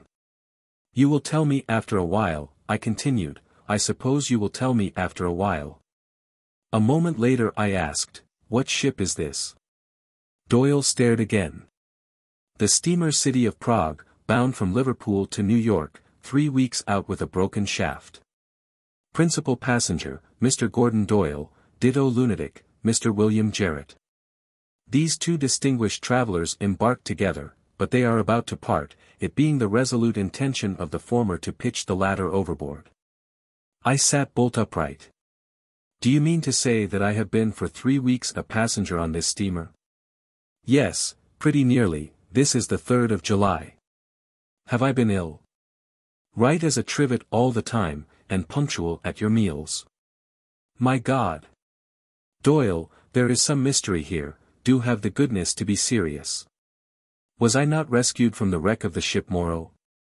Doyle changed color, and approaching me, laid his fingers on my wrist. A moment later, what do you know of Jeanette Harford? He asked very calmly. First tell me what you know of her. Mr. Doyle gazed at me for some moments as if thinking what to do, then seating himself again on the couch, said. Why should I not? I am engaged to marry Jeanette Harford, whom I met a year ago in London. Her family, one of the wealthiest in Devonshire, cut up rough about it, and we eloped, are eloping rather. For on the day that you and I walked to the landing stage to go aboard this steamer she and her faithful servant, a negress, passed us, driving to the ship Morrow. She would not consent to go in the same vessel with me, and it had been deemed best that she take a sailing vessel in order to avoid observation and lessen the risk of detection. I am now alarmed lest this cursed breaking of our machinery may detain us so long that the Morrow will get to New York before us, and the poor girl will not know where to go. I lay still in my berth, so still I hardly breathed. But the subject was evidently not displeasing to Doyle, and after a short pause he resumed. By the way, she is only an adopted daughter of the Harfords. Her mother was killed at their place by being thrown from a horse while hunting, and her father, mad with grief, made away with himself the same day. No one ever claimed the child, and after a reasonable time they adopted her. She has grown up in the belief that she is their daughter. Doyle, what book are you reading? Oh, it's called Denneker's Meditations. It's a rum lot. Jeanette gave it to me, she happened to have 2 copies. Want to see it? He tossed me the volume, which opened as it fell. On one of the exposed pages was a marked passage. To sundry it is given to be drawn away, and to be apart from the body for a season. For, as concerning rills which would flow across each other the weaker is borne along by the stronger, so there be certain of kin whose paths intersecting, their souls do bear company. The while their bodies go 4 appointed ways, unknowing. She has, a singular taste in reading, I managed to say, mastering my agitation. Yes. And now perhaps you will have the kindness to explain how you knew her name and that of the ship she sailed in. You talked of her in your sleep, I said. A week later we were towed into the port of New York. But the Morrow was never heard from. The middle toe of the right foot. Chapter 1. It is well known that the old Manton house is haunted. In all the rural district near about, and even in the town of Marshall, a mile away, not one person of unbiased mind entertains a doubt of it. Incredulity is confined to those opinionated persons who will be called cranks as soon as the useful word shall have penetrated the intellectual domain of the Marshall advance. The evidence that the house is haunted is of 2 kinds, the testimony of disinterested witnesses who have had ocular proof, and that of the house itself. The former may be disregarded and ruled out on any of the various grounds of objection which may be urged against it by the ingenious. But facts within the observation of all are material and controlling. In the first place, the Manton house has been unoccupied by mortals for more than 10 years. And with its outbuildings is slowly falling into decay, a circumstance which in itself the judicious will hardly venture to ignore. It stands a little way off the loneliest reach of the Marshall and Harriston road. In an opening which was once a farm and is still disfigured with strips of rotting fence and half covered with brambles overrunning a stony and sterile soil long unacquainted with the plough. The house itself is in tolerably good condition, though badly weather-stained and in dire need of attention from the glazier. The smaller male population of the region having attested in the manner of its kind its disapproval of dwelling without dwellers. It is 2 stories in height, nearly square, its front pierced by a single doorway flanked on each side by a window boarded up to the very top. Corresponding windows above, not protected, serve to admit light and rain to the rooms of the upper floor. Grass and weeds grow pretty rankly all about, and a few shade trees, somewhat the worse for wind, and leaning all in one direction, seem to be making a concerted effort to run away. In short, as the Marshalltown humorist explained in the columns of the Advance, the proposition that the Manton house is badly haunted is the only logical conclusion from the premises. The fact that in this dwelling Mr. Manton thought it expedient one night some 10 years ago to rise and cut the throats of his wife and 2 small children, removing at once to another part of the country, has no doubt done its share in directing public attention to the fitness of the place for supernatural phenomena. To this house, one summer evening, came 4 men in a wagon. 3 of them promptly alighted, and the one who had been driving hitched the team to the only remaining post of what had been a fence. The 4th remained seated in the wagon.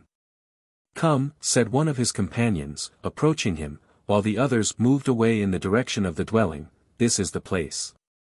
The man addressed did not move. "By God," he said harshly, "this is a trick, and it looks to me as if you were in it." "Perhaps I am," the other said, looking him straight in the face and speaking in a tone which had something of contempt in it. "You will remember, however, that the choice of place was with your own assent left to the other side. Of course if you are afraid of spooks—" "I am afraid of nothing," the man interrupted with another oath, and sprang to the ground. The 2 then joined the others at the door, which one of them had already opened with some difficulty, caused by rust of lock and hinge. All entered. Inside it was dark, but the man who had unlocked the door produced a candle and matches and made a light. He then unlocked a door on their right as they stood in the passage. This gave them entrance to a large, square room that the candle but dimly lighted. The floor had a thick carpeting of dust, which partly muffled their footfalls. Cobwebs were in the angles of the walls and depended from the ceiling like strips of rotting lace, making undulatory movements in the disturbed air. The room had 2 windows in adjoining sides, but from neither could anything be seen except the rough inner surfaces of boards a few inches from the glass. There was no fireplace, no furniture. There was nothing, besides the cobwebs and the dust. The 4 men were the only objects there which were not a part of the structure. Strange enough they looked in the yellow light of the candle. The one who had so reluctantly alighted was especially spectacular, he might have been called sensational. He was of middle age, heavily built, deep-chested and broad-shouldered. Looking at his figure, one would have said that he had a giant's strength, at his features, that he would use it like a giant. He was clean-shaven, his hair rather closely cropped and grey.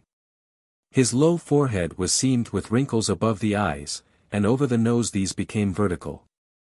The heavy black brows followed the same law, saved from meeting only by an upward turn at what would otherwise have been the point of contact. Deeply sunken beneath these, glowed in the obscure light a pair of eyes of uncertain color, but obviously enough too small. There was something forbidding in their expression, which was not bettered by the cruel mouth and wide jaw. The nose was well enough, as noses go, one does not expect much of noses. All that was sinister in the man's face seemed accentuated by an unnatural pallor, he appeared altogether bloodless. The appearance of the other men was sufficiently commonplace, they were such persons as one meets and forgets that he met. All were younger than the man described, between whom and the eldest of the others, who stood apart, there was apparently no kindly feeling. They avoided looking at each other. "Gentlemen," said the man holding the candle and keys, "I believe everything is right. Are you ready, Mr. Rosser?" The man standing apart from the group bowed and smiled. "And you, Mr. Grossmith?" The heavy man bowed and scowled. "You will be pleased to remove your outer clothing." Their hats, coats, waistcoats and neckwear were soon removed and thrown outside the door, in the passage. The man with the candle now nodded, and the 4th man, he who had urged Grossmith to leave the wagon, produced from the pocket of his overcoat 2 long, murderous-looking bowie knives, which he drew now from their leather scabbards. "They are exactly alike," he said, presenting one to each of the 2 principals, for by this time the dullest observer would have understood the nature of this meeting. It was to be a duel to the death. Each combatant took a knife, examined it critically near the candle and tested the strength of blade and handle across his lifted knee. Their persons were then searched in turn, each by the second of the other. "If it is agreeable to you, Mr. Grossmith," said the man holding the light, "you will place yourself in that corner." He indicated the angle of the room farthest from the door, whither Grossmith retired, his second parting from him with a grasp of the hand which had nothing of cordiality in it. In the angle nearest the door Mr. Rosser stationed himself, and after a whispered consultation his second left him, joining the other near the door. At that moment the candle was suddenly extinguished, leaving all in profound darkness. This may have been done by a draught from the open door. Whatever the cause, the effect was startling. "Gentlemen," said a voice which sounded strangely unfamiliar in the altered condition affecting the relations of the senses, "gentlemen. You will not move until you hear the closing of the outer door." A sound of trampling ensued, then the closing of the inner door, and finally the outer one closed with a concussion which shook the entire building. A few minutes afterward a belated farmer's boy met a light wagon which was being driven furiously toward the town of Marshall. He declared that behind the two figures on the front seat stood a third, with its hands upon the bowed shoulders of the others, who appeared to struggle vainly to free themselves from its grasp. This figure, unlike the others, was clad in white, and had undoubtedly boarded the wagon as it passed the haunted house. As the lad could boast a considerable former experience with the supernatural thereabouts, his word had the weight justly due to the testimony of an expert. The story, in connection with the next day's events, eventually appeared in the Advance. With some slight literary embellishments and a concluding intimation that the gentleman referred to would be allowed the use of the paper's columns for their version of the night's adventure. But the privilege remained without a claimant. Chapter 2. The events that led up to this duel in the dark were simple enough. One evening 3 young men of the town of Marshall were sitting in a quiet corner of the porch of the village hotel, smoking and discussing such matters as 3 educated young men of a southern village would naturally find interesting. Their names were King, Sancher and Rosser. At a little distance, within easy hearing, but taking no part in the conversation, sat a fourth. He was a stranger to the others. They merely knew that on his arrival by the stagecoach that afternoon he had written in the hotel register the name Robert Grossmith. He had not been observed to speak to anyone except the hotel clerk. He seemed, indeed, singularly fond of his own company, or, as the personnel of the Advance expressed it, grossly addicted to evil associations. But then it should be said in justice to the stranger that the personnel was himself of a too convivial disposition fairly to judge one differently gifted, and had, moreover, experienced a slight rebuff in an effort at an interview. "I hate any kind of deformity in a woman," said King, "whether natural or acquired. I have a theory that any physical defect has its correlative mental and moral defect." "I infer, then," said Rosser, gravely, "that a lady lacking the moral advantage of a nose would find the struggle to become Mrs. King an arduous enterprise." "Of course you may put it that way," was the reply, "but, seriously, I once threw over a most charming girl on learning quite accidentally that she had suffered amputation of a toe. My conduct was brutal if you like, but if I had married that girl I should have been miserable for life and should have made her so. Whereas," said Sancher, with a light laugh, "by marrying a gentleman of more liberal views she escaped with a parted throat." "Ah, you know to whom I refer." "Yes, she married Manton, but I don't know about his liberality. I'm not sure, but he cut her throat because he discovered that she lacked that excellent thing in woman, the middle toe of the right foot. Look at that chap," said Rosser in a low voice, his eyes fixed upon the stranger. That chap was obviously listening intently to the conversation. "Damn his impudence," muttered King, "what ought we to do?" "That's an easy one," Rosser replied, rising. "Sir," he continued, addressing the stranger, "I think it would be better if you would remove your chair to the other end of the veranda. The presence of gentlemen is evidently an unfamiliar situation to you." The man sprang to his feet and strode forward with clenched hands, his face white with rage. All were now standing. Sancher stepped between the belligerents. You are hasty and unjust, he said to Rosser, this gentleman has done nothing to deserve such language. But Rosser would not withdraw a word. By the custom of the country and the time there could be but one outcome to the quarrel. I demand the satisfaction due to a gentleman, said the stranger, who had become more calm. I have not an acquaintance in this region. Perhaps you, sir, bowing to Sancher, will be kind enough to represent me in this matter. Sancher accepted the trust, somewhat reluctantly it must be confessed, for the man's appearance and manner were not at all to his liking. King, who during the colloquy had hardly removed his eyes from the stranger's face and had not spoken a word, consented with a nod to act for Rosser, and the upshot of it was that, the principals having retired, a meeting was arranged for the next evening.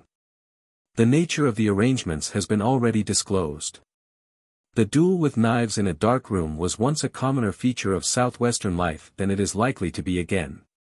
How thin a veneering of chivalry covered the essential brutality of the code under which such encounters were possible we shall see. Chapter 3. In the blaze of a midsummer noonday the old Manton house was hardly true to its traditions.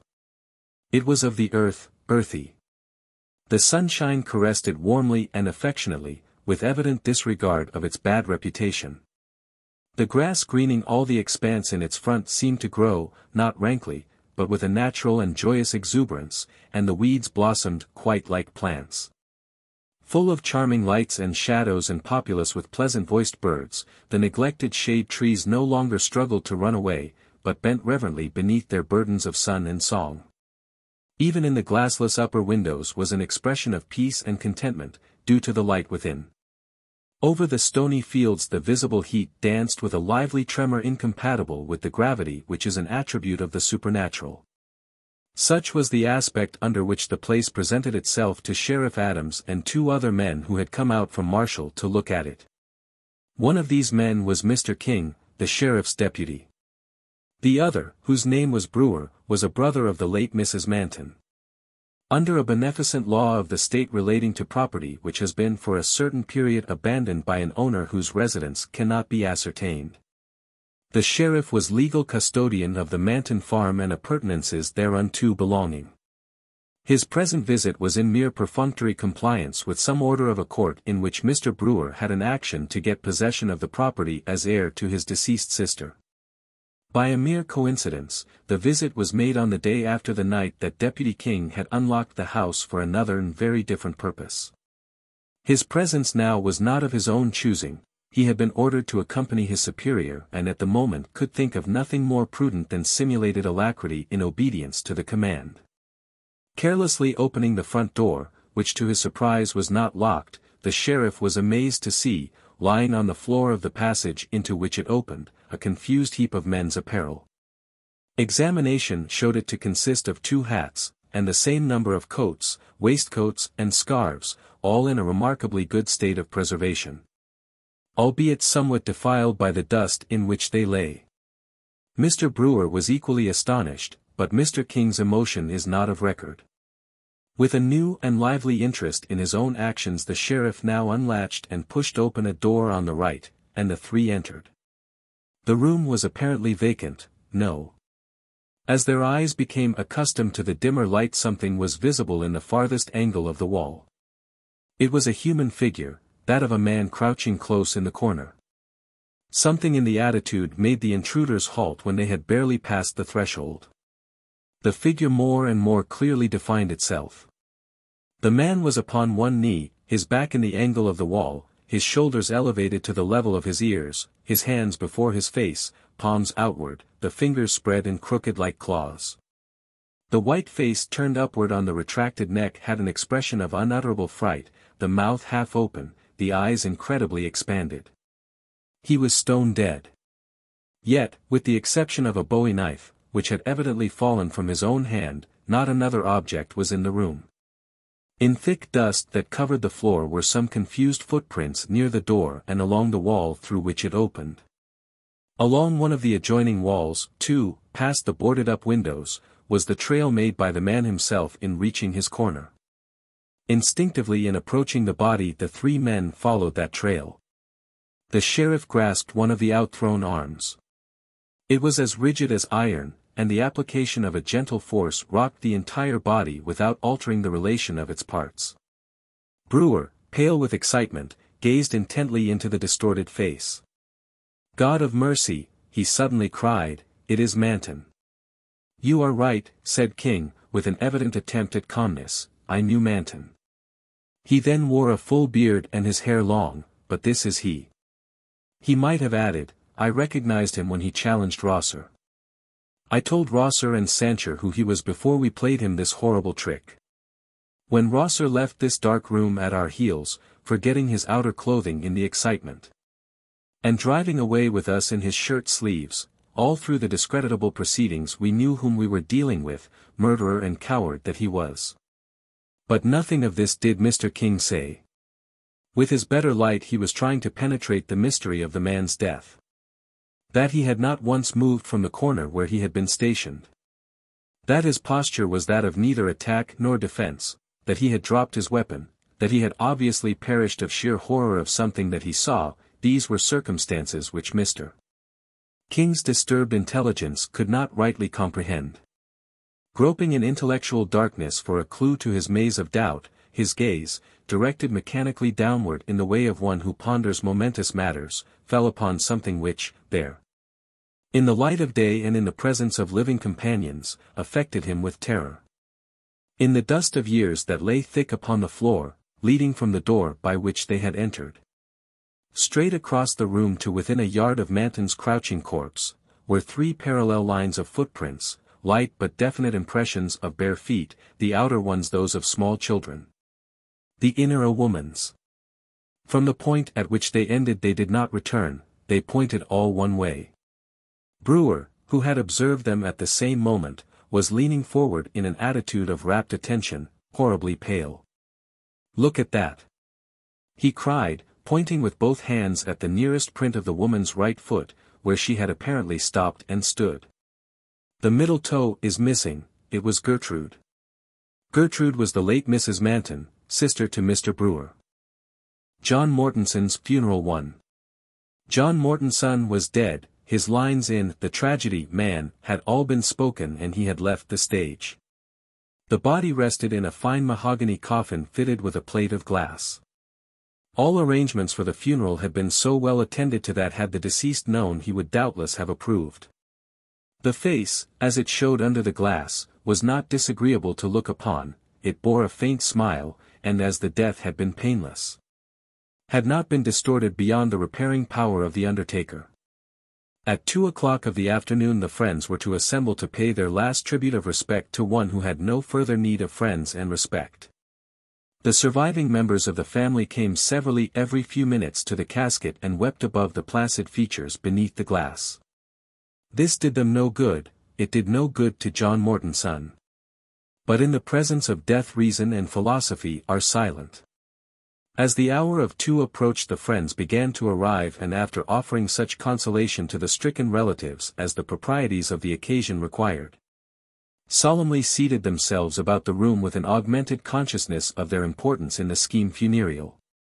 Then the minister came, and in that overshadowing presence the lesser lights went into eclipse.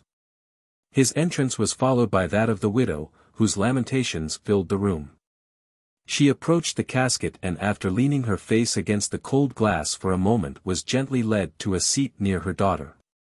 Mournfully and low the man of God began his eulogy of the dead, and his doleful voice, mingled with the sobbing which it was its purpose to stimulate and sustain, rose and fell, seemed to come and go, like the sound of a sullen sea. The gloomy day grew darker as he spoke, a curtain of cloud underspread the sky and a few drops of rain fell audibly. It seemed as if all nature were weeping for John Mortonson.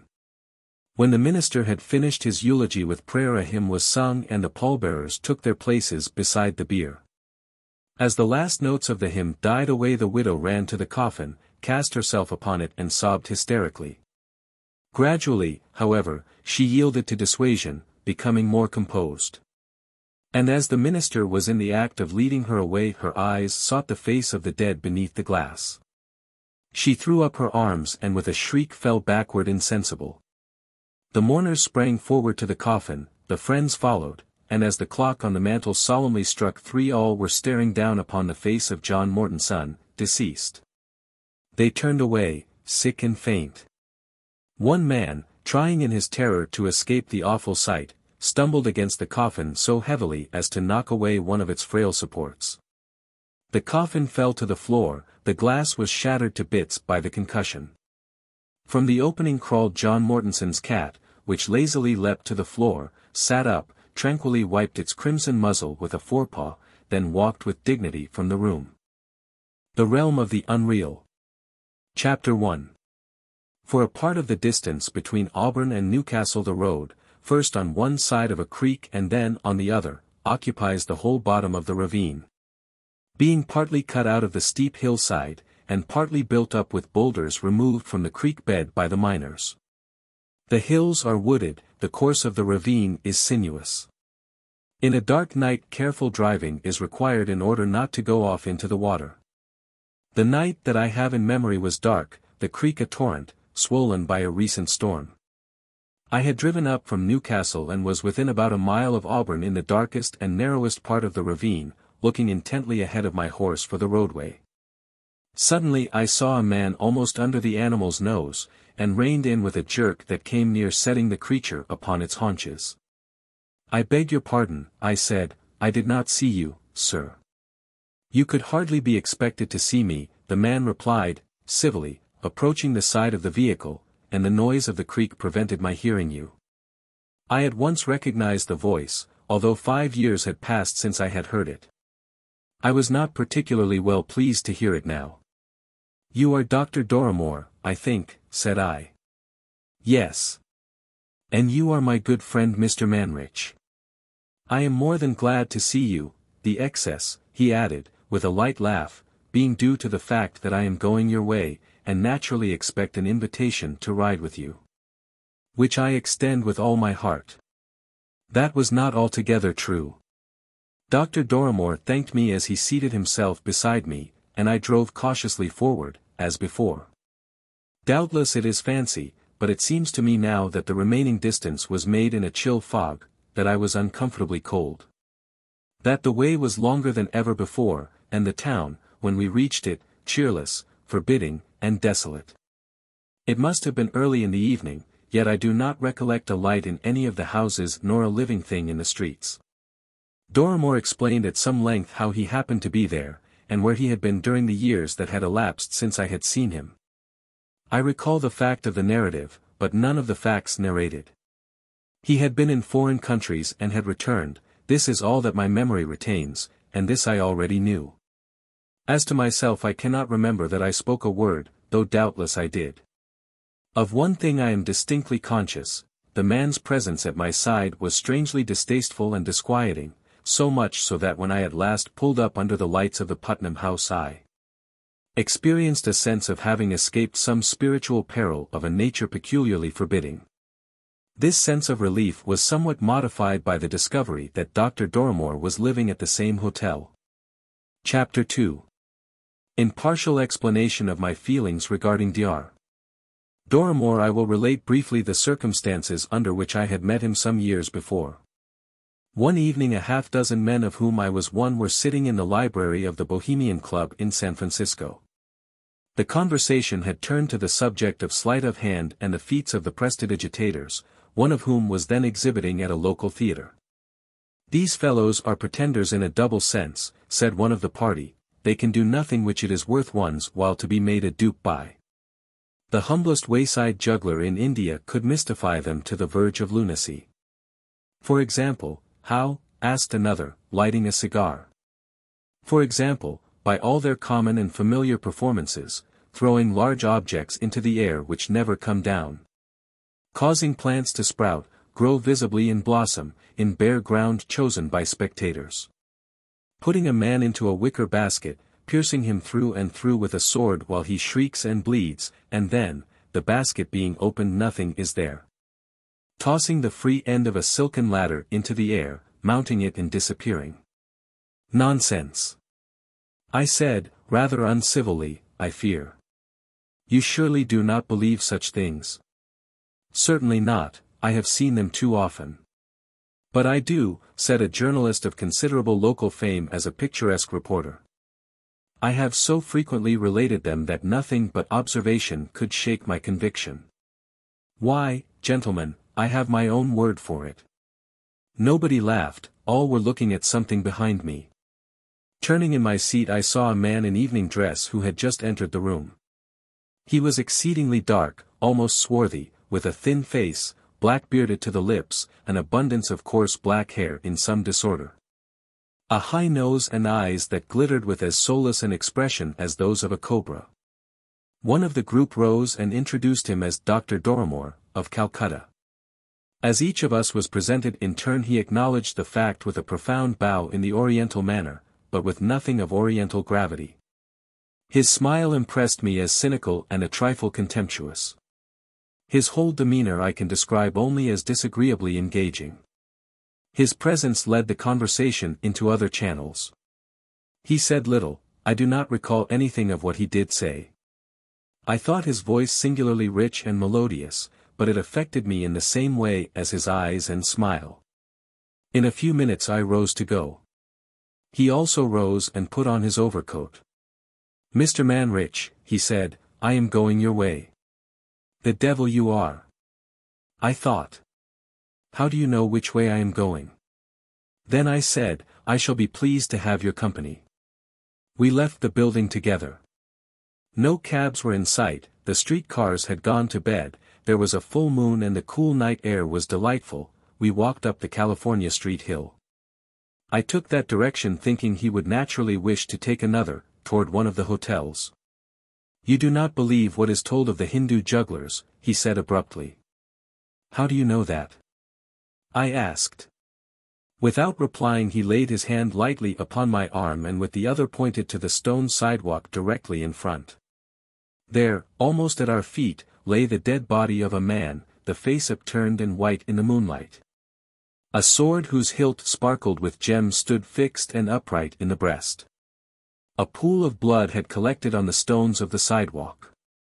I was startled and terrified, not only by what I saw, but by the circumstances under which I saw it. Repeatedly during our ascent of the hill my eyes, I thought, had traversed the whole reach of that sidewalk, from street to street. How could they have been insensible to this dreadful object now so conspicuous in the white moonlight? As my dazed faculties cleared I observed that the body was in evening dress. The overcoat thrown wide open revealed the dress coat, the white tie, the broad expanse of shirt front pierced by the sword. An horrible revelation. The face, except for its pallor, was that of my companion. It was to the minutest detail of dress and feature Dr. Dorrimore himself. Bewildered and horrified, I turned to look for the living man. He was nowhere visible, and with an added terror I retired from the place, down the hill in the direction whence I had come. I had taken but a few strides when a strong grasp upon my shoulder arrested me. I came near crying out with terror. The dead man, the sword still fixed in his breast, stood beside me.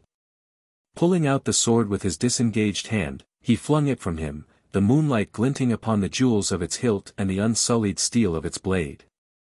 It fell with a clang upon the sidewalk ahead and vanished. The man, swarthy as before, relaxed his grasp upon my shoulder and looked at me with the same cynical regard that I had observed on first meeting him. The dead have not that look. It partly restored me, and turning my head backward, I saw the smooth white expanse of sidewalk, unbroken from street to street. "What is all this nonsense, you devil?" I demanded, fiercely enough, though weak and trembling in every limb. "It is what some are pleased to call jugglery," he answered, with a light, hard laugh. He turned down DuPont Street and I saw him no more until we met in the Auburn Ravine. Chapter 3. On the day after my second meeting with Dr. Dorrimore I did not see him. The clerk in the Putnam House explained that a slight illness confined him to his rooms. That afternoon at the railway station I was surprised and made happy by the unexpected arrival of Miss Margaret Corey and her mother, from Oakland. This is not a love story. I am no storyteller, and love as it is cannot be portrayed in a literature dominated and enthralled by the debasing tyranny which sentences letters, in the name of the young girl. Under the young girl's blighting reign, or rather under the rule of those false ministers of the censure who have appointed themselves to the custody of her welfare, love veils her sacred fires. And, unaware, morality expires.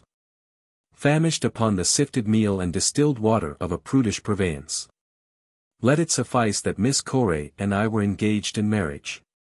She and her mother went to the hotel at which I lived, and for 2 weeks I saw her daily. That I was happy needs hardly be said. The only bar to my perfect enjoyment of those golden days was the presence of Dr. Dorrimore, whom I had felt compelled to introduce to the ladies. By them he was evidently held in favor. What could I say? I knew absolutely nothing to his discredit. His manners were those of a cultivated and considerate gentleman, and to women a man's manner is the man. On 1 or 2 occasions when I saw Miss Corey walking with him I was furious, and once had the indiscretion to protest. Asked for reasons, I had none to give and fancied I saw in her expression a shade of contempt for the vagaries of a jealous mind. In time I grew morose and consciously disagreeable, and resolved in my madness to return to San Francisco the next day. Of this, however, I said nothing. Chapter 4. There was at Auburn an old, abandoned cemetery. It was nearly in the heart of the town, yet by night it was as gruesome a place as the most dismal of human moods could crave. The railings about the plats were prostrate, decayed, or altogether gone. Many of the graves were sunken, from others grew sturdy pines, whose roots had committed unspeakable sin. The headstones were fallen and broken across, brambles overran the ground, the fence was mostly gone, and cows and pigs wandered there at will. The place was a dishonor to the living, a calumny on the dead, a blasphemy against God. The evening of the day on which I had taken my madman's resolution to depart in anger from all that was dear to me found me in that congenial spot. The light of the half-moon fell ghostly through the foliage of trees in spots and patches, revealing much that was unsightly. And the black shadows seemed conspiracies withholding to the proper time revelations of darker import.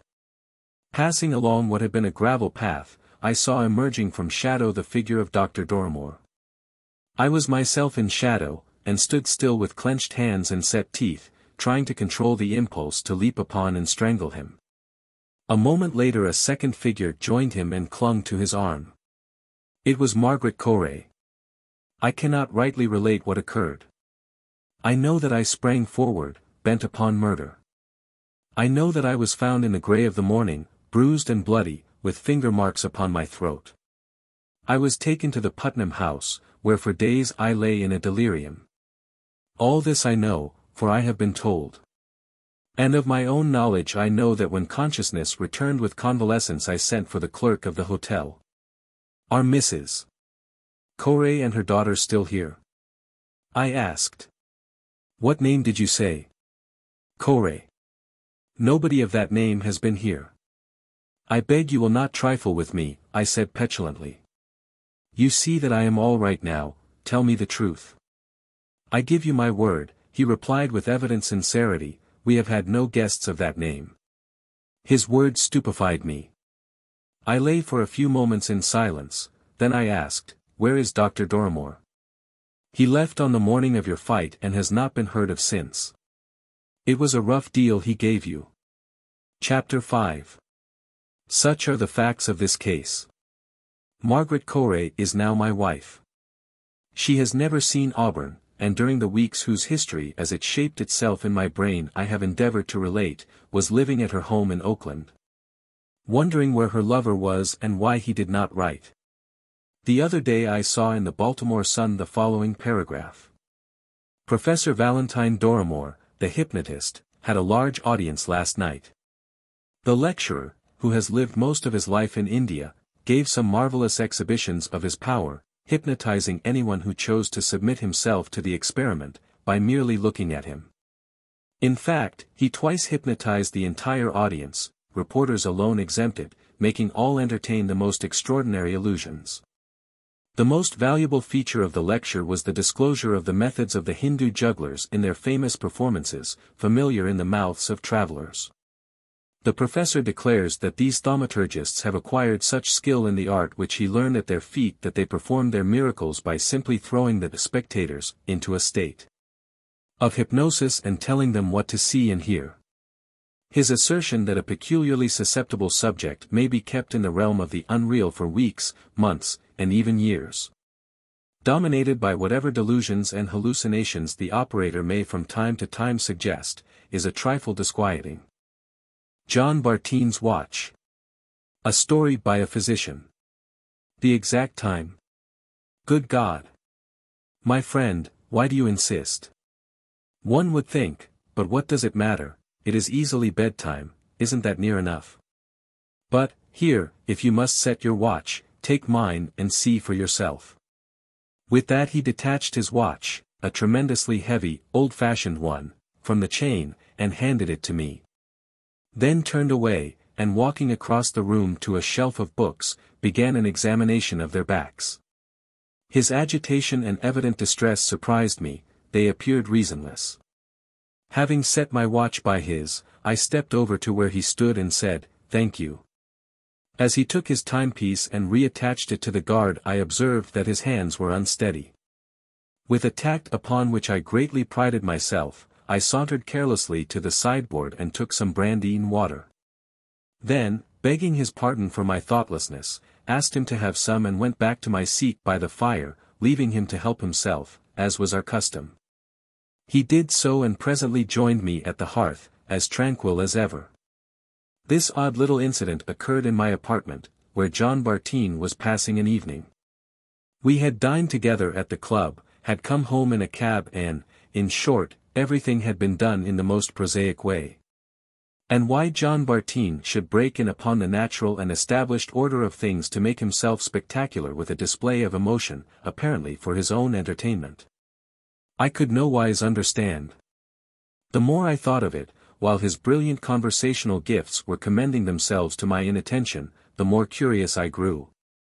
And of course had no difficulty in persuading myself that my curiosity was friendly solicitude. That is the disguise that curiosity usually assumes to evade resentment. So I ruined one of the finest sentences of his disregarded monologue by cutting it short without ceremony. "John Bartine," I said, "you must try to forgive me if I am wrong, but with the light that I have at present I cannot concede your right to go all to pieces when asked the time o' night. I cannot admit that it is proper to experience a mysterious reluctance to look your own watch in the face and to cherish in my presence, without explanation, painful emotions which are denied to me, and which are none of my business." To this ridiculous speech Bartine made no immediate reply, but sat looking gravely into the fire. Fearing that I had offended, I was about to apologize and beg him to think no more about the matter, when looking me calmly in the eyes he said, "My dear fellow, the levity of your manner does not at all disguise the hideous impudence of your demand. But happily I had already decided to tell you what you wish to know, and no manifestation of your unworthiness to hear it shall alter my decision. Be good enough to give me your attention and you shall hear all about the matter. This watch," he said, "had been in my family for 3 generations before it fell to me. Its original owner, for whom it was made, was my great-grandfather, Bramwell Alcott Bartine, a wealthy planter of colonial Virginia. And as stanch a Tory as ever lay awake nights contriving new kinds of maledictions for the head of Mr. Washington, and new methods of aiding and abetting good King George. One day this worthy gentleman had the deep misfortune to perform for his cause a service of capital importance which was not recognized as legitimate by those who suffered its disadvantages. It does not matter what it was, but among its minor consequences was my excellent ancestor's arrest one night in his own house by a party of Mr. Washington's rebels. He was permitted to say farewell to his weeping family, and was then marched away into the darkness which swallowed him up forever. Not the slenderest clue to his fate was ever found. After the war the most diligent inquiry and the offer of large rewards failed to turn up any of his captors or any fact concerning his disappearance. He had disappeared, and that was all. Something in Bartine's manner that was not in his words, I hardly knew what it was, prompted me to ask, "What is your view of the matter, of the justice of it?" "My view of it," he flamed out, bringing his clenched hand down upon the table as if he had been in a public house dicing with blackguards. My view of it is that it was a characteristically dastardly assassination by that damned traitor Washington, and his ragamuffin rebels. For some minutes nothing was said. Bartine was recovering his temper, and I waited. Then I said, "Was that all?" "No, there was something else. A few weeks after my great-grandfather's arrest his watch was found lying on the porch at the front door of his dwelling. It was wrapped in a sheet of letter paper bearing the name of Rupert Bartine, his only son, my grandfather. I am wearing that watch." Bartine paused. His usually restless black eyes were staring fixedly into the grate, a point of red light in each, reflected from the glowing coals. He seemed to have forgotten me. A sudden threshing of the branches of a tree outside one of the windows, and almost at the same instant a rattle of rain against the glass, recalled him to a sense of his surroundings. A storm had risen, heralded by a single gust of wind, and in a few moments the steady plash of the water on the pavement was distinctly heard. I hardly know why I relate this incident. It seemed somehow to have a certain significance and relevancy which I am unable now to discern. It at least added an element of seriousness, almost solemnity. Bartine resumed. "I have a singular feeling toward this watch, a kind of affection for it. I like to have it about me, though partly from its weight, and partly for a reason I shall now explain. I seldom carry it. The reason is this: every evening when I have it with me I feel an unaccountable desire to open and consult it, even if I can think of no reason for wishing to know the time. But if I yield to it, the moment my eyes rest upon the dial I am filled with a mysterious apprehension, a sense of imminent calamity. And this is the more insupportable the nearer it is to 11 o'clock, by this watch, no matter what the actual hour may be. After the hands have registered 11 the desire to look is gone. I am entirely indifferent. Then I can consult the thing as often as I like, with no more emotion than you feel in looking at your own. Naturally I have trained myself not to look at that watch in the evening before 11, nothing could induce me. Your insistence this evening upset me a trifle. I felt very much as I suppose an opium eater might feel if his yearning for his special and particular kind of hell were reinforced by opportunity and advice. Now that is my story, and I have told it in the interest of your trumpery science. But if on any evening hereafter you observe me wearing this damnable watch, and you have the thoughtfulness to ask me the hour, I shall beg leave to put you to the inconvenience of being knocked down. His humor did not amuse me. I could see that in relating his delusion he was again somewhat disturbed. His concluding smile was positively ghastly, and his eyes had resumed something more than their old restlessness. They shifted hither and thither about the room with apparent aimlessness, and I fancied had taken on a wild expression, such as is sometimes observed in cases of dementia. Perhaps this was my own imagination, but at any rate I was now persuaded that my friend was afflicted with a most singular and interesting monomania.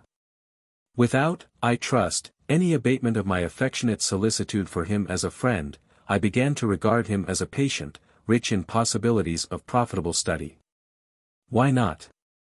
Had he not described his delusion in the interest of science? Ah, poor fellow, he was doing more for science than he knew. Not only his story but himself was in evidence.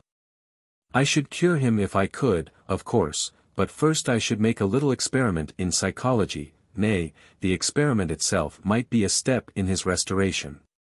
That is very frank and friendly of you, Bartine, I said cordially, and I'm rather proud of your confidence. It is all very odd, certainly. Do you mind showing me the watch? He detached it from his waistcoat, chain and all, and passed it to me without a word. The case was of gold, very thick and strong, and singularly engraved. After closely examining the dial and observing that it was nearly 12 o'clock, I opened it at the back and was interested to observe an inner case of ivory, upon which was painted a miniature portrait in that exquisite and delicate manner which was in vogue during the 18th century. Why, bless my soul! I exclaimed, feeling a sharp artistic delight, how under the sun did you get that done? I thought miniature painting on ivory was a lost art. That, he replied, gravely smiling, is not I, it is my excellent great-grandfather, the late Bramwell Alcott Bartine, Esquire, of Virginia. He was younger then than later, about my age, in fact. It is said to resemble me, do you think so? Resemble you? I should say so.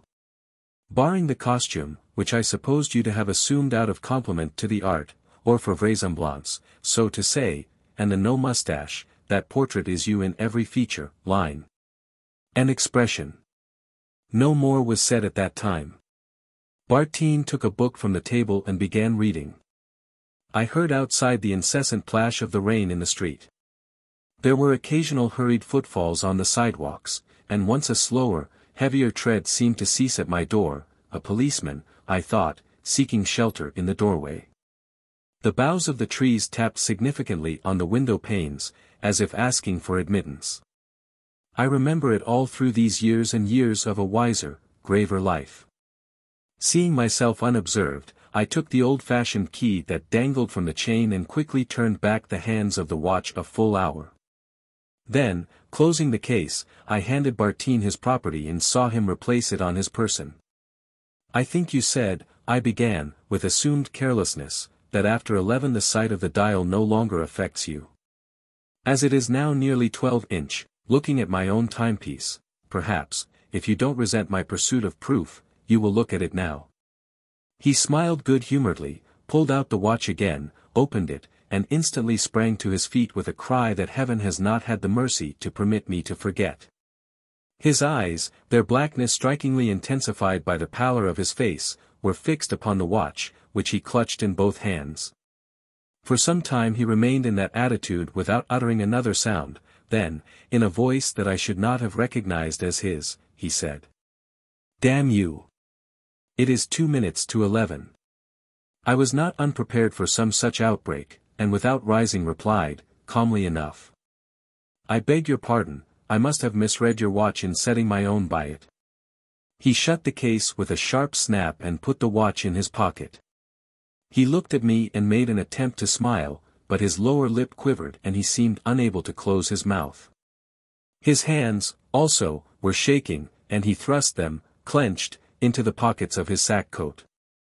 The courageous spirit was manifestly endeavoring to subdue the coward body. The effort was too great. He began to sway from side to side, as from vertigo, and before I could spring from my chair to support him his knees gave way and he pitched awkwardly forward and fell upon his face. I sprang to assist him to rise, but when John Bartine rises we shall all rise. The post-mortem examination disclosed nothing, every organ was normal and sound. But when the body had been prepared for burial a faint dark circle was seen to have developed around the neck. At least I was so assured by several persons who said they saw it, but of my own knowledge I cannot say if that was true. Nor can I set limitations to the law of heredity. I do not know that in the spiritual world a sentiment or emotion may not survive the heart that held it, and seek expression in a kindred life, ages removed. Surely, if I were to guess at the fate of Bramwell Alcott Bartine, should guess that he was hanged at 11 o'clock in the evening. And that he had been allowed several hours in which to prepare for the change. As to John Bartine, my friend, my patient for 5 minutes, and, heaven forgive me, my victim for eternity, there is no more to say. He is buried, and his watch with him, I saw to that. May God rest his soul in paradise, and the soul of his Virginian ancestor, if, indeed, they are two souls. The damned thing. Chapter 1. One does not always eat what is on the table.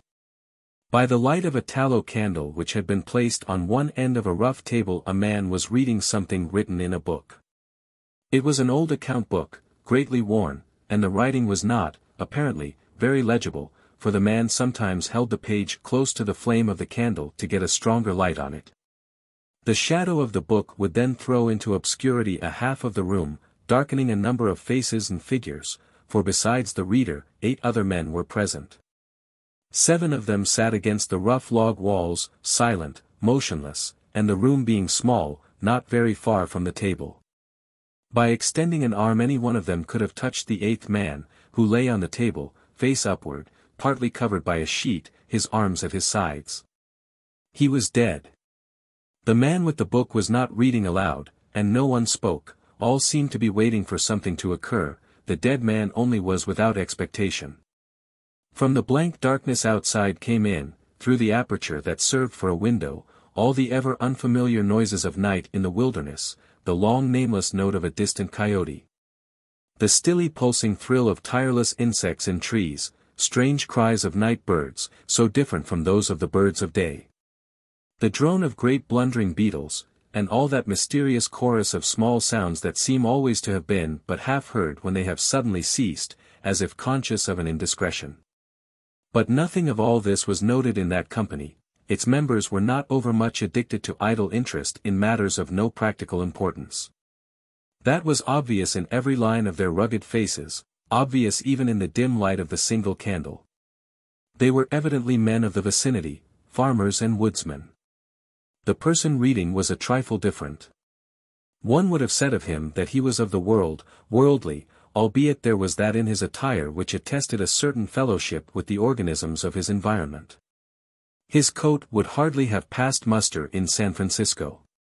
His footgear was not of urban origin.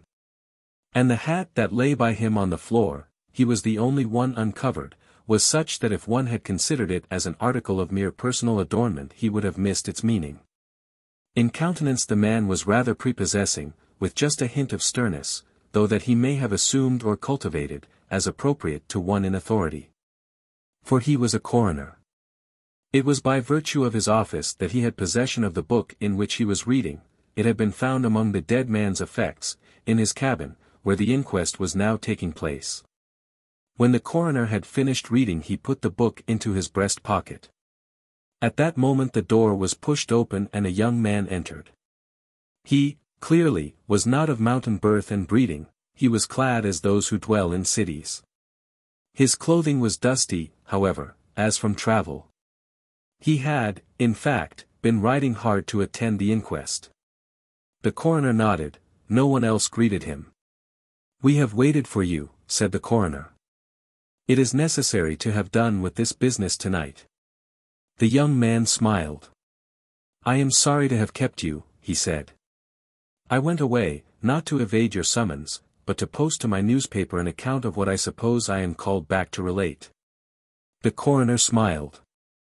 "The account that you posted to your newspaper," he said, "differs, probably, from that which you will give here under oath." "That," replied the other, rather hotly and with a visible flush, "is as you please. I used manifold paper and have a copy of what I sent.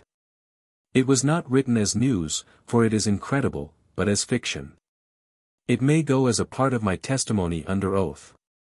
But you say it is incredible. That is nothing to you, sir, if I also swear that it is true." The coroner was silent for a time, his eyes upon the floor.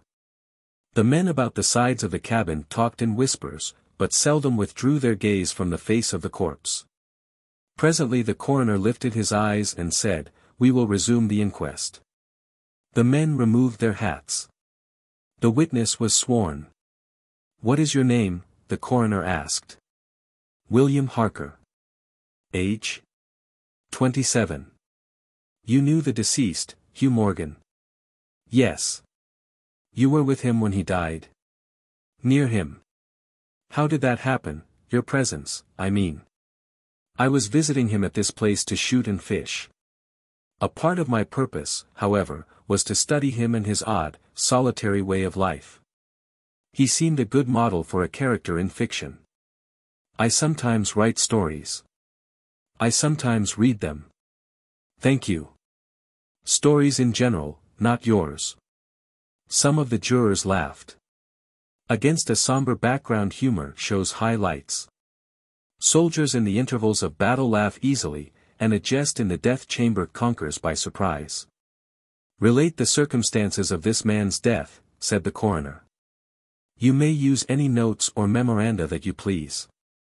The witness understood. Pulling a manuscript from his breast pocket he held it near the candle and turning the leaves until he found the passage that he wanted began to read. Chapter 2.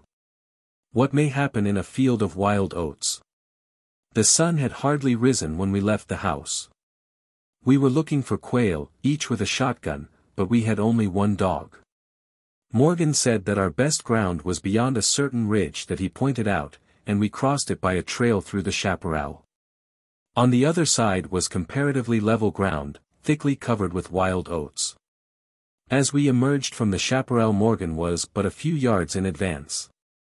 Suddenly we heard, at a little distance to our right and partly in front, a noise as of some animal thrashing about in the bushes, which we could see were violently agitated. "We've started a deer," I said. "I wish we had brought a rifle." Morgan, who had stopped and was intently watching the agitated chaparral, said nothing, but had cocked both barrels of his gun and was holding it in readiness to aim. I thought him a trifle excited, which surprised me, for he had a reputation for exceptional coolness, even in moments of sudden and imminent peril. "Oh, come," I said. "You are not going to fill up a deer with quail shot, are you?" Still he did not reply. But catching a sight of his face as he turned it slightly toward me, I was struck by the intensity of his look. Then I understood that we had serious business in hand, and my first conjecture was that we had jumped a grizzly. I advanced to Morgan's side, cocking my piece as I moved. The bushes were now quiet and the sounds had ceased, but Morgan was as attentive to the place as before. "What is it? What the devil is it?" I asked. "That damn thing," he replied, without turning his head. His voice was husky and unnatural. He trembled visibly. I was about to speak further, when I observed the wild oats near the place of the disturbance moving in the most inexplicable way. I can hardly describe it. It seemed as if stirred by a streak of wind, which not only bent it, but pressed it down, crushed it so that it did not rise, and this movement was slowly prolonging itself directly toward us. Nothing that I had ever seen had affected me so strangely as this unfamiliar and unaccountable phenomenon, yet I am unable to recall any sense of fear. I remember, and tell it here because, singularly enough, I recollected it then, that once in looking carelessly out of an open window I momentarily mistook a small tree close at hand for one of a group of larger trees at a little distance away. It looked the same size as the others, but being more distinctly and sharply defined in mass and detail seemed out of harmony with them. It was a mere falsification of the law of aerial perspective, but it startled, almost terrified me. We so rely upon the orderly operation of familiar natural laws that any seeming suspension of them is noted as a menace to our safety, a warning of unthinkable calamity. So now the apparently causeless movement of the herbage and the slow, undeviating approach of the line of disturbance were distinctly disquieting. My companion appeared actually frightened, and I could hardly credit my senses when I saw him suddenly throw his gun to his shoulder and fire both barrels at the agitated grain. Before the smoke of the discharge had cleared away, I heard a loud savage cry, a scream like that of a wild animal, and flinging his gun upon the ground, Morgan sprang away and ran swiftly from the spot. At the same instant I was thrown violently to the ground by the impact of something unseen in the smoke, some soft, heavy substance that seemed thrown against me with great force. Before I could get upon my feet and recover my gun, which seemed to have been struck from my hands, I heard Morgan crying out as if in mortal agony, and mingling with his cries were such hoarse, savage sounds as one hears from fighting dogs. Inexpressibly terrified, I struggled to my feet and looked in the direction of Morgan's retreat, and may heaven in mercy spare me from another sight like that. At a distance of less than 30 yards was my friend, down upon one knee, his head thrown back at a frightful angle, hatless. His long hair in disorder and his whole body in violent movement from side to side, backward and forward. His right arm was lifted and seemed to lack the hand, at least, I could see none. The other arm was invisible. At times, as my memory now reports this extraordinary scene, I could discern but a part of his body. It was as if he had been partly blotted out, I cannot otherwise express it, then a shifting of his position would bring it all into view again. All this must have occurred within a few seconds, yet in that time Morgan assumed all the postures of a determined wrestler vanquished by superior weight and strength. I saw nothing but him, and him not always distinctly. During the entire incident his shouts and curses were heard, as if through an enveloping uproar of such sounds of rage and fury as I had never heard from the throat of man or brute. For a moment only I stood irresolute, then throwing down my gun I ran forward to my friend's assistance. I had a vague belief that he was suffering from a fit, or some form of convulsion. Before I could reach his side he was down and quiet. All sounds had ceased, but with a feeling of such terror as even these awful events had not inspired I now saw again the mysterious movement of the wild oats, prolonging itself from the trampled area about the prostrate man toward the edge of a wood. It was only when it had reached the wood that I was able to withdraw my eyes and look at my companion. He was dead. Chapter 3. A man though naked may be in rags. The coroner rose from his seat and stood beside the dead man. Lifting an edge of the sheet he pulled it away, exposing the entire body, altogether naked and showing in the candlelight a clay-like yellow. It had, however, broad maculations of bluish-black, obviously caused by extravasated blood from contusions. The chest and sides looked as if they had been beaten with a bludgeon. There were dreadful lacerations, the skin was torn in strips and shreds. The coroner moved round to the end of the table and undid a silk handkerchief which had been passed under the chin and knotted on the top of the head. When the handkerchief was drawn away it exposed what had been the throat. Some of the jurors who had risen to get a better view repented their curiosity and turned away their faces. Witness Harker went to the open window and leaned out across the sill, faint and sick. Dropping the handkerchief upon the dead man's neck the coroner stepped to an angle of the room and from a pile of clothing produced one garment after another, each of which he held up a moment for inspection. All were torn, and stiff with blood. The jurors did not make a closer inspection. They seemed rather uninterested. They had, in truth, seen all this before. The only thing that was new to them being Harker's testimony. "Gentlemen," the coroner said, "we have no more evidence, I think. Your duty has been already explained to you. If there is nothing you wish to ask you may go outside and consider your verdict." The foreman rose, a tall, bearded man of 60, coarsely clad. "I should like to ask one question, Mr. Coroner," he said. "What asylum did this your last witness escape from?" "Mr. Harker," said the coroner, gravely and tranquilly, "from what asylum did you last escape?" Harker flushed crimson again, but said nothing, and the 7 jurors rose and solemnly filed out of the cabin. "If you have done insulting me, sir," said Harker, as soon as he and the officer were left alone with the dead man, "I suppose I am at liberty to go?" "Yes." Harker started to leave, but paused, with his hand on the door latch. The habit of his profession was strong in him, stronger than his sense of personal dignity. He turned about and said, "The book that you have there, I recognize it as Morgan's diary. You seemed greatly interested in it, you read in it while I was testifying. May I see it? The public would like." "The book will cut no figure in this matter," replied the official, slipping it into his coat pocket. "All the entries in it were made before the writer's death." As Harker passed out of the house the jury re-entered and stood about the table, on which the now covered corpse showed under the sheet with sharp definition. The foreman seated himself near the candle, produced from his breast pocket a pencil and scrap of paper and wrote rather laboriously the following verdict, which with various degrees of effort all signed. "We, the jury, do find that the remains come to their death at the hands of a mountain lion, but some of us thinks, all the same, they had fits." Chapter 4. An explanation from the tomb. In the diary of the late Hugh Morgan are certain interesting entries having, possibly, a scientific value as suggestions. At the inquest upon his body the book was not put in evidence, possibly the coroner thought it not worth while to confuse the jury. The date of the first of the entries mentioned cannot be ascertained, the upper part of the leaf is torn away. The part of the entry remaining follows. Would run in a half circle, keeping his head turned always toward the center, and again he would stand still, barking furiously. At last he ran away into the brush as fast as he could go. I thought at first that he had gone mad, but on returning to the house found no other alteration in his manner than what was obviously due to fear of punishment. Can a dog see with his nose?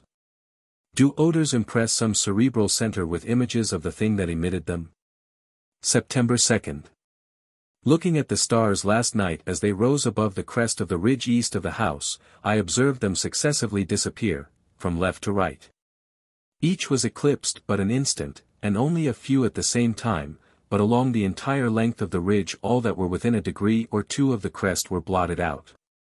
It was as if something had passed along between me and them, but I could not see it, and the stars were not thick enough to define its outline. Ugh! I don't like this. Several weeks' entries are missing, 3 leaves being torn from the book. September 27, it has been about here again, I find evidences of its presence every day. I watched again all last night in the same cover, gun in hand, double charged with buckshot. In the morning the fresh footprints were there, as before. Yet I would have sworn that I did not sleep, indeed, I hardly sleep at all. It is terrible, insupportable. If these amazing experiences are real I shall go mad, if they are fanciful I am mad already. October 3, I shall not go, it shall not drive me away. No, this is my house, my land.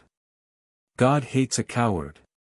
October 5, I can stand it no longer. I have invited Harker to pass a few weeks with me, he has a level head. I can judge from his manner if he thinks me mad. October 7, I have the solution of the mystery. It came to me last night, suddenly, as by revelation. How simple, how terribly simple. There are sounds that we cannot hear. At either end of the scale are notes that stir no chord of that imperfect instrument, the human ear. They are too high or too grave. I have observed a flock of blackbirds occupying an entire treetop, the tops of several trees, and all in full song. Suddenly, in a moment, at absolutely the same instant, all spring into the air and fly away. How? They could not all see one another, whole treetops intervened. At no point could a leader have been visible to all. There must have been a signal of warning or command, high and shrill above the din, but by me unheard. I have observed, too, the same simultaneous flight when all were silent, among not only blackbirds, but other birds, quail, for example, widely separated by bushes, even on opposite sides of a hill. It is known to seamen that a school of whales basking or sporting on the surface of the ocean, miles apart, with the convexity of the earth between, will sometimes dive at the same instant, all gone out of sight in a moment. The signal has been sounded, too grave for the ear of the sailor at the masthead and his comrades on the deck, who nevertheless feel its vibrations in the ship as the stones of a cathedral are stirred by the bass of the organ. As with sounds, so with colors. At each end of the solar spectrum the chemist can detect the presence of what are known as actinic rays. They represent colors, integral colors in the composition of light, which we are unable to discern. The human eye is an imperfect instrument.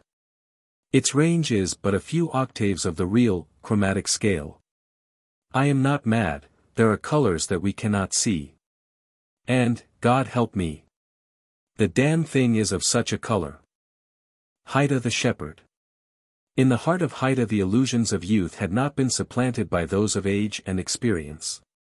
His thoughts were pure and pleasant, for his life was simple and his soul devoid of ambition. He rose with the sun and went forth to pray at the shrine of Hastur, the god of shepherds, who heard and was pleased. After performance of this pious rite Haïta unbarred the gate of the fold and with a cheerful mind drove his flock afield, eating his morning meal of curds and oat cake as he went. Occasionally pausing to add a few berries, cold with dew, or to drink of the waters that came away from the hills to join the stream in the middle of the valley and be borne along with it. He knew not whither.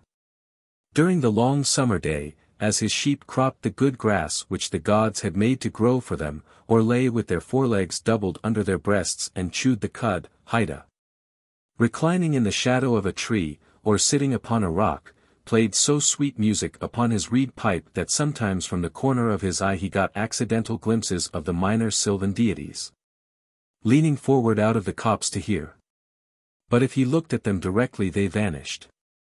From this, for he must be thinking if he would not turn into one of his own sheep, he drew the solemn inference that happiness may come if not sought, but if looked for will never be seen. For next to the favor of Hastur, who never disclosed himself, Haïta most valued the friendly interest of his neighbors, the shy immortals of the wood and stream. At nightfall he drove his flock back to the fold, saw that the gate was secure and retired to his cave for refreshment and for dreams. So passed his life, one day like another, save when the storms uttered the wrath of an offended god. Then Haïta cowered in his cave, his face hidden in his hands, and prayed that he alone might be punished for his sins and the world saved from destruction. Sometimes when there was a great rain, and the stream came out of its banks, compelling him to urge his terrified flock to the uplands, he interceded for the people in the cities which he had been told lay in the plain beyond the two blue hills forming the gateway of his valley. It is kind of thee, O Hastur, so he prayed, to give me mountains so near to my dwelling and my fold that I and my sheep can escape the angry torrents. But the rest of the world thou must thyself deliver in some way that I know not of, or I will no longer worship thee. And Hastur, knowing that Haïta was a youth who kept his word, spared the cities and turned the waters into the sea. So he had lived since he could remember. He could not rightly conceive any other mode of existence.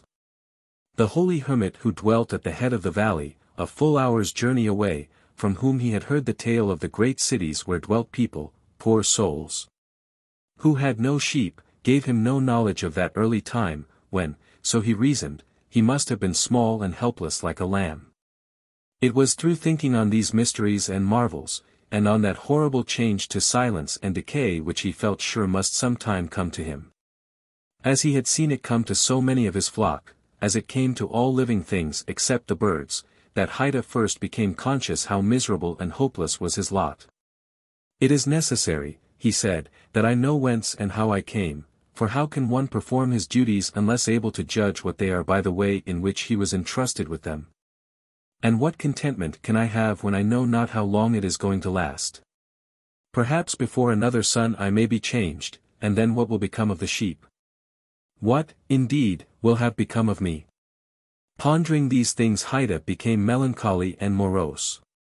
He no longer spoke cheerfully to his flock, nor ran with alacrity to the shrine of Hastur. In every breeze he heard whispers of malign deities whose existence he now first observed. Every cloud was a portent signifying disaster, and the darkness was full of terrors. His reed pipe when applied to his lips gave out no melody, but a dismal wail. The sylvan and riparian intelligences no longer thronged the thicket side to listen, but fled from the sound, as he knew by the stirred leaves and bent flowers. He relaxed his vigilance and many of his sheep strayed away into the hills and were lost. Those that remained became lean and ill for lack of good pasturage, for he would not seek it for them, but conducted them day after day to the same spot, through mere abstraction. While puzzling about life and death, of immortality he knew not. One day while indulging in the gloomiest reflections he suddenly sprang from the rock upon which he sat. And with a determined gesture of the right hand exclaimed, I will no longer be a suppliant for knowledge which the gods withhold. Let them look to it that they do me no wrong. I will do my duty as best I can, and if I err upon their own heads be it. Suddenly, as he spoke, a great brightness fell about him, causing him to look upward, thinking the sun had burst through a rift in the clouds, but there were no clouds. No more than an arm's length away stood a beautiful maiden. So beautiful she was that the flowers about her feet folded their petals in despair and bent their heads in token of submission. So sweet her look that the humming birds thronged her eyes, thrusting their thirsty bills almost into them, and the wild bees were about her lips.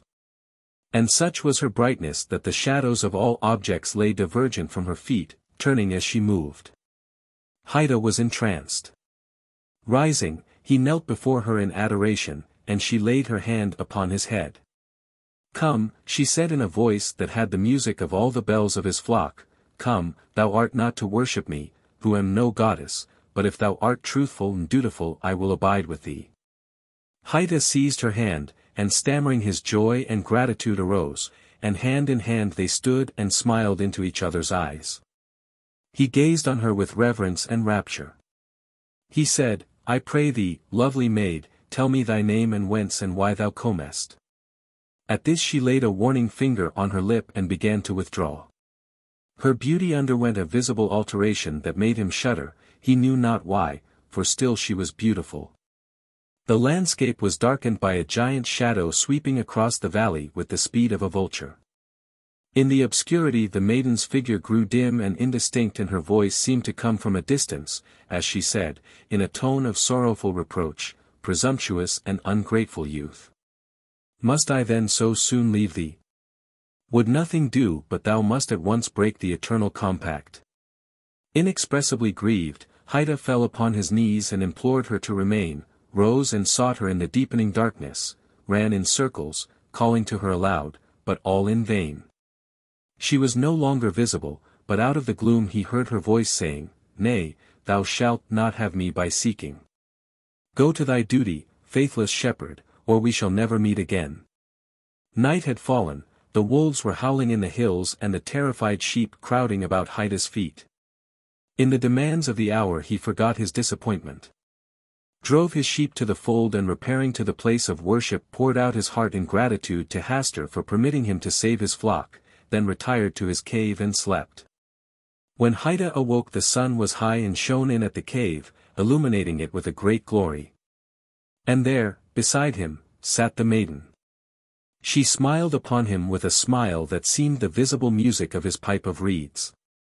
He dared not speak, fearing to offend her as before, for he knew not what he could venture to say.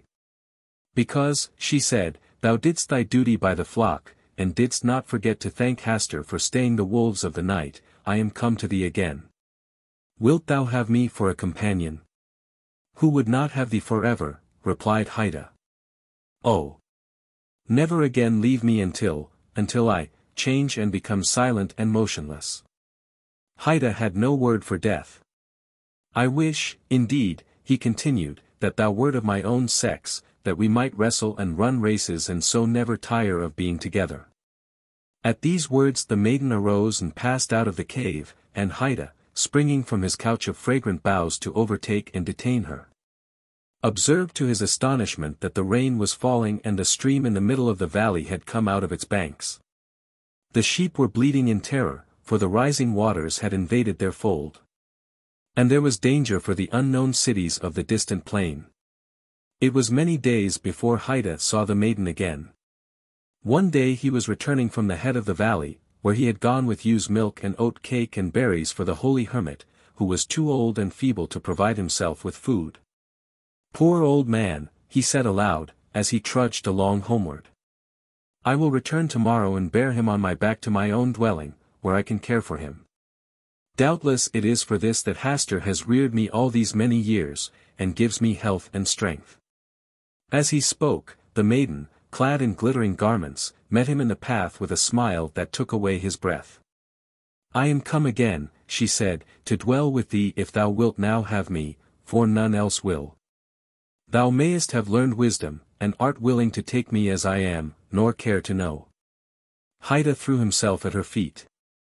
Beautiful being, he cried, if thou wilt but deign to accept all the devotion of my heart and soul, after Hastur be served, it is thine forever. But, alas! Thou art capricious and wayward. Before tomorrow's sun I may lose thee again. Promise, I beseech thee, that however in my ignorance I may offend, thou wilt forgive and remain always with me. Scarcely had he finished speaking when a troop of bears came out of the hills, racing toward him with crimson mouths and fiery eyes.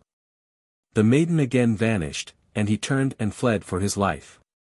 Nor did he stop until he was in the cot of the holy hermit, whence he had set out. Hastily barring the door against the bears he cast himself upon the ground and wept. My son, said the hermit from his couch of straw, freshly gathered that morning by Haïta's hands, it is not like thee to weep for bears, tell me what sorrow hath befallen thee. That age may minister to the hurts of youth with such balms as it hath of its wisdom. Haïta told him all, how thrice he had met the radiant maid, and thrice she had left him forlorn. He related minutely all that had passed between them, omitting no word of what had been said. When he had ended, the holy hermit was a moment silent, then said, "My son, I have attended to thy story, and I know the maiden. I have myself seen her, as have many. Know, then, that her name, which she would not even permit thee to inquire, is Happiness. Thou saidst the truth to her, that she is capricious, for she imposeth conditions that man cannot fulfill, and delinquency is punished by desertion. She cometh only when unsought, and will not be questioned. One manifestation of curiosity, one sign of doubt, one expression of misgiving, and she is away. How long didst thou have her at any time before she fled?" "Only a single instant," answered Haïta, blushing with shame at the confession. "Each time I drove her away in one moment." "Unfortunate youth," said the holy hermit, "but for thine indiscretion thou mightst have had her for two. An inhabitant of Carcosa. For there be divers sorts of death, some wherein the body remaineth, and in some it vanisheth quite away with the spirit. This commonly occurreth only in solitude, such is God's will, and, none seeing the end, we say the man is lost, or gone on a long journey, which indeed he hath. But sometimes it hath happened in sight of many, as abundant testimony showeth. In one kind of death the spirit also dieth, and this it hath been known to do while yet the body was in vigor for many years. Sometimes, as is veritably attested, it dieth with the body, but after a season is raised up again in that place where the body did decay." Pondering these words of Halli, whom God rest, and questioning their full meaning, as one who, having an intimation, yet doubts if there be not something behind, other than that which he has discerned, I noted not whither I had strayed until a sudden chill wind striking my face revived in me a sense of my surroundings. I observed with astonishment that everything seemed unfamiliar. On every side of me stretched a bleak and desolate expanse of plain, covered with a tall overgrowth of sere grass, which rustled and whistled in the autumn wind with heaven knows what mysterious and disquieting suggestion. Protruded at long intervals above it, stood strangely shaped and somber-colored rocks, which seemed to have an understanding with one another and to exchange looks of uncomfortable significance, as if they had reared their heads to watch the issue of some foreseen event. A few blasted trees here and there appeared as leaders in this malevolent conspiracy of silent expectation. The day, I thought, must be far advanced, though the sun was invisible. And although sensible that the air was raw and chill, my consciousness of that fact was rather mental than physical. I had no feeling of discomfort. Over all the dismal landscape a canopy of low, lead-colored clouds hung like a visible curse. In all this there were a menace and a portent, a hint of evil, an intimation of doom. Bird, beast, or insect there was none. The wind sighed in the bare branches of the dead trees and the grey grass bent to whisper its dread secret to the earth. But no other sound nor motion broke the awful repose of that dismal place. I observed in the herbage a number of weather-worn stones, evidently shaped with tools. They were broken, covered with moss and half sunken in the earth. Some lay prostrate, some leaned at various angles, none was vertical. They were obviously headstones of graves, though the graves themselves no longer existed as either mounds or depressions, the years had leveled all. Scattered here and there, more massive blocks showed where some pompous tomb or ambitious monument had once flung its feeble defiance at oblivion. So old seemed these relics, these vestiges of vanity and memorials of affection and piety, so battered and worn and stained, so neglected, deserted, forgotten the place, that I could not help thinking myself the discoverer of the burial ground of a prehistoric race of men whose very name was long extinct. Filled with these reflections, I was for some time heedless of the sequence of my own experiences, but soon I thought, how came I hither? A moment's reflection seemed to make this all clear and explain at the same time, though in a disquieting way, the singular character with which my fancy had invested all that I saw or heard. I was ill. I remembered now that I had been prostrated by a sudden fever, and that my family had told me that in my periods of delirium I had constantly cried out for liberty and air. and had been held in bed to prevent my escape out of doors. Now I had eluded the vigilance of my attendants and had wandered hitherto, to where? I could not conjecture. Clearly I was at a considerable distance from the city where I dwelt, the ancient and famous city of Carcosa. No signs of human life were anywhere visible nor audible. No rising smoke, no watchdog's bark, no lowing of cattle, no shouts of children at play, nothing but that dismal burial place, with its air of mystery and dread, due to my own disordered brain. Was I not becoming again delirious, there beyond human aid? Was it not indeed all an illusion of my madness? I called aloud the names of my wives and sons, reached out my hands in search of theirs, even as I walked among the crumbling stones and in the withered grass. A noise behind me caused me to turn about. A wild animal, a lynx, was approaching. The thought came to me, if I break down here in the desert, if the fever return and I fail, this beast will be at my throat. I sprang toward it, shouting. It trotted tranquilly by within a hand's breadth of me and disappeared behind a rock. A moment later a man's head appeared to rise out of the ground a short distance away. He was ascending the farther slope of a low hill whose crest was hardly to be distinguished from the general level. His whole figure soon came into view against the background of grey cloud. He was half naked, half clad in skins. His hair was unkempt, his beard long and ragged. In one hand he carried a bow and arrow, the other held a blazing torch with a long trail of black smoke.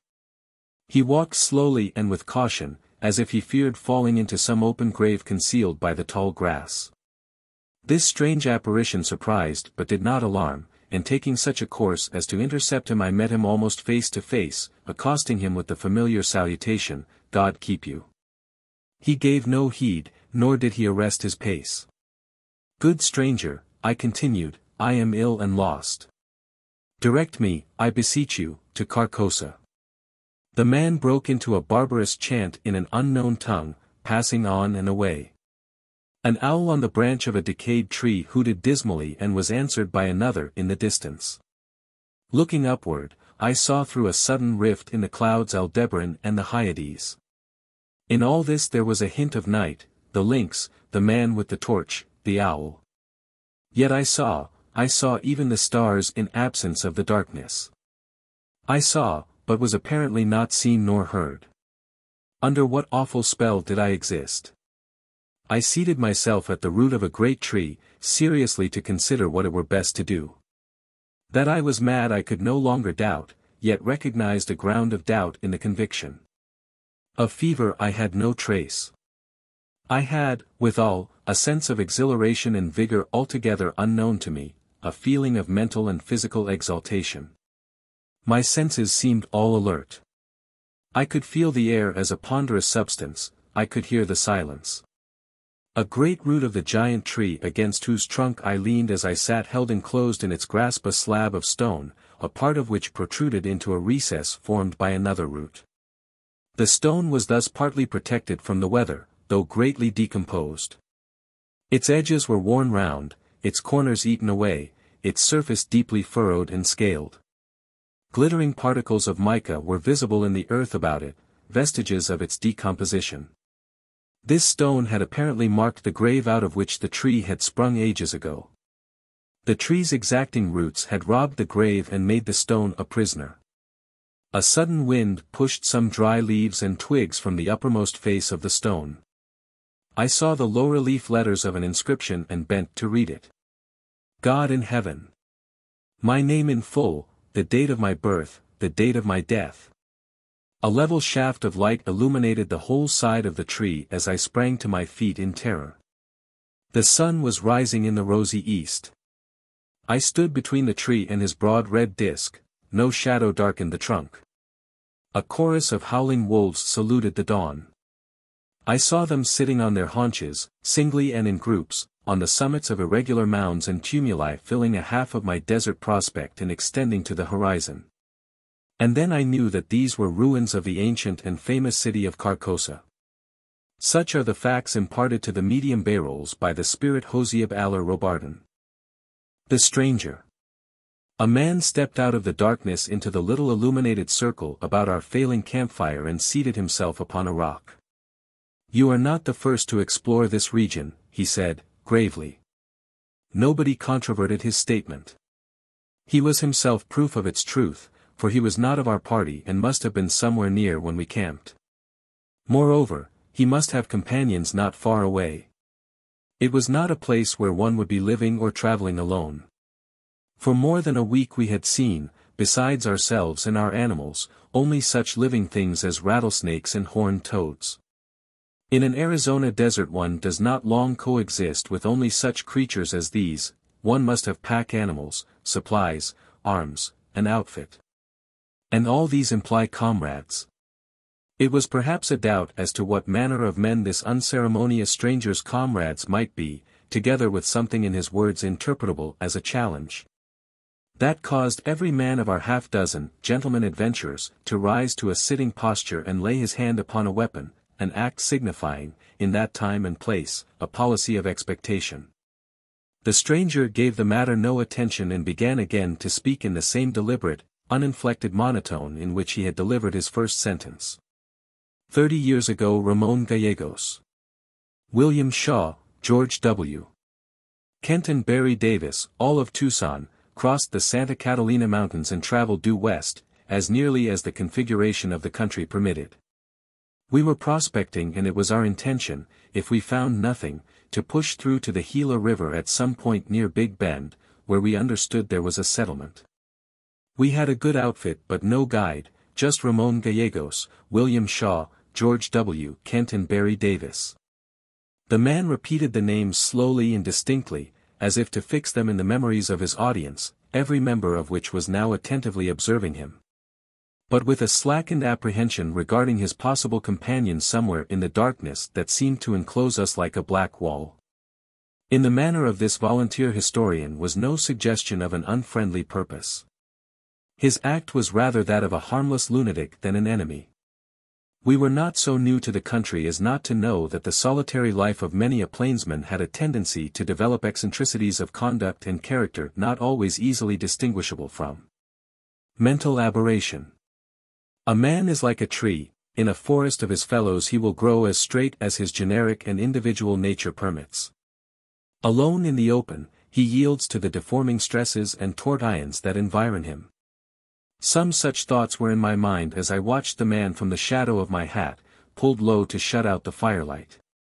A witless fellow, no doubt, but what could he be doing there in the heart of a desert? Having undertaken to tell this story, I wish that I could describe the man's appearance. That would be a natural thing to do. Unfortunately, and somewhat strangely, I find myself unable to do so with any degree of confidence, for afterward no two of us agreed as to what he wore and how he looked. And when I try to set down my own impressions they elude me. Anyone can tell some kind of story, narration is one of the elemental powers of the race. But the talent for description is a gift. Nobody having broken silence the visitor went on to say. This country was not then what it is now. There was not a ranch between the Gila and the Gulf. There was a little game here and there in the mountains, and near the infrequent waterholes grass enough to keep our animals from starvation. If we should be so fortunate as to encounter no Indians we might get through. But within a week the purpose of the expedition had altered from discovery of wealth to preservation of life. We had gone too far to go back, for what was ahead could be no worse than what was behind. So we pushed on, riding by night to avoid Indians and the intolerable heat, and concealing ourselves by day as best we could. Sometimes, having exhausted our supply of wild meat and emptied our casks, we were days without food or drink. Then a waterhole or a shallow pool in the bottom of an arroyo so restored our strength and sanity that we were able to shoot some of the wild animals that sought it also. Sometimes it was a bear, sometimes an antelope, a coyote, a cougar, that was as God pleased, all were food. One morning as we skirted a mountain range, seeking a practicable pass, we were attacked by a band of Apaches who had followed our trail up a gulch. It is not far from here. Knowing that they outnumbered us 10 to 1, they took none of their usual cowardly precautions, but dashed upon us at a gallop, firing and yelling. Fighting was out of the question. We urged our feeble animals up the gulch as far as there was footing for a hoof. Then threw ourselves out of our saddles and took to the chaparral on one of the slopes, abandoning our entire outfit to the enemy. But we retained our rifles, every man, Ramon Gallegos, William Shaw, George W. Kent and Barry Davis. "Same old crowd," said the humorist of our party. He was an Eastern man, unfamiliar with the decent observances of social intercourse. A gesture of disapproval from our leader silenced him and the stranger proceeded with his tale. The savages dismounted also. And some of them ran up the gulch beyond the point at which we had left it, cutting off further retreat in that direction and forcing us on up the side. Unfortunately the chaparral extended only a short distance up the slope, and as we came into the open ground above we took the fire of a dozen rifles. But Apaches shoot badly when in a hurry, and God so willed it that none of us fell. 20 yards up the slope, beyond the edge of the brush, were vertical cliffs, in which, directly in front of us, was a narrow opening. Into that we ran, finding ourselves in a cavern about as large as an ordinary room in a house. Here for a time we were safe. A single man with a repeating rifle could defend the entrance against all the Apaches in the land. But against hunger and thirst we had no defense. Courage we still had, but hope was a memory. Not one of those Indians did we afterward see.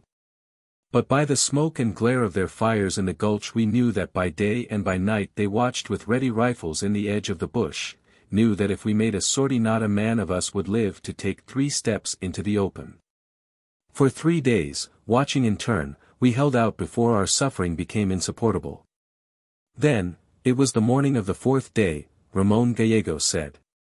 "Señors, I know not well of the good God and what please him. I have lived without religion, and I am not acquaint with that of you. Pardon, señors, if I shock you, but for me the time is come to beat the game of the Apache." He knelt upon the rock floor of the cave and pressed his pistol against his temple. "Madre de Dios," he said, "comes now the soul of Ramon Gallegos." And so he left us, William Shaw, George W. Kent and Barry Davis. I was the leader, it was for me to speak. He was a brave man, I said, he knew when to die, and how. It is foolish to go mad from thirst and fall by Apache bullets, or be skinned alive, it is in bad taste. Let us join Ramon Gallegos. That is right, said William Shaw. That is right, said George W. Kent. I straightened the limbs of Ramon Gallegos and put a handkerchief over his face. Then William Shaw said, I should like to look like that, a little while. And George W. Kent said that he felt that way, too. It shall be so, I said, the Red Devils will wait a week. William Shaw and George W. Kent, draw and kneel. They did so and I stood before them. Almighty God, our Father, said I. Almighty God, our Father, said William Shaw. Almighty God, our Father, said George W. Kent. Forgive us our sins, said I. Forgive us our sins, said they. And receive our souls. And receive our souls. Amen. Amen. I laid them beside Ramon Gallegos and covered their faces. There was a quick commotion on the opposite side of the campfire. One of our party had sprung to his feet, pistol in hand. And you? He shouted, you dared to escape, you dare to be alive. You cowardly hound, I'll send you to join them if I hang for it. But with the leap of a panther the captain was upon him, grasping his wrist. Hold it in, Sam Yancey, hold it in. We were now all upon our feet, except the stranger, who sat motionless and apparently inattentive. Someone seized Yancey's other arm. Captain, I said, there is something wrong here. This fellow is either a lunatic or merely a liar, just a plain, everyday liar whom Yancey has no call to kill. If this man was of that party it had 5 members, one of whom, probably himself, he has not named. Yes, said the captain, releasing the insurgent, who sat down, there is something unusual. Years ago 4 dead bodies of white men, scalped and shamefully mutilated, were found about the mouth of that cave. They are buried there, I have seen the graves, we shall all see them tomorrow. The stranger rose, standing tall in the light of the expiring fire, which in our breathless attention to his story we had neglected to keep going. There were 4, he said, Ramon Gallegos, William Shaw, George W. Kent and Barry Davis. With this reiterated roll call of the dead he walked into the darkness and we saw him no more. At that moment one of our party, who had been on guard, strode in among us, rifle in hand and somewhat excited. Captain, he said, for the last half hour 3 men have been standing out there on the mesa. He pointed in the direction taken by the stranger. I could see them distinctly, for the moon is up, but as they had no guns and I had them covered with mine I thought it was their move. They have made none, but, damn it.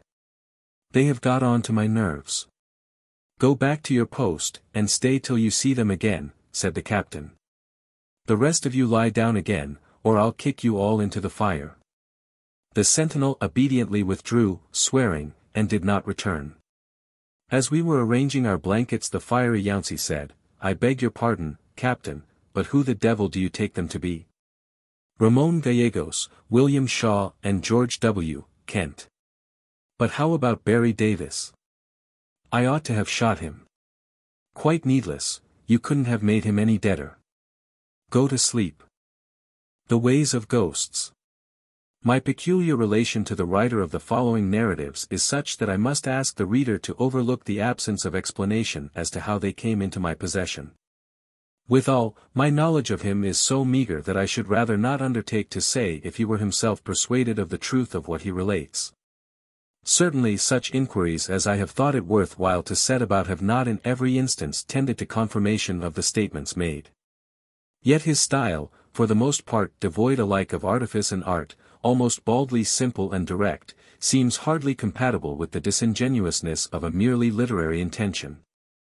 One would call it the manner of one more concerned for the fruits of research than for the flowers of expression.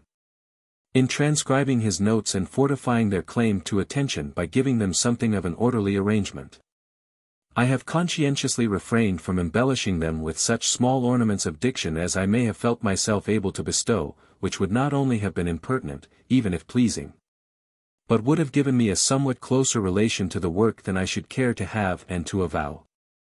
A. B. Present at a hanging. An old man named Daniel Baker, living near Lebanon, Iowa, was suspected by his neighbors of having murdered a peddler who had obtained permission to pass the night at his house. This was in 1853, when peddling was more common in the western country than it is now, and was attended with considerable danger. The peddler with his pack traversed the country by all manner of lonely roads, and was compelled to rely upon the country people for hospitality. This brought him into relation with queer characters, some of whom were not altogether scrupulous in their methods of making a living, murder being an acceptable means to that end. It occasionally occurred that a peddler with diminished pack and swollen purse would be traced to the lonely dwelling of some rough character and never could be traced beyond. This was so in the case of Old Man Baker, as he was always called. Such names are given in the western settlements only to elderly persons who are not esteemed. To the general disrepute of social unworth is affixed the special reproach of age.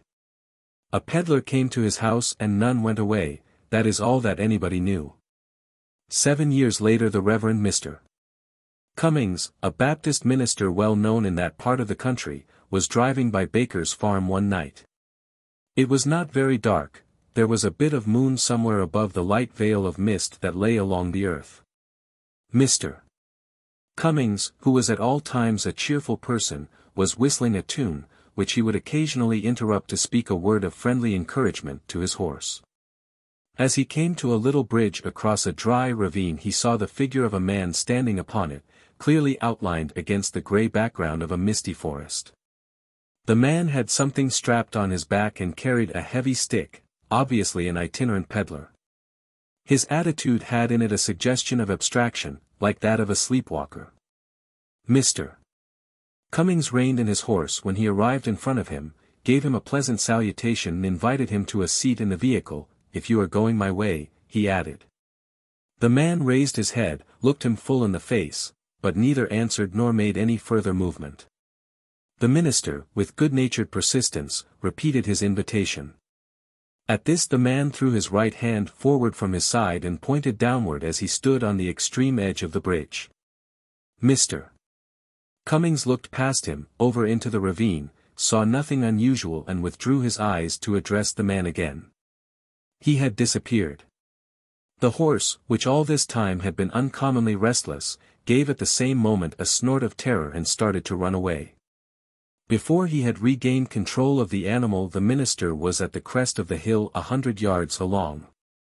He looked back and saw the figure again, at the same place and in the same attitude as when he had first observed it. Then, for the first time, he was conscious of a sense of the supernatural and drove home as rapidly as his willing horse would go. On arriving at home he related his adventure to his family, and early the next morning, accompanied by 2 neighbors, John White Corwell and Abner Razor, returned to the spot. They found the body of Old Man Baker hanging by the neck from one of the beams of the bridge, immediately beneath the spot where the apparition had stood. A thick coating of dust, slightly dampened by the mist, covered the floor of the bridge, but the only footprints were those of Mr. Cummings' horse. In taking down the body the men disturbed the loose, friable earth of the slope below it, disclosing human bones already nearly uncovered by the action of water and frost. They were identified as those of the lost peddler. At the double inquest the coroner's jury found that Daniel Baker died by his own hand while suffering from temporary insanity. And that Samuel Moritz was murdered by some person or persons to the jury unknown. A cold greeting. This is a story told by the late Benson Foley of San Francisco. In the summer of 1881 I met a man named James H. Conway, a resident of Franklin, Tennessee. He was visiting San Francisco for his health, deluded man, and brought me a note of introduction from Mr. Lawrence Barding. I had known Barding as a captain in the Federal Army during the Civil War. At its close he had settled in Franklin, and in time became, I had reason to think, somewhat prominent as a lawyer. Barding had always seemed to me an honorable and truthful man, and the warm friendship which he expressed in his note for Mr. Conway was to me sufficient evidence that the latter was in every way worthy of my confidence and esteem. At dinner one day Conway told me that it had been solemnly agreed between him and Barding that the one who died first should, if possible, communicate with the other from beyond the grave. In some unmistakable way, just how, they had left, wisely, it seemed to me, to be decided by the deceased, according to the opportunities that his altered circumstances might present. A few weeks after the conversation in which Mr. Conway spoke of this agreement, I met him one day, walking slowly down Montgomery Street, apparently, from his abstracted air, in deep thought. He greeted me coldly with merely a movement of the head and passed on, leaving me standing on the walk, with half-proffered hand, surprised and naturally somewhat piqued. The next day I met him again in the office of the Palace Hotel, and seeing him about to repeat the disagreeable performance of the day before, intercepted him in a doorway. With a friendly salutation, and bluntly requested an explanation of his altered manner. He hesitated a moment, then, looking me frankly in the eyes, said, "I do not think, Mr. Foley, that I have any longer a claim to your friendship, since Mr. Barding appears to have withdrawn his own from me. For what reason, I protest I do not know. If he has not already informed you he probably will do so." "But," I replied, "I have not heard from Mr. Barding." "Heard from him," he repeated, with apparent surprise. "Why, he is here. I met him yesterday 10 minutes before meeting you. I gave you exactly the same greeting that he gave me. I met him again not a quarter of an hour ago, and his manner was precisely the same, he merely bowed and passed on. I shall not soon forget your civility to me. Good morning, or, as it may please you, farewell." All this seemed to me singularly considerate and delicate behavior on the part of Mr. Conway. As dramatic situations and literary effects are foreign to my purpose, I will explain at once that Mr. Barding was dead. He had died in Nashville 4 days before this conversation. Calling on Mr. Conway, I apprised him of our friend's death, showing him the letters announcing it. He was visibly affected in a way that forbade me to entertain a doubt of his sincerity. "It seems incredible," he said, after a period of reflection. "I suppose I must have mistaken another man for Bartine, and that man's cold greeting was merely a stranger's civil acknowledgment of my own. I remember, indeed, that he lacked Bartine's mustache." "Doubtless it was another man," I assented, "and the subject was never afterward mentioned between us. But I had in my pocket a photograph of Bartine, which had been enclosed in the letter from his widow. It had been taken a week before his death, and was without a mustache. A wireless message. In the summer of 1896 Mr. William Holt, a wealthy manufacturer of Chicago, was living temporarily in a little town of central New York, the name of which the writer's memory has not retained. Mr. Holt had had trouble with his wife, from whom he had parted a year before. Whether the trouble was anything more serious than incompatibility of temper, he is probably the only living person that knows. He is not addicted to the vice of confidences. Yet he has related the incident herein set down to at least one person without exacting a pledge of secrecy. He is now living in Europe. One evening he had left the house of a brother whom he was visiting, for a stroll in the country. It may be assumed, whatever the value of the assumption in connection with what is said to have occurred, that his mind was occupied with reflections on his domestic infelicities and the distressing changes that they had wrought in his life. Whatever may have been his thoughts, they so possessed him that he observed neither the lapse of time nor whither his feet were carrying him. He knew only that he had passed far beyond the town limits and was traversing a lonely region by a road that bore no resemblance to the one by which he had left the village. In brief, he was lost.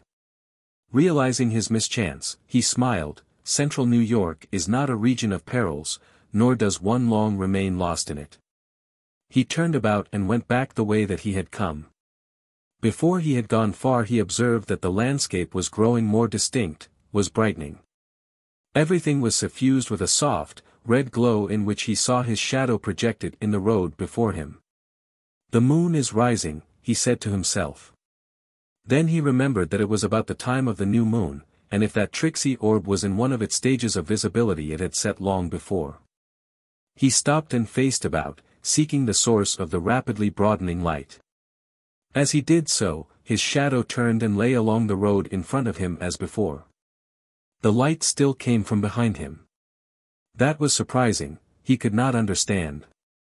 Again he turned, and again, facing successively to every point of the horizon.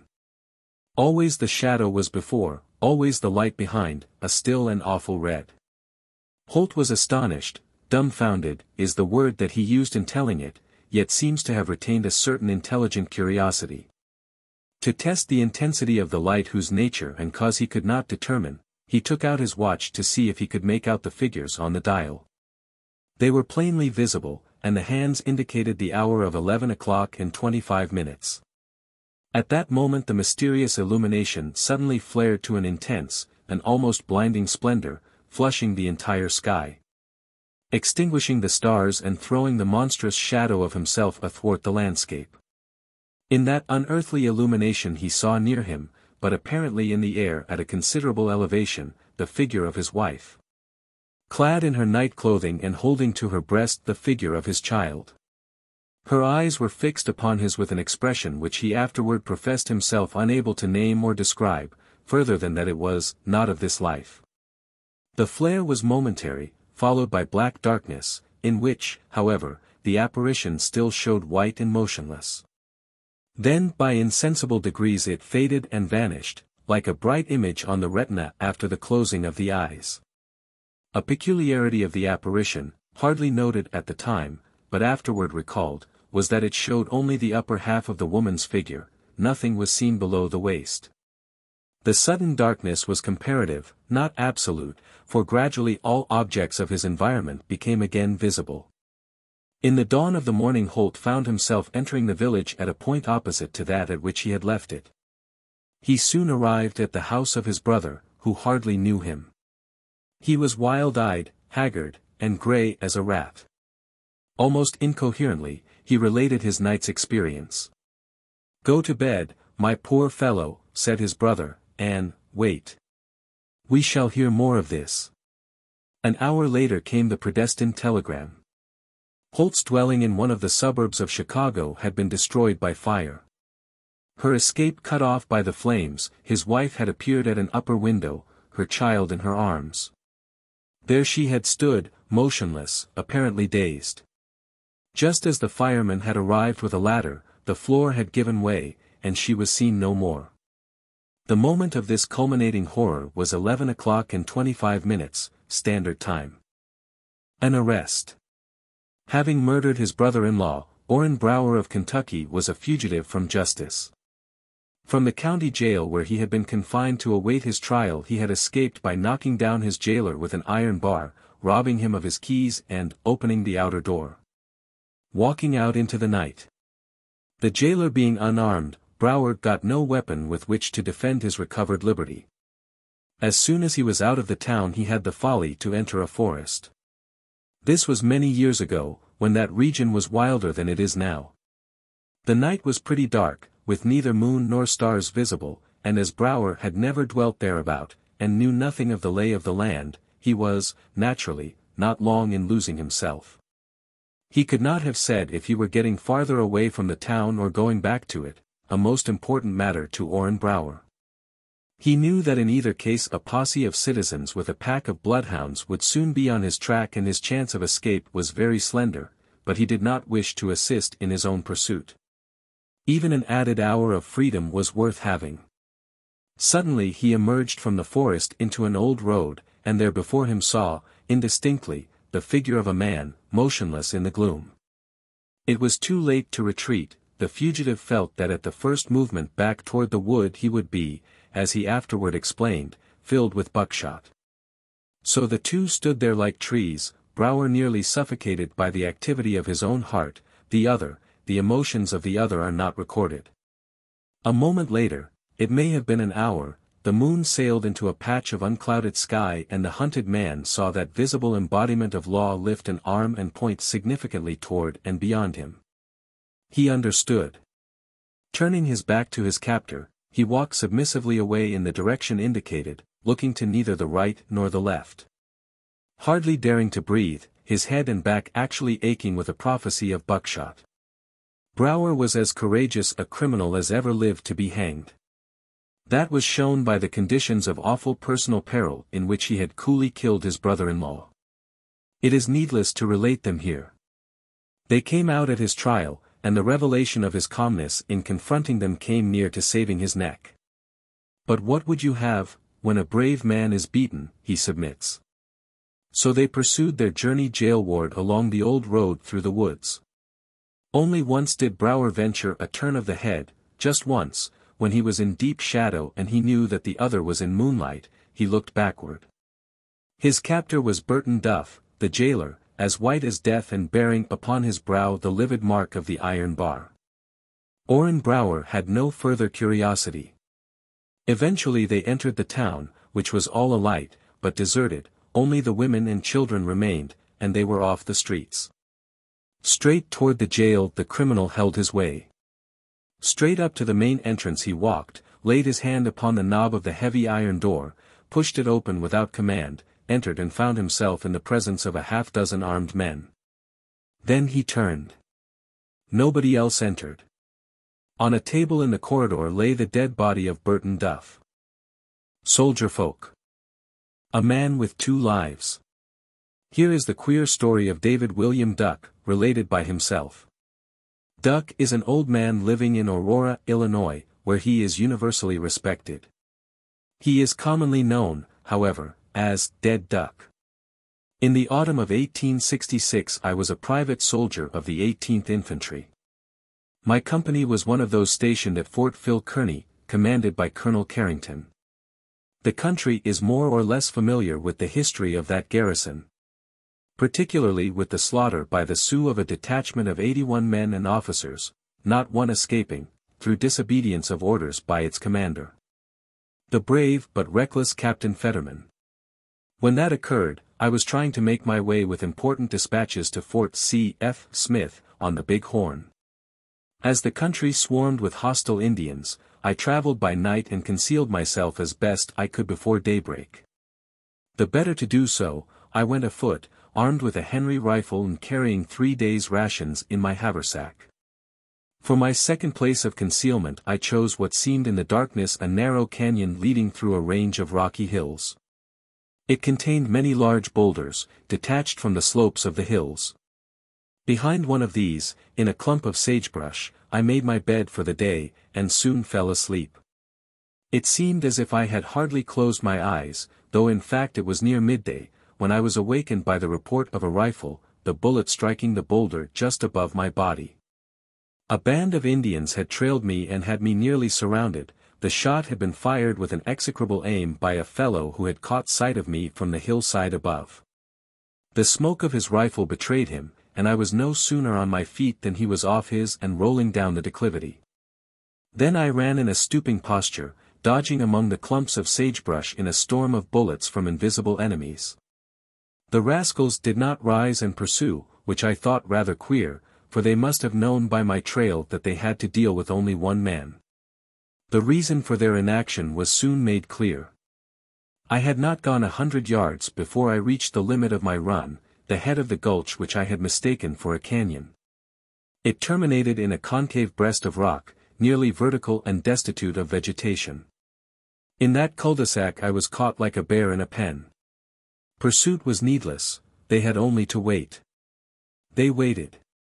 For 2 days and nights, crouching behind a rock topped with a growth of mesquite, and with the cliff at my back, suffering agonies of thirst and absolutely hopeless of deliverance.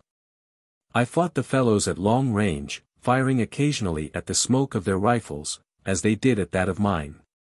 Of course, I did not dare to close my eyes at night, and lack of sleep was a keen torture. I remember the morning of the 3rd day, which I knew was to be my last. I remember, rather indistinctly, that in my desperation and delirium I sprang out into the open and began firing my repeating rifle without seeing anybody to fire at. And I remember no more of that fight.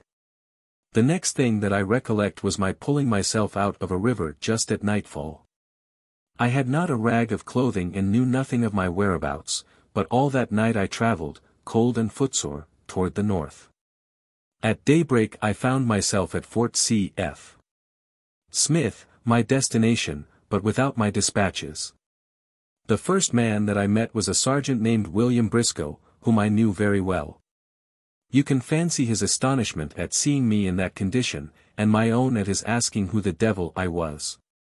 "Dave Duck," I answered, "who should I be?" He stared like an owl.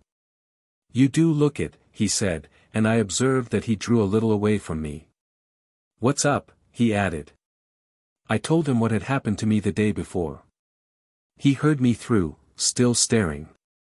Then he said, "My dear fellow, if you are Dave Duck I ought to inform you that I buried you 2 months ago.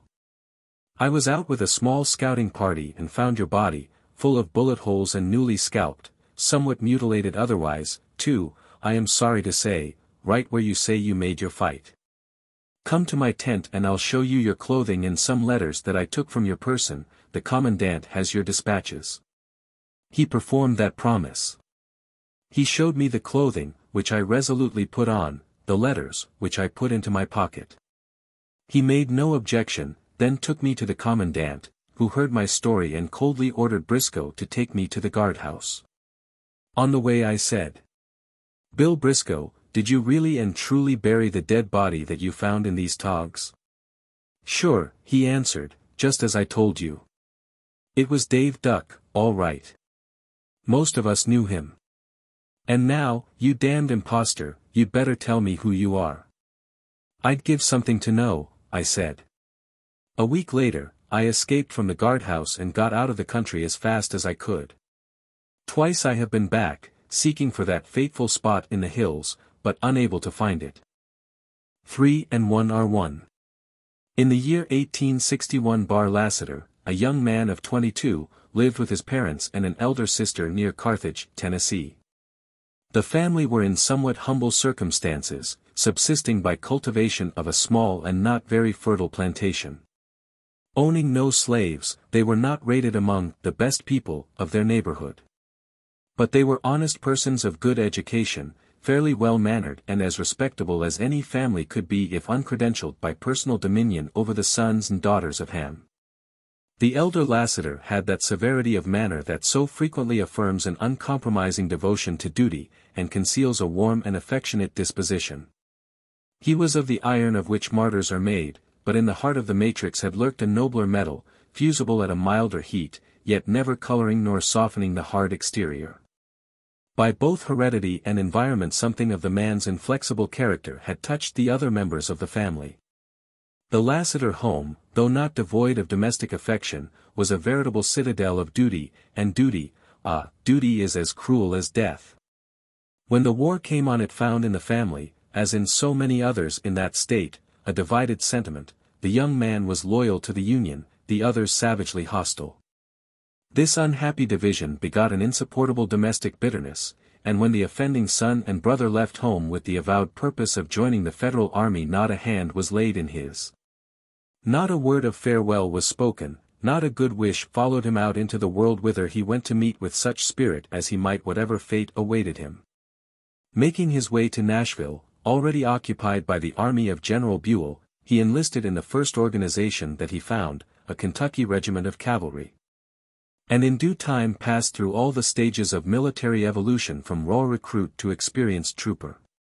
A right good trooper he was, too, although in his oral narrative from which this tale is made there was no mention of that, the fact was learned from his surviving comrades. For Bar Lassiter has answered here to the sergeant whose name is Death. 2 years after he had joined it his regiment passed through the region whence he had come. The country thereabout had suffered severely from the ravages of war, having been occupied alternately, and simultaneously, by the belligerent forces. And a sanguinary struggle had occurred in the immediate vicinity of the Lassiter homestead. But of this the young trooper was not aware. Finding himself in camp near his home, he felt a natural longing to see his parents and sister, hoping that in them, as in him, the unnatural animosities of the period had been softened by time and separation. Obtaining a leave of absence, he set foot in the late summer afternoon, and soon after the rising of the full moon was walking up the gravel path leading to the dwelling in which he had been born. Soldiers in war age rapidly, and in youth 2 years are a long time. Bar Lassiter felt himself an old man, and had almost expected to find the place a ruin and a desolation. Nothing, apparently, was changed. At the sight of each dear and familiar object he was profoundly affected.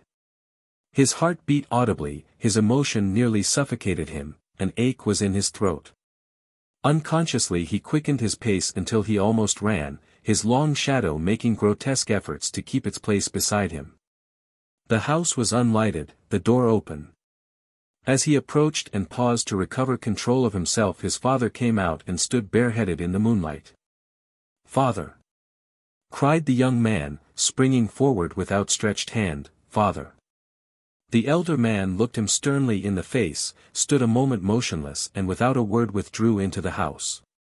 Bitterly disappointed, humiliated, inexpressibly hurt and altogether unnerved, the soldier dropped upon a rustic seat in deep dejection, supporting his head upon his trembling hand.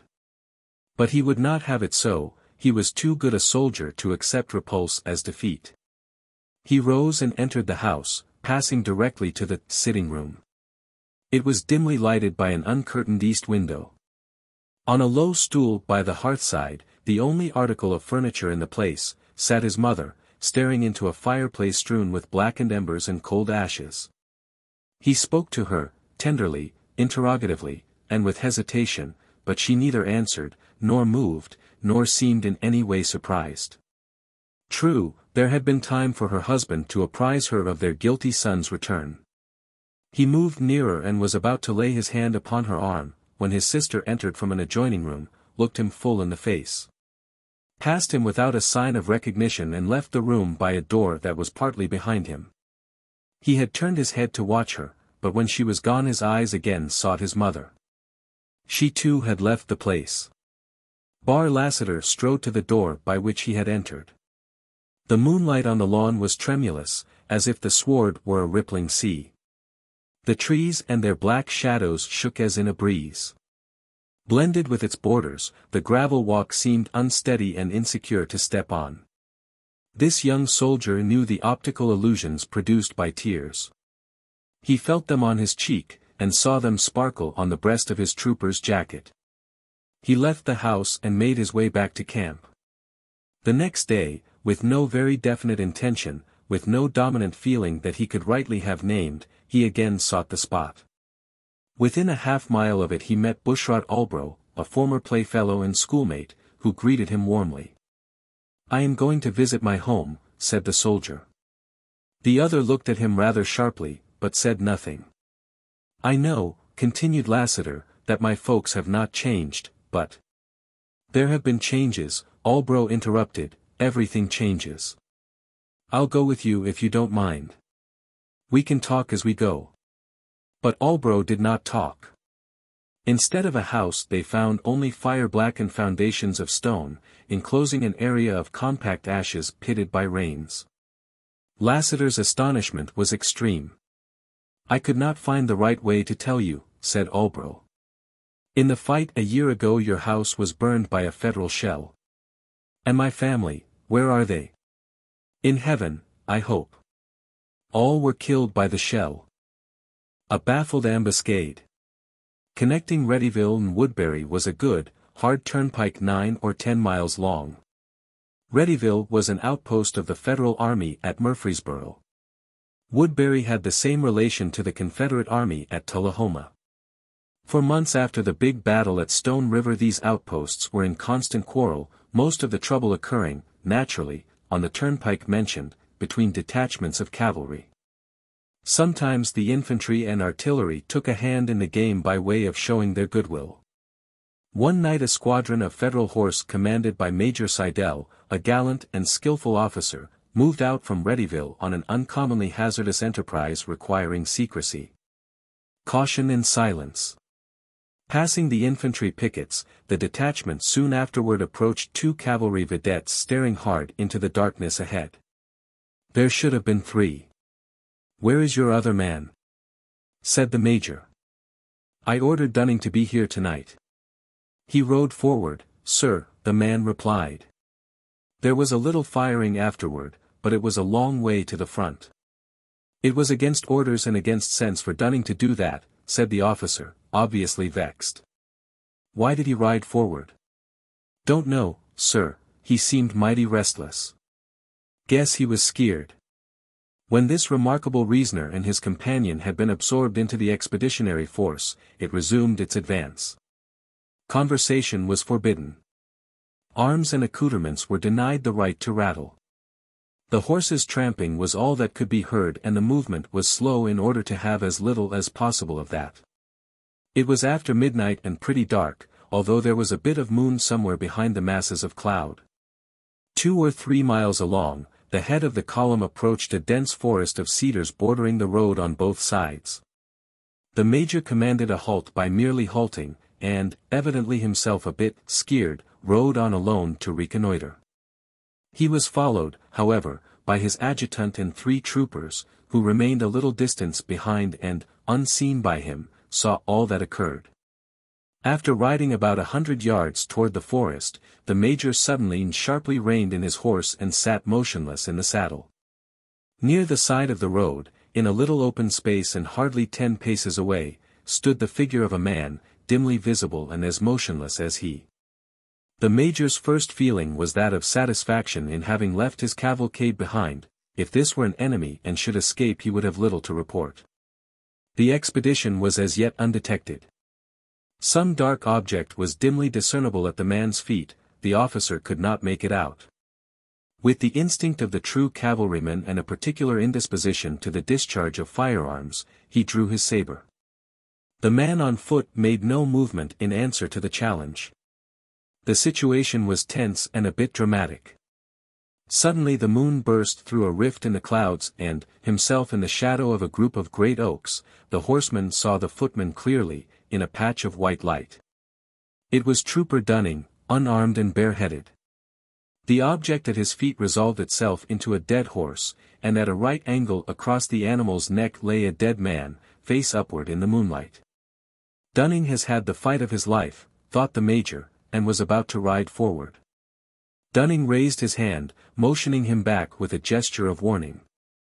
Then, lowering the arm, he pointed to the place where the road lost itself in the blackness of the cedar forest. The major understood, and turning his horse rode back to the little group that had followed him and was already moving to the rear in fear of his displeasure. And so returned to the head of his command. "Dunning is just ahead there," he said to the captain of his leading company. "He has killed his man and will have something to report." Right patiently they waited, sabers drawn, but Dunning did not come. In an hour the day broke and the whole force moved cautiously forward, its commander not altogether satisfied with his faith in Private Dunning. The expedition had failed, but something remained to be done. In the little open space off the road they found the fallen horse. At a right angle across the animal's neck face upward, a bullet in the brain, lay the body of Trooper Dunning, stiff as a statue, hours dead. Examination disclosed abundant evidence that within a half-hour the cedar forest had been occupied by a strong force of Confederate infantry, an ambuscade. 2 military executions. In the spring of the year 1862 General Buell's big army lay in camp, licking itself into shape for the campaign which resulted in the victory at Shiloh. It was a raw, untrained army, although some of its fractions had seen hard enough service, with a good deal of fighting, in the mountains of western Virginia, and in Kentucky. The war was young and soldiering a new industry, imperfectly understood by the young American of the period, who found some features of it not altogether to his liking. Chief among these was that essential part of discipline, subordination. To one imbued from infancy with the fascinating fallacy that all men are born equal, unquestioning submission to authority is not easily mastered. And the American volunteer soldier in his green and salad days is among the worst known. That is how it happened that one of Buell's men, Private Bennett Story Green, committed the indiscretion of striking his officer.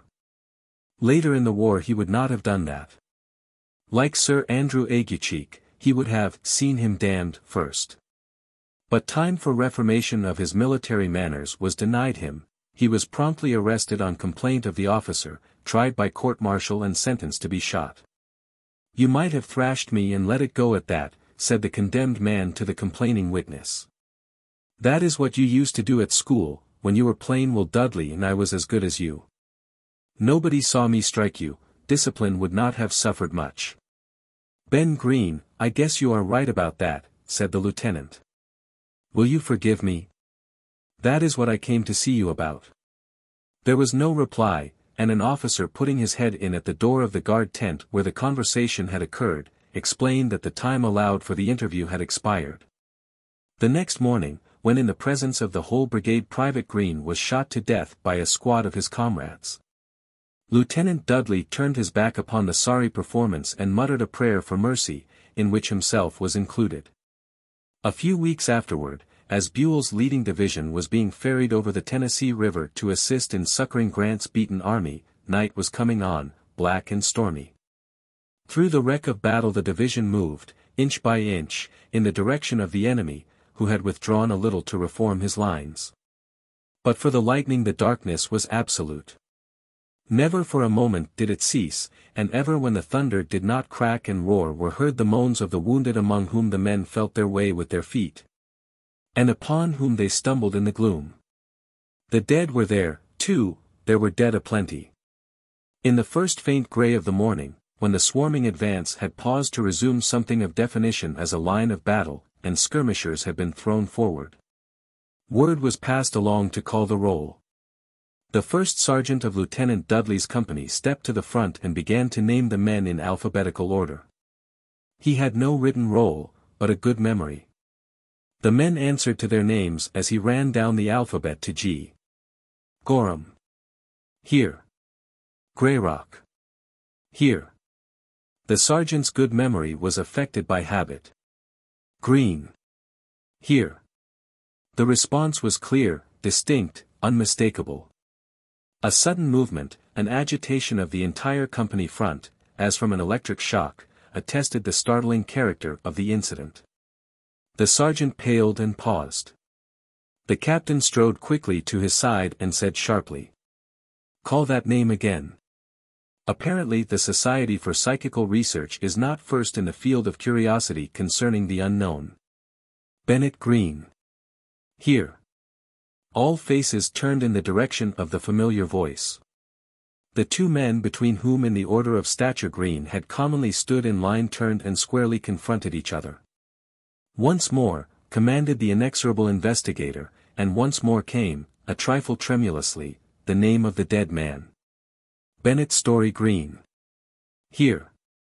At that instant a single rifle shot was heard, away to the front, beyond the skirmish line, followed, almost attended, by the savage hiss of an approaching bullet which passing through the line struck audibly, punctuating as with a full stop the captain's exclamation, "What the devil does it mean?" Lieutenant Dudley pushed through the ranks from his place in the rear. "It means this," he said, throwing open his coat and displaying a visibly broadening stain of crimson on his breast. His knees gave way, he fell awkwardly and lay dead. A little later the regiment was ordered out of line to relieve the congested front, and through some misplay in the game of battle was not again under fire. Nor did Bennett Green, expert in military executions, ever again signify his presence at some haunted houses. The Isle of Pines. For many years there lived near the town of Gallipolis, Ohio, an old man named Herman Deluse. Very little was known of his history, for he would neither speak of it himself nor suffer others. It was a common belief among his neighbors that he had been a pirate, if upon any better evidence than his collection of boarding pikes, cutlasses, and ancient flintlock pistols, no one knew. He lived entirely alone in a small house of 4 rooms, falling rapidly into decay and never repaired further than was required by the weather. It stood on a slight elevation in the midst of a large, stony field overgrown with brambles, and cultivated in patches and only in the most primitive way. It was his only visible property, but could hardly have yielded him a living, simple and few as were his wants. He seemed always to have ready money, and paid cash for all his purchases at the village stores roundabout, seldom buying more than 2 or 3 times at the same place until after the lapse of a considerable time. He got no commendation, however, for this equitable distribution of his patronage. People were disposed to regard it as an ineffectual attempt to conceal his possession of so much money. That he had great hoards of ill-gotten gold buried somewhere about his tumble-down dwelling was not reasonably to be doubted by any honest soul conversant with the facts of local tradition and gifted with a sense of the fitness of things. On the 9th of November, 1867, the old man died. At least his dead body was discovered on the 10th, and physicians testified that death had occurred about 24 hours previously. Precisely how, they were unable to say. For the post-mortem examination showed every organ to be absolutely healthy, with no indication of disorder or violence. According to them, death must have taken place about noonday, yet the body was found in bed. The verdict of the coroner's jury was that he came to his death by a visitation of God. The body was buried and the public administrator took charge of the estate. A rigorous search disclosed nothing more than was already known about the dead man, and much patient excavation here and there about the premises by thoughtful and thrifty neighbors went unrewarded. The administrator locked up the house against the time when the property, real and personal, should be sold by law with a view to defraying, partly, the expenses of the sale. The night of November 20th was boisterous. A furious gale stormed across the country, scourging it with desolating drifts of sleet. Great trees were torn from the earth and hurled across the roads. So wild a night had never been known in all that region, but toward morning the storm had blown itself out of breath and day dawned bright and clear. At about 8 o'clock that morning the Rev. Henry Galbraith, a well-known and highly esteemed Lutheran minister, arrived on foot at his house, 1.5 miles from the Deluse place. Mr. Galbraith had been for a month in Cincinnati. He had come up the river in a steamboat, and landing at Gallipolis the previous evening had immediately obtained a horse and buggy and set out for home. The violence of the storm had delayed him overnight, and in the morning the fallen trees had compelled him to abandon his conveyance and continue his journey afoot. "But where did you pass the night?" inquired his wife, after he had briefly related his adventure. With old Deluse at the Isle of Pines, too, was the laughing reply. And a glum enough time I had of it. He made no objection to my remaining, but not a word could I get out of him. Fortunately for the interests of truth there was present at this conversation Mr. Robert Moseley Marin, a lawyer and literateur of Columbus, the same who wrote the delightful Mellowcraft papers. Noting, but apparently not sharing, the astonishment caused by Mr. Galbraith's answer, this ready-witted person checked by a gesture the exclamations that would naturally have followed, and tranquilly inquired, "How came you to go in there?" This is Mr. Marin's version of Mr. Galbraith's reply.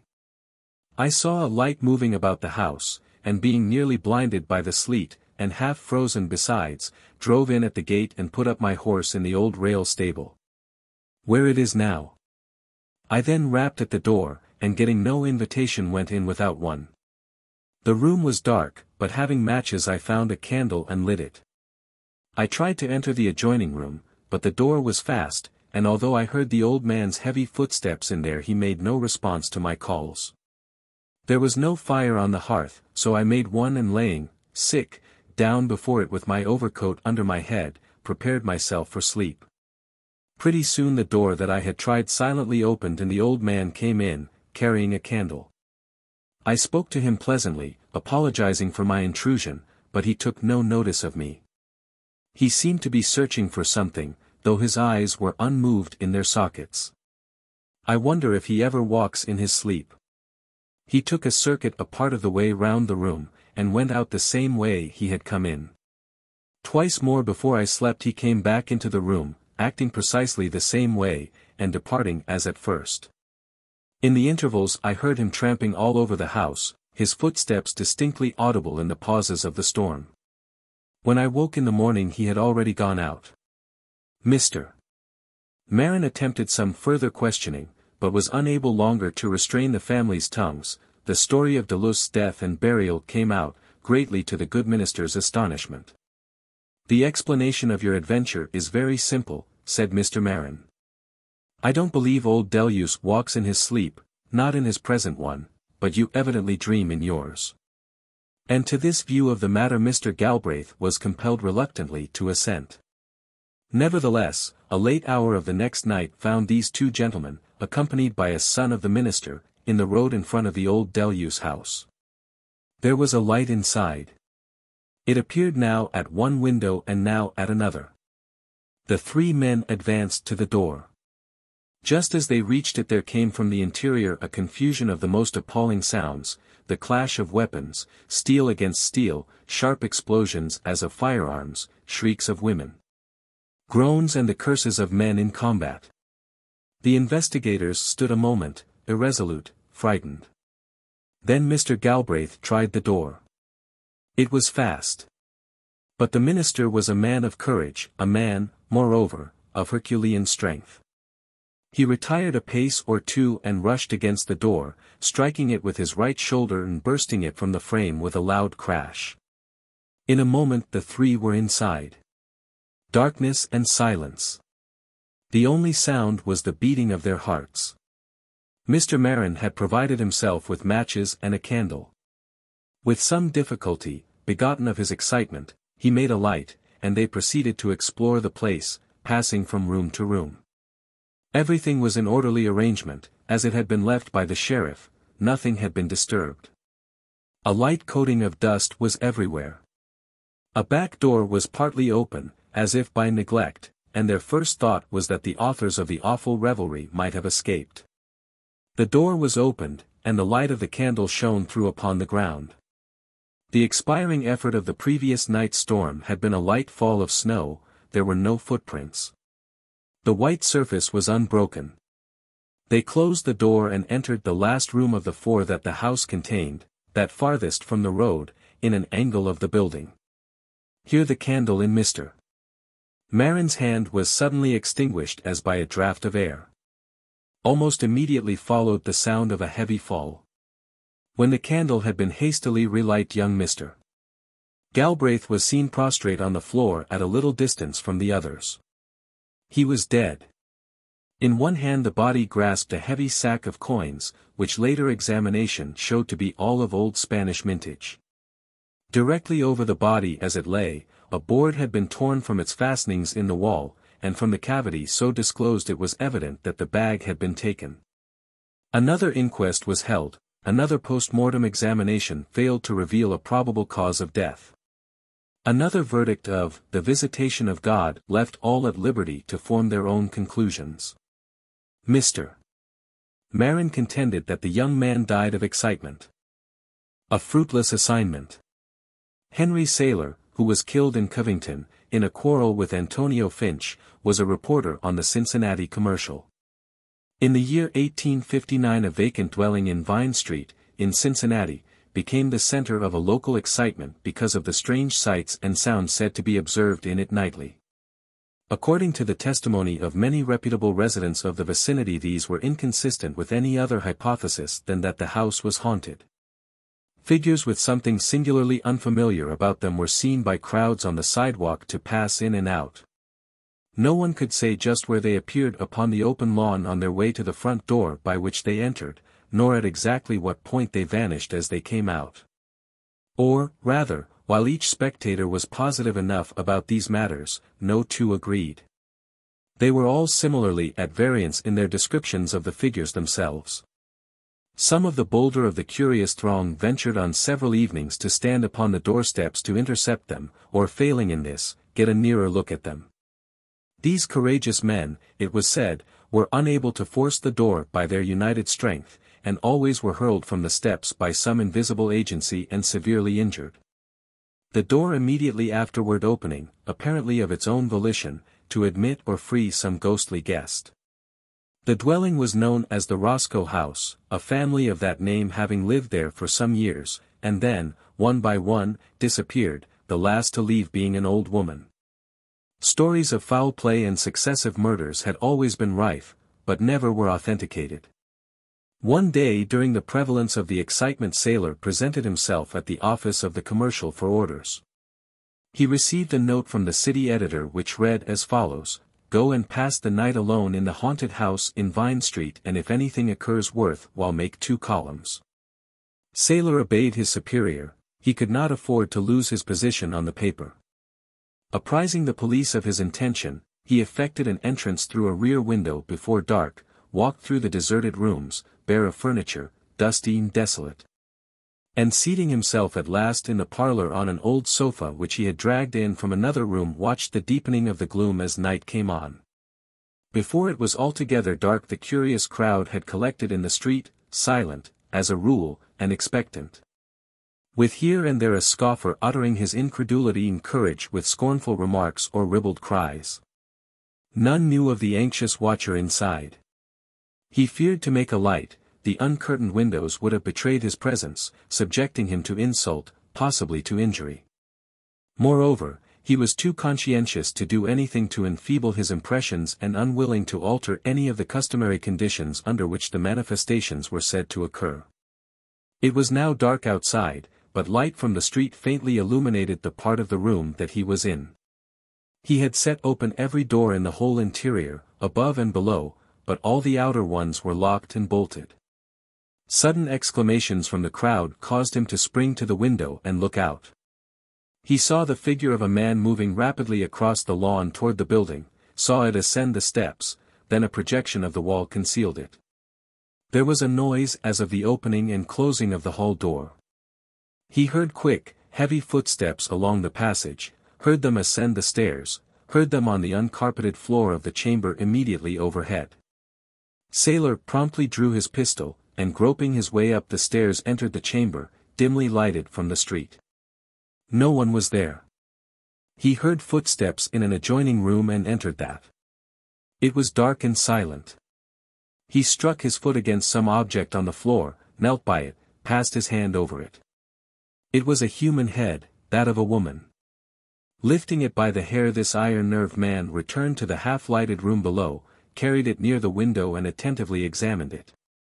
While so engaged he was half conscious of the rapid opening and closing of the outer door, of footfalls sounding all about him. He raised his eyes from the ghastly object of his attention and saw himself the center of a crowd of men and women dimly seen. The room was thronged with them. He thought the people had broken in. "Ladies and gentlemen," he said, coolly, "you see me under suspicious circumstances," but, his voice was drowned in peals of laughter, such laughter as is heard in asylums for the insane. The persons about him pointed at the object in his hand and their merriment increased as he dropped it and it went rolling among their feet. They danced about it with gestures grotesque and attitudes obscene and indescribable. They struck it with their feet, urging it about the room from wall to wall. Pushed and overthrew one another in their struggles to kick it, cursed and screamed and sang snatches of ribald songs as the battered head bounded about the room as if in terror and trying to escape. At last it shot out of the door into the hall, followed by all, with tumultuous haste. That moment the door closed with a sharp concussion. Sailor was alone, in dead silence. Carefully putting away his pistol, which all the time he had held in his hand, he went to a window and looked out. The street was deserted and silent, the lamps were extinguished. The roofs and chimneys of the houses were sharply outlined against the dawnlight in the east. He left the house, the door yielding easily to his hand, and walked to the commercial office. The city editor was still in his office, asleep. Sailor waked him and said, "I have been at the haunted house." The editor stared blankly as if not wholly awake. "Good God!" he cried, "are you Sailor?" "Yes, why not?" The editor made no answer, but continued staring. "I passed the night there, it seems," said Sailor. "They say that things were uncommonly quiet out there," the editor said, trifling with a paperweight upon which he had dropped his eyes. "Did anything occur?" "Nothing whatever."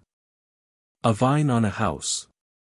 About 3 miles from the little town of Norton, in Missouri, on the road leading to Maysville, stands an old house that was last occupied by a family named Harding.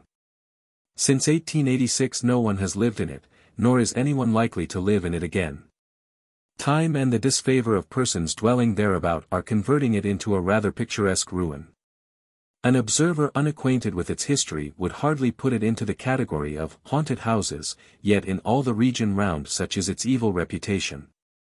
Its windows are without glass, its doorways without doors, there are wide breaches in the shingle roof, and for lack of paint the weatherboarding is a dun grey. But these unfailing signs of the supernatural are partly concealed and greatly softened by the abundant foliage of a large vine overrunning the entire structure. This vine, of a species which no botanist has ever been able to name, has an important part in the story of the house. The Harding family consisted of Robert Harding, his wife Matilda, Miss Julia Went, who was her sister, and 2 young children.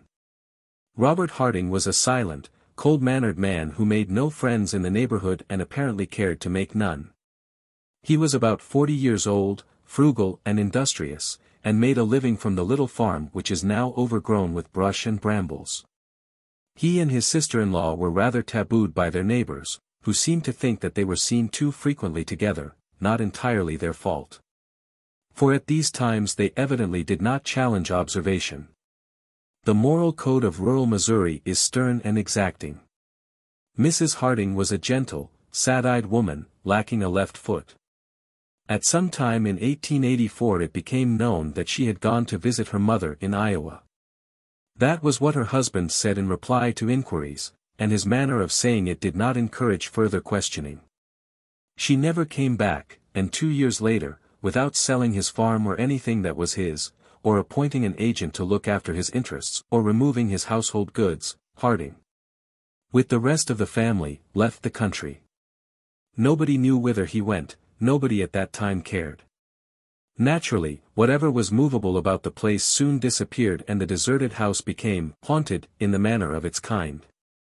One summer evening, 4 or 5 years later, the Reverend J. Gruber, of Norton, and a Maysville attorney named Hyatt met on horseback in front of the Harding place. Having business matters to discuss, they hitched their animals and going to the house sat on the porch to talk. Some humorous reference to the somber reputation of the place was made and forgotten as soon as uttered, and they talked of their business affairs until it grew almost dark. The evening was oppressively warm, the air stagnant. Presently both men started from their seats in surprise. A long vine that covered half the front of the house and dangled its branches from the edge of the porch above them was visibly and audibly agitated, shaking violently in every stem and leaf. "We shall have a storm," Hyatt exclaimed. Gruber said nothing, but silently directed the other's attention to the foliage of adjacent trees, which showed no movement.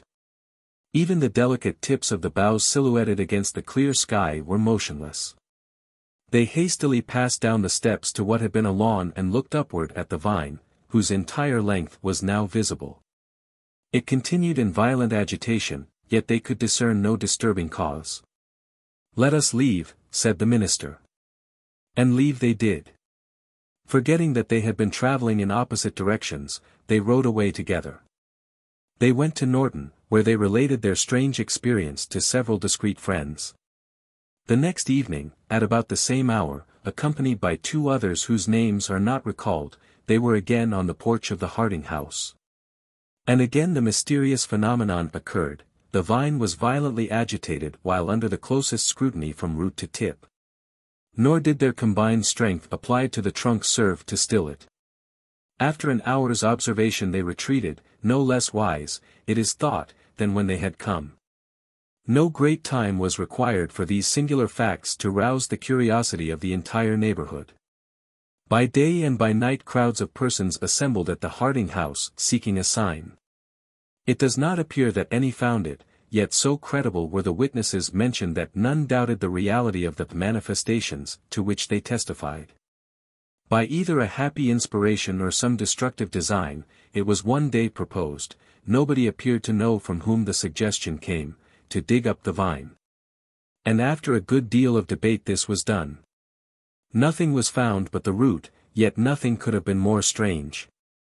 For 5 or 6 feet from the trunk, which had at the surface of the ground a diameter of several inches, it ran downward, single and straight, into a loose, friable earth. Then it divided and subdivided into rootlets, fibers and filaments, most curiously interwoven. When carefully freed from soil they showed a singular formation. In their ramifications and doublings back upon themselves they made a compact network, having in size and shape an amazing resemblance to the human figure. Head, trunk and limbs were there. Even the fingers and toes were distinctly defined. And many professed to see in the distribution and arrangement of the fibers in the globular mass representing the head a grotesque suggestion of a face. The figure was horizontal.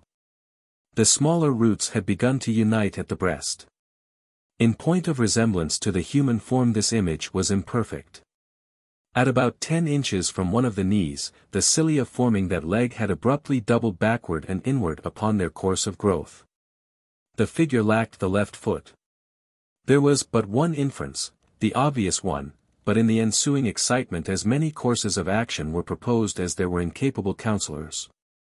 The matter was settled by the sheriff of the county, who as the lawful custodian of the abandoned estate ordered the root replaced and the excavation filled with the earth that had been removed.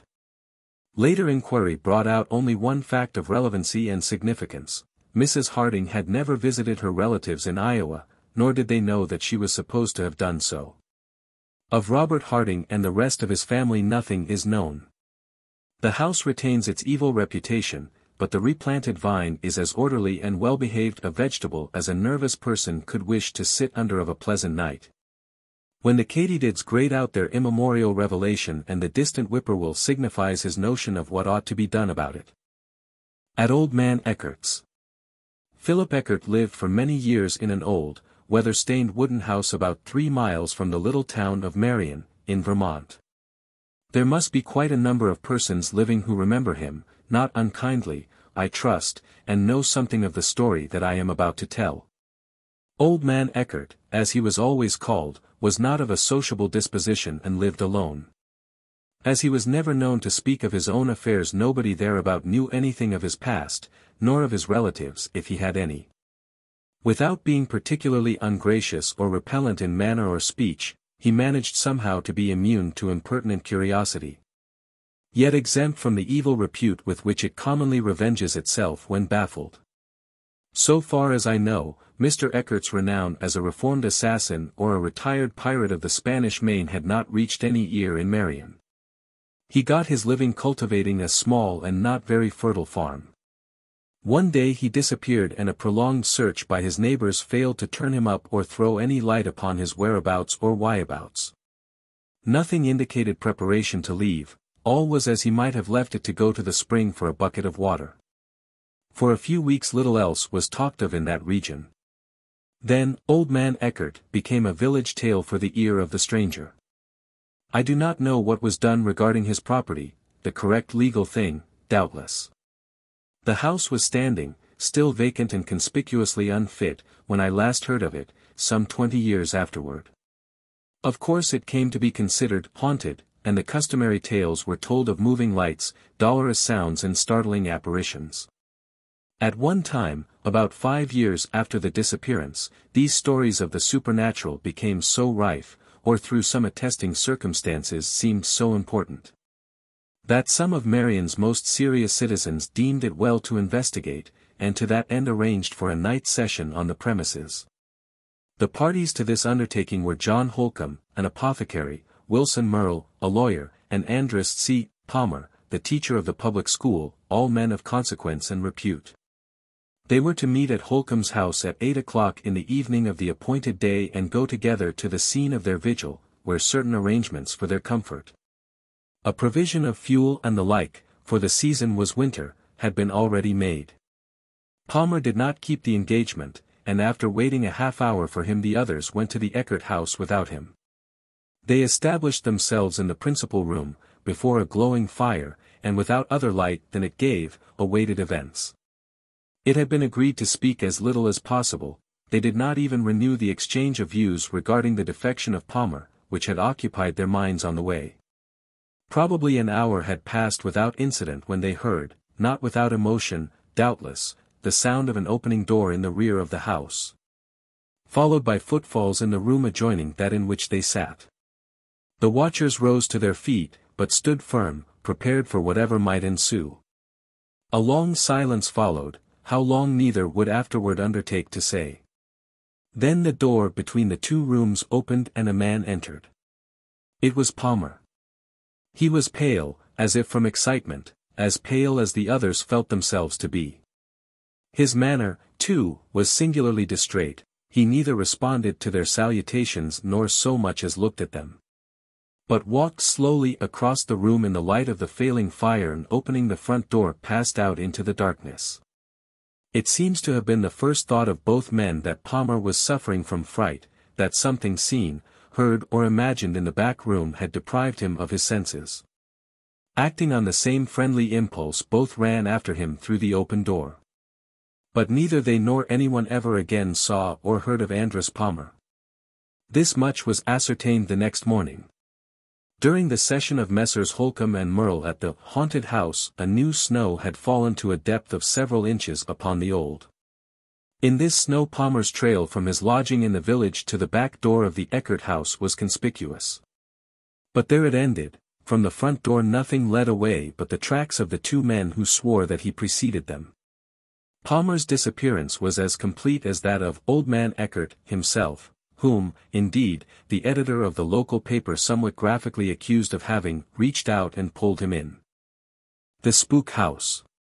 On the road leading north from Manchester, in eastern Kentucky, to Boonville, 20 miles away, stood, in 1862, a wooden plantation house of a somewhat better quality than most of the dwellings in that region.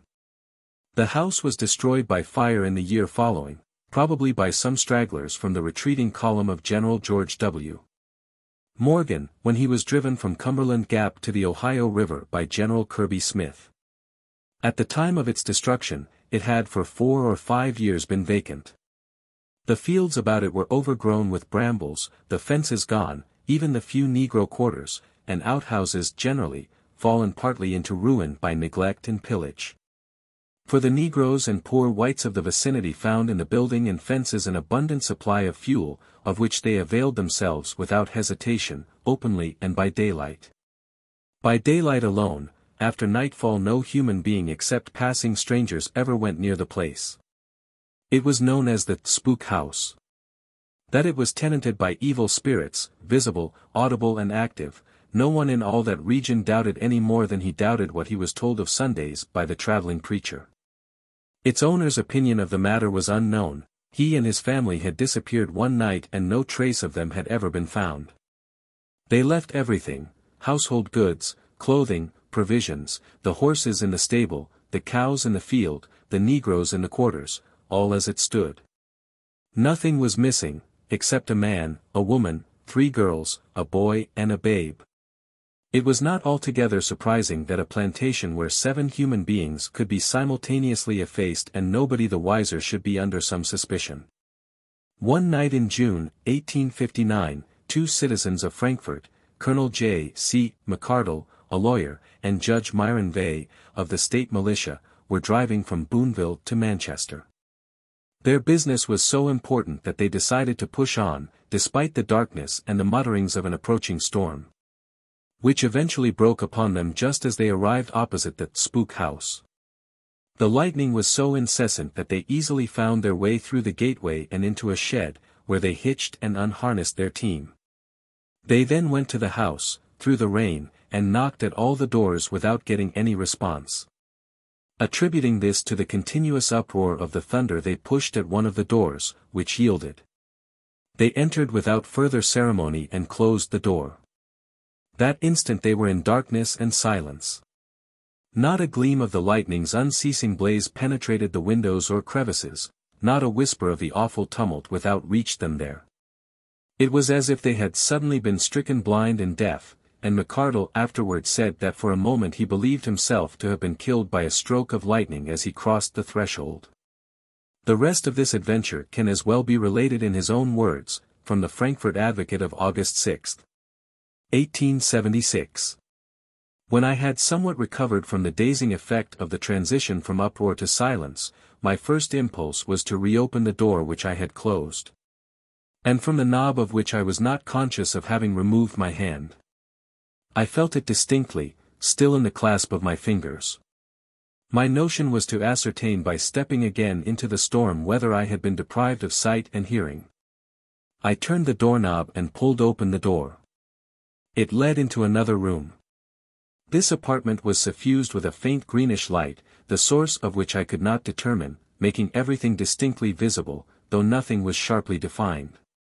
Everything, I say, but in truth the only objects within the blank stone walls of that room were human corpses. In number they were perhaps 8 or 10, it may well be understood that I did not truly count them. They were of different ages, or rather sizes, from infancy up, and of both sexes. All were prostrate on the floor, excepting one, apparently a young woman, who sat up, her back supported by an angle of the wall. A babe was clasped in the arms of another, an older woman. A half-grown lad lay face downward across the legs of a full-bearded man. 1 or 2 were nearly naked, and the hand of a young girl held the fragment of a gown which she had torn open at the breast. The bodies were in various stages of decay, all greatly shrunken in face and figure. Some were but little more than skeletons. While I stood stupefied with horror by this ghastly spectacle and still holding open the door, by some unaccountable perversity my attention was diverted from the shocking scene and concerned itself with trifles and details. Perhaps my mind, with an instinct of self-preservation, sought relief in matters which would relax its dangerous tension. Among other things, I observed that the door that I was holding open was of heavy iron plates, riveted equidistant from one another, and from the top and bottom, 3 strong bolts protruded from the beveled edge. I turned the knob and they were retracted flush with the edge. Released it, and they shot out. It was a spring lock. On the inside there was no knob, nor any kind of projection, a smooth surface of iron. While noting these things with an interest and attention which it now astonishes me to recall, I felt myself thrust aside, and Judge Vey, whom in the intensity and vicissitudes of my feelings I had altogether forgotten, pushed by me into the room. "For God's sake," I cried, "do not go in there. Let us get out of this dreadful place."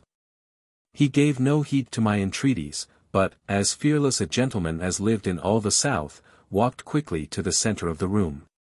Knelt beside one of the bodies for a closer examination and tenderly raised its blackened and shriveled head in his hands. A strong disagreeable odor came through the doorway, completely overpowering me. My senses reeled. I felt myself falling, and in clutching at the edge of the door for support pushed it shut with a sharp click. I remember no more. 6 weeks later I recovered my reason in a hotel at Manchester, whither I had been taken by strangers the next day. For all these weeks I had suffered from a nervous fever, attended with constant delirium. I had been found lying in the road several miles away from the house. But how I had escaped from it to get there I never knew. On recovery, or as soon as my physicians permitted me to talk, I inquired the fate of Judge V, whom, to quiet me, as I now know, they represented as well and at home. No one believed a word of my story, and who can wonder? And who can imagine my grief when, arriving at my home in Frankfurt 2 months later, I learned that Judge V had never been heard of since that night. I then regretted bitterly the pride which since the first few days after the recovery of my reason had forbidden me to repeat my discredited story and insist upon its truth.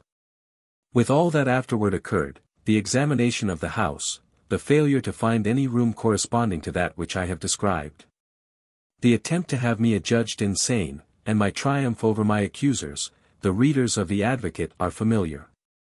After all these years I am still confident that excavations which I have neither the legal right to undertake nor the wealth to make would disclose the secret of the disappearance of my unhappy friend. And possibly of the former occupants and owners of the deserted and now destroyed house. I do not despair of yet bringing about such a search. And it is a source of deep grief to me that it has been delayed by the undeserved hostility and unwise incredulity of the family and friends of the late Judge V. Colonel Macarger died in Frankfurt on the 13th day of December, in the year 1879. The other lodgers. In order to take that train, said Colonel Levering, sitting in the Waldorf Astoria Hotel, you will have to remain nearly all night in Atlanta. That is a fine city, but I advise you not to put up at the Breathitt House, one of the principal hotels. It is an old wooden building in urgent need of repairs. There are breaches in the walls that you could throw a cat through.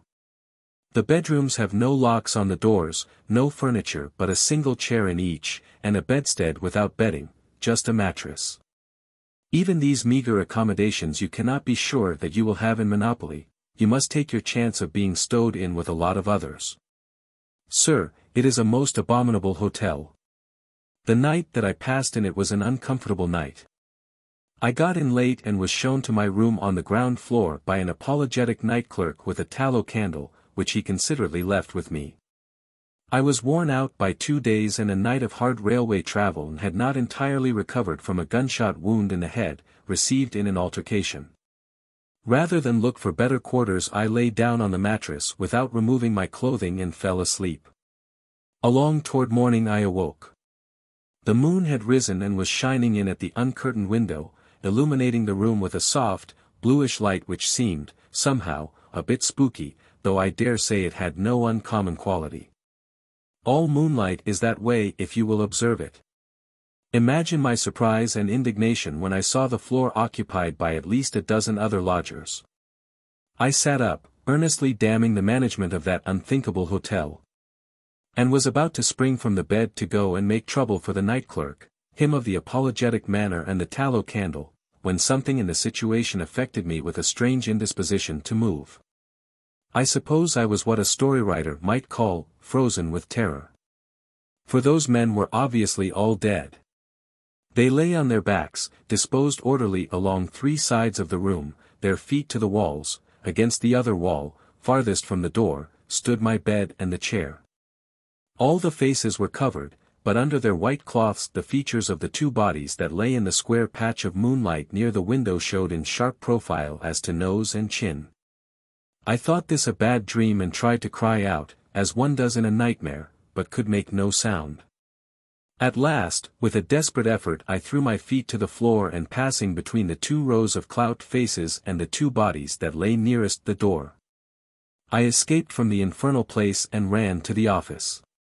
The night clerk was there, behind the desk, sitting in the dim light of another tallow candle, just sitting and staring. He did not rise. My abrupt entrance produced no effect upon him, though I must have looked a veritable corpse myself. It occurred to me then that I had not before really observed the fellow. He was a little chap, with a colorless face and the whitest, blankiest eyes I ever saw. He had no more expression than the back of my hand. His clothing was a dirty gray. "Damn you!" I said. "What do you mean?" Just the same, I was shaking like a leaf in the wind and did not recognize my own voice. The night clerk rose, bowed, apologetically, and, well, he was no longer there, and at that moment I felt a hand laid upon my shoulder from behind. Just fancy that if you can. Unspeakably frightened, I turned and saw a portly, kind-faced gentleman, who asked, "What is the matter, my friend?" I was not long in telling him, but before I made an end of it he went pale himself. "See here," he said, "are you telling the truth?" I had now got myself in hand and terror had given place to indignation. "If you dare to doubt it," I said, "I'll hammer the life out of you." "No," he replied, "don't do that. Just sit down till I tell you. This is not a hotel. It used to be, afterward it was a hospital. Now it is unoccupied, awaiting a tenant. The room that you mention was the dead room, there were always plenty of dead. The fellow that you call the night clerk used to be that, but later he booked the patients as they were brought in. I don't understand his being here. He has been dead a few weeks. And who are you?" I blurted out. "Oh, I look after the premises. I happened to be passing just now, and seeing a light in here came in to investigate. Let us have a look into that room," he added, lifting the sputtering candle from the desk. "I'll see you at the devil first," said I, bolting out of the door into the street. "Sir, that Breathitt House, in Atlanta, is a beastly place. Don't you stop there. God forbid. Your account of it certainly does not suggest comfort. By the way, Colonel, when did all that occur?" "In September, 1864, shortly after the siege." "The thing at Nolan?" "To the south of where the road between Leesville and Hardy, in the state of Missouri, crosses the east fork of May Creek stands an abandoned house. Nobody has lived in it since the summer of 1879, and it is fast going to pieces. For some 3 years before the date mentioned above, it was occupied by the family of Charles May, from one of whose ancestors the creek near which it stands took its name. Mr. May's family consisted of a wife, an adult son and 2 young girls. The son's name was John, the names of the daughters are unknown to the writer of this sketch. John May was of a morose and surly disposition, not easily moved to anger, but having an uncommon gift of sullen, implacable hate. His father was quite otherwise. Of a sunny, jovial disposition, but with a quick temper like a sudden flame kindled in a wisp of straw, which consumes it in a flash and is no more. He cherished no resentments, and his anger gone, was quick to make overtures for reconciliation. He had a brother living nearby who was unlike him in respect of all this, and it was a current witticism in the neighborhood that John had inherited his disposition from his uncle. One day a misunderstanding arose between father and son, harsh words ensued, and the father struck the son full in the face with his fist. John quietly wiped away the blood that followed the blow, fixed his eyes upon the already penitent offender and said with cold composure, "You will die for that." The words were overheard by 2 brothers named Jackson, who were approaching the men at the moment, but seeing them engaged in a quarrel they retired, apparently unobserved. Charles May afterward related the unfortunate occurrence to his wife and explained that he had apologized to the son for the hasty blow, but without avail. The young man not only rejected his overtures, but refused to withdraw his terrible threat. Nevertheless, there was no open rupture of relations. John continued living with the family, and things went on very much as before. One Sunday morning in June, 1879, about 2 weeks after what has been related, May Sr. left the house immediately after breakfast, taking a spade. He said he was going to make an excavation at a certain spring in a wood about a mile away, so that the cattle could obtain water. John remained in the house for some hours, variously occupied in shaving himself, writing letters and reading a newspaper. His manner was very nearly what it usually was. Perhaps he was a trifle more sullen and surly. At 2 o'clock he left the house. At 5, he returned. For some reason not connected with any interest in his movements, and which is not now recalled, the time of his departure and that of his return were noted by his mother and sisters. As was attested at his trial for murder. It was observed that his clothing was wet in spots, as if, so the prosecution afterward pointed out, he had been removing bloodstains from it. His manner was strange, his look wild. He complained of illness, and going to his room took to his bed. May Sr. did not return. Later that evening the nearest neighbors were aroused, and during that night and the following day a search was prosecuted through the wood where the spring was. It resulted in little but the discovery of both men's footprints in the clay about the spring. John May in the meantime had grown rapidly worse with what the local physician called brain fever, and in his delirium raved of murder, but did not say whom he conceived to have been murdered. Nor whom he imagined to have done the deed. But his threat was recalled by the brothers Jackson and he was arrested on suspicion and a deputy sheriff put in charge of him at his home. Public opinion ran strongly against him and but for his illness he would probably have been hanged by a mob. As it was, a meeting of the neighbors was held on Tuesday and a committee appointed to watch the case and take such action at any time as circumstances might seem to warrant. On Wednesday all was changed. From the town of Nolan, 8 miles away, came a story which put a quite different light on the matter. Nolan consisted of a schoolhouse, a blacksmith's shop, a store, and a half-dozen dwellings. The store was kept by one Henry Odell, a cousin of the elder May. On the afternoon of the Sunday of May's disappearance Mr. Odell and 4 of his neighbors, men of credibility, were sitting in the store smoking and talking. It was a warm day. And both the front and the back door were open. At about 3 o'clock Charles May, who was well known to 3 of them, entered at the front door and passed out at the rear. He was without hat or coat. He did not look at them, nor return their greeting, a circumstance which did not surprise, for he was evidently seriously hurt. Above the left eyebrow was a wound, a deep gash from which the blood flowed, covering the whole left side of the face and neck and saturating his light grey shirt. Oddly enough, the thought uppermost in the minds of all was that he had been fighting and was going to the brook directly at the back of the store, to wash himself. Perhaps there was a feeling of delicacy, a backwoods etiquette which restrained them from following him to offer assistance. The court records, from which, mainly, this narrative is drawn, are silent as to anything but the fact. They waited for him to return, but he did not return. Bordering the brook behind the store is a forest extending for 6 miles back to the Medicine Lodge Hills. As soon as it became known in the neighborhood of the missing man's dwelling that he had been seen in Nolan there was a marked alteration in public sentiment and feeling. The Vigilance Committee went out of existence without the formality of a resolution. Search along the wooded bottomlands of May Creek was stopped and nearly the entire male population of the region took to beating the bush about Nolan and in the Medicine Lodge Hills. But of the missing man no trace was found.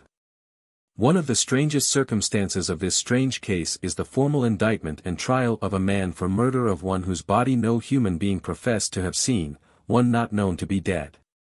We are all more or less familiar with the vagaries and eccentricities of frontier law, but this instance, it is thought, is unique. However that may be, it is of record that on recovering from his illness John May was indicted for the murder of his missing father. Counsel for the defense appears not to have demurred and the case was tried on its merits. The prosecution was spiritless and perfunctory. The defense easily established, with regard to the deceased, an alibi. If during the time in which John May must have killed Charles May, if he killed him at all, Charles May was miles away from where John May must have been. It is plain that the deceased must have come to his death at the hands of someone else. John May was acquitted, immediately left the country, and has never been heard of from that day. Shortly afterward his mother and sisters removed to St. Louis. The farm having passed into the possession of a man who owns the land adjoining, and has a dwelling of his own, the May house has ever since been vacant. And has the somber reputation of being haunted. One day after the May family had left the country, some boys, playing in the woods along May Creek, found concealed under a mass of dead leaves, but partly exposed by the rooting of hogs, a spade. Nearly new and bright, except for a spot on one edge, which was rusted and stained with blood. The implement had the initials C.M. cut into the handle. This discovery renewed, in some degree, the public excitement of a few months before. The earth near the spot where the spade was found was carefully examined, and the result was the finding of the dead body of a man. It had been buried under 2 or 3 feet of soil and the spot covered with a layer of dead leaves and twigs. There was but little decomposition, a fact attributed to some preservative property in the mineral-bearing soil. Above the left eyebrow was a wound, a deep gash from which blood had flowed, covering the whole left side of the face and neck and saturating the light gray shirt. The skull had been cut through by the blow. The body was that of Charles May. But what was it that passed through Mr. Odell's store at Nolan? Bodies of the dead. That of Granny Magone. About 10 miles to the southeast of Whitesburg, Kentucky, in a little cove of the Cumberland Mountains, lived for many years an old woman named Sarah, or Mary, Magone. Her house, built of logs and containing but 2 rooms, was 1.5 miles distant from any other, in the wildest part of the cove, entirely surrounded by forest except on one side, where a little field, or patch, of about a half-acre served her for a vegetable garden. How she subsisted nobody exactly knew. She was reputed to be a miser with a concealed hoard. She certainly paid for what few articles she procured on her rare visits to the village store. Many of her ignorant neighbors believed her to be a witch, or thought, at least, that she possessed some kind of supernatural powers. In November, 1881, she died, and fortunately enough, the body was found while yet warm by a passing hunter, who locked the door of the cabin and conveyed the news to the nearest settlement. Several persons living in the vicinity at once went to the cabin to prepare for her burial, others were to follow the next day with a coffin and whatever else was needful. Among those who first went was the Reverend Elias Atney, a Methodist minister of Whitesburg, who happened to be in the neighborhood visiting a relation. He was to conduct the funeral services on the following day. Mr. Atney is, or was, well known in Whitesburg and all that country as a good and pious man of good birth and education. He was closely related to the Marshalls and several other families of distinction. It is from him that the particulars here related were learned. And the account is confirmed by the affidavits of John Hershaw, William C. Reitman, and Catherine Daub, residents of the vicinity and eyewitnesses. The body of Granny Magone had been laid out on a wide plank supported by 2 chairs at the end of the principal room, opposite the fireplace, and the persons mentioned were acting as watchers. According to the local custom, a bright fire on the hearth lighted one end of the room brilliantly, the other dimly. The watchers sat about the fire, talking in subdued tones, when a sudden noise in the direction of the corpse caused them all to turn and look. In a black shadow near the remains, they saw 2 glowing eyes staring fixedly. And before they could do more than rise, uttering exclamations of alarm, a large black cat leaped upon the body and fastened its teeth into the cloth covering the face. Instantly the right hand of the dead was violently raised from the side, seized the cat, and hurled it against the wall, whence it fell to the floor. And then dashed wildly through an open window into the outer darkness, and was seen no more. Inconceivably horrified, the watchers stood a moment speechless, but finally, with returning courage, approached the body. The face cloth lay upon the floor, the cheek was terribly torn. The right arm hung stiffly over the side of the plank. There was not a sign of life. They chafed the forehead, the withered cheeks and neck. They carried the body to the heat of the fire and worked upon it for hours, all in vain. But the funeral was postponed until the 4th day brought unmistakable evidence of dissolution, and poor Granny was buried. "Ah, but your eyes deceived you," said he to whom the reverend gentleman related the occurrence. The arm was disturbed by the efforts of the cat, which, taking sudden fright, leaped blindly against the wall. "No," he answered, the clenched right hand, with its long nails, was full of black fur. "A light sleeper." John Hoskin, living in San Francisco, had a beautiful wife, to whom he was devotedly attached. In the spring of 1871 Mrs. Hoskin went east to visit her relations in Springfield, Illinois. Where, a week after her arrival, she suddenly died of some disease of the heart, at least the physician said so. Mr. Hoskin was at once apprised of his loss, by telegraph, and he directed that the body be sent to San Francisco. On arrival there the metallic case containing the remains was opened. The body was lying on the right side, the right hand under the cheek, the other on the breast. The posture was the perfectly natural one of a sleeping child, and in a letter to the deceased lady's father, Mr. Martin L. Whitney of Springfield, Mr.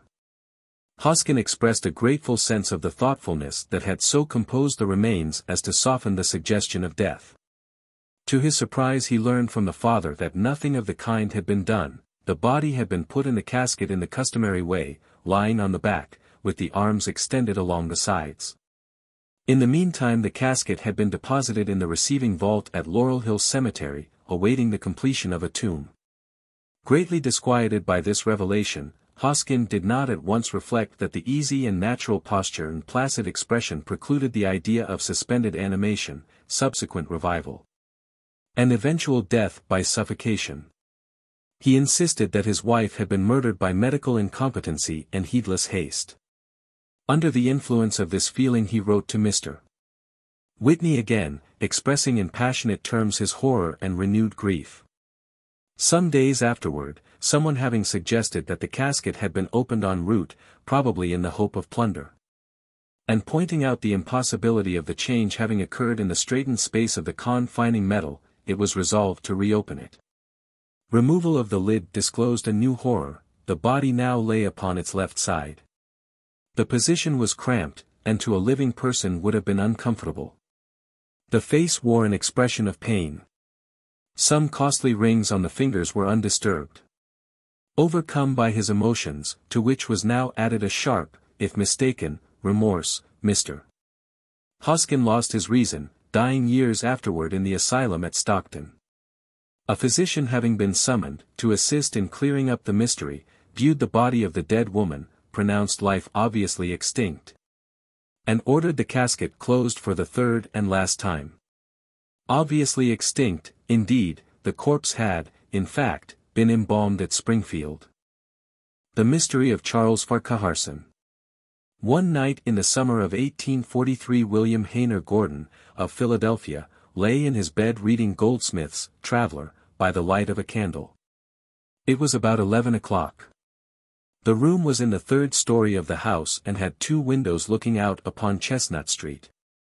There was no balcony, nothing below the windows but other windows in a smooth brick wall. Becoming drowsy, Gordon laid away his book, extinguished his candle, and composed himself to sleep.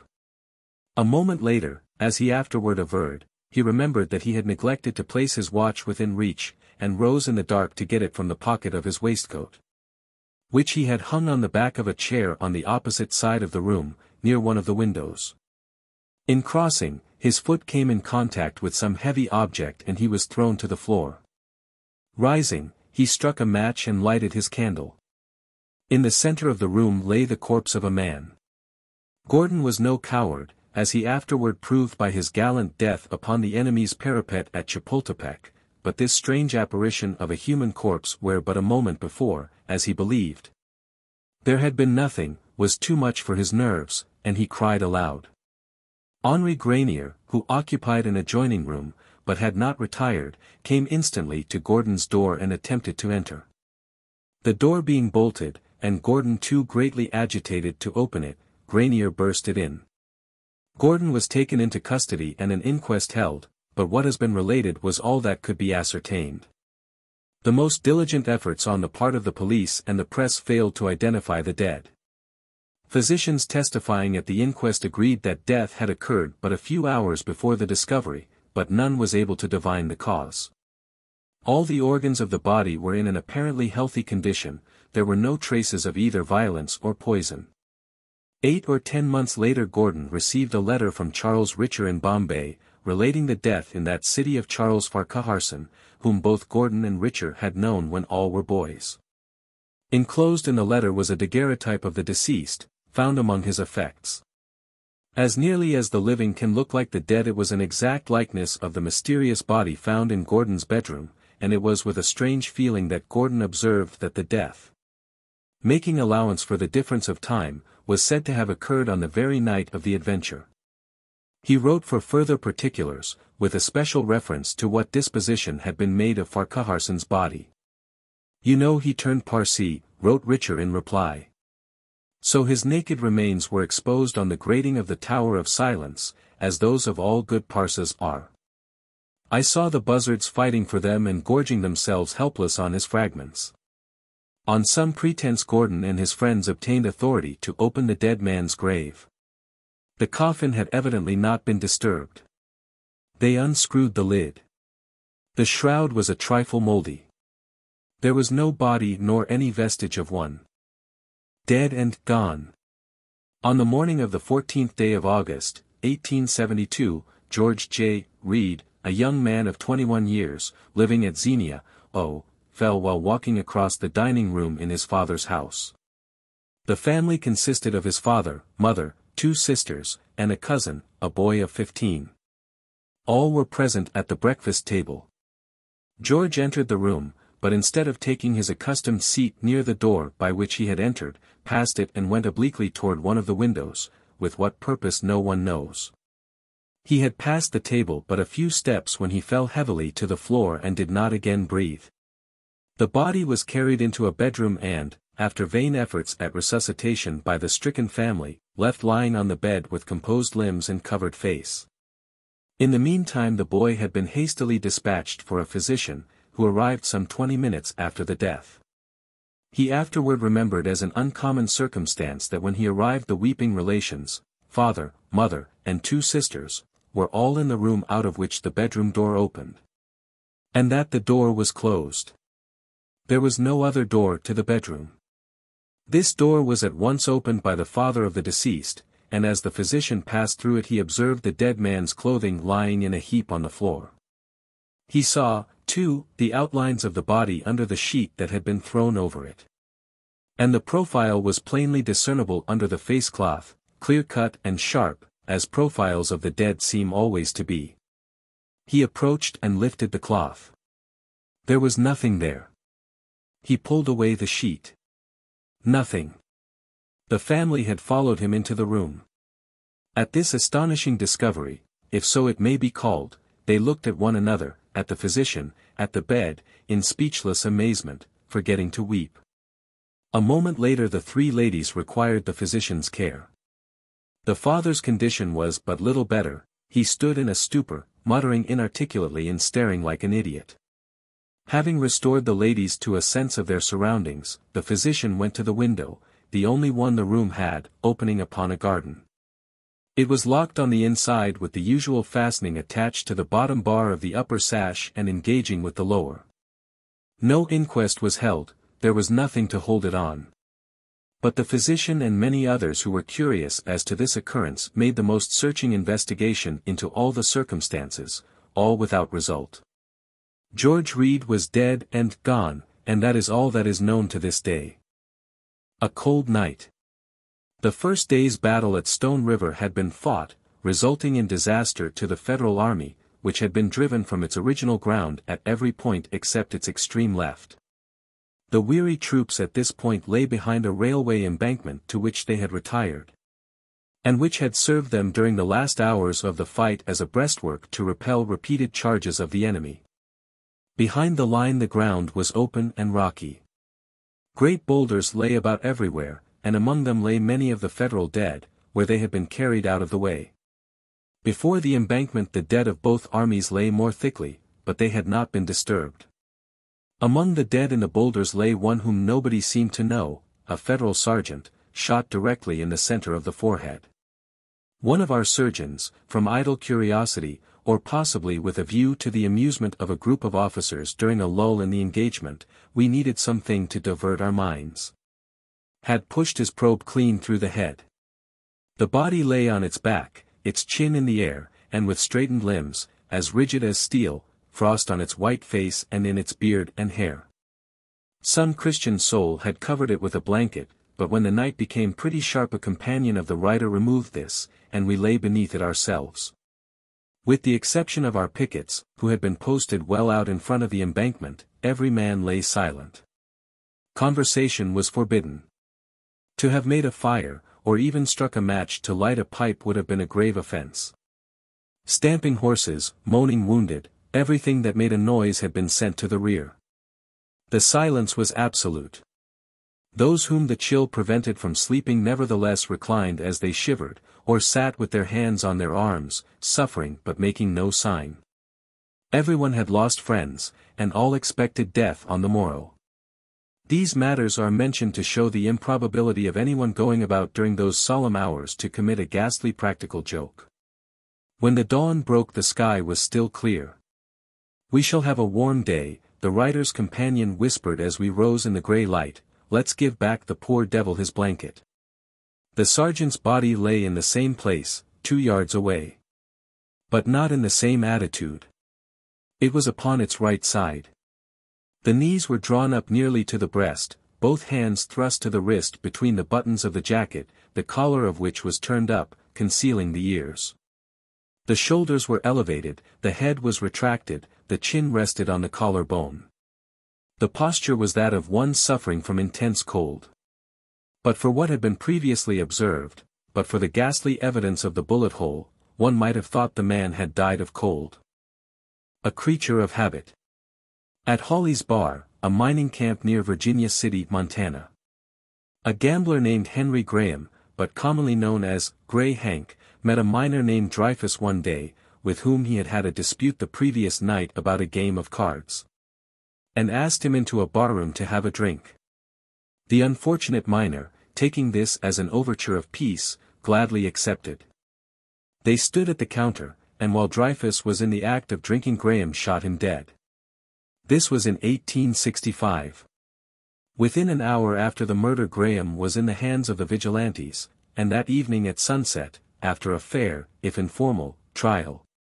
He was hanged to the limb of a tree which grew upon a little eminence within sight of the whole camp.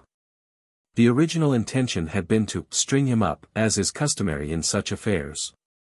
And with a view to that operation the long rope had been thrown over the limb, while a dozen pairs of hands were ready to hoist away.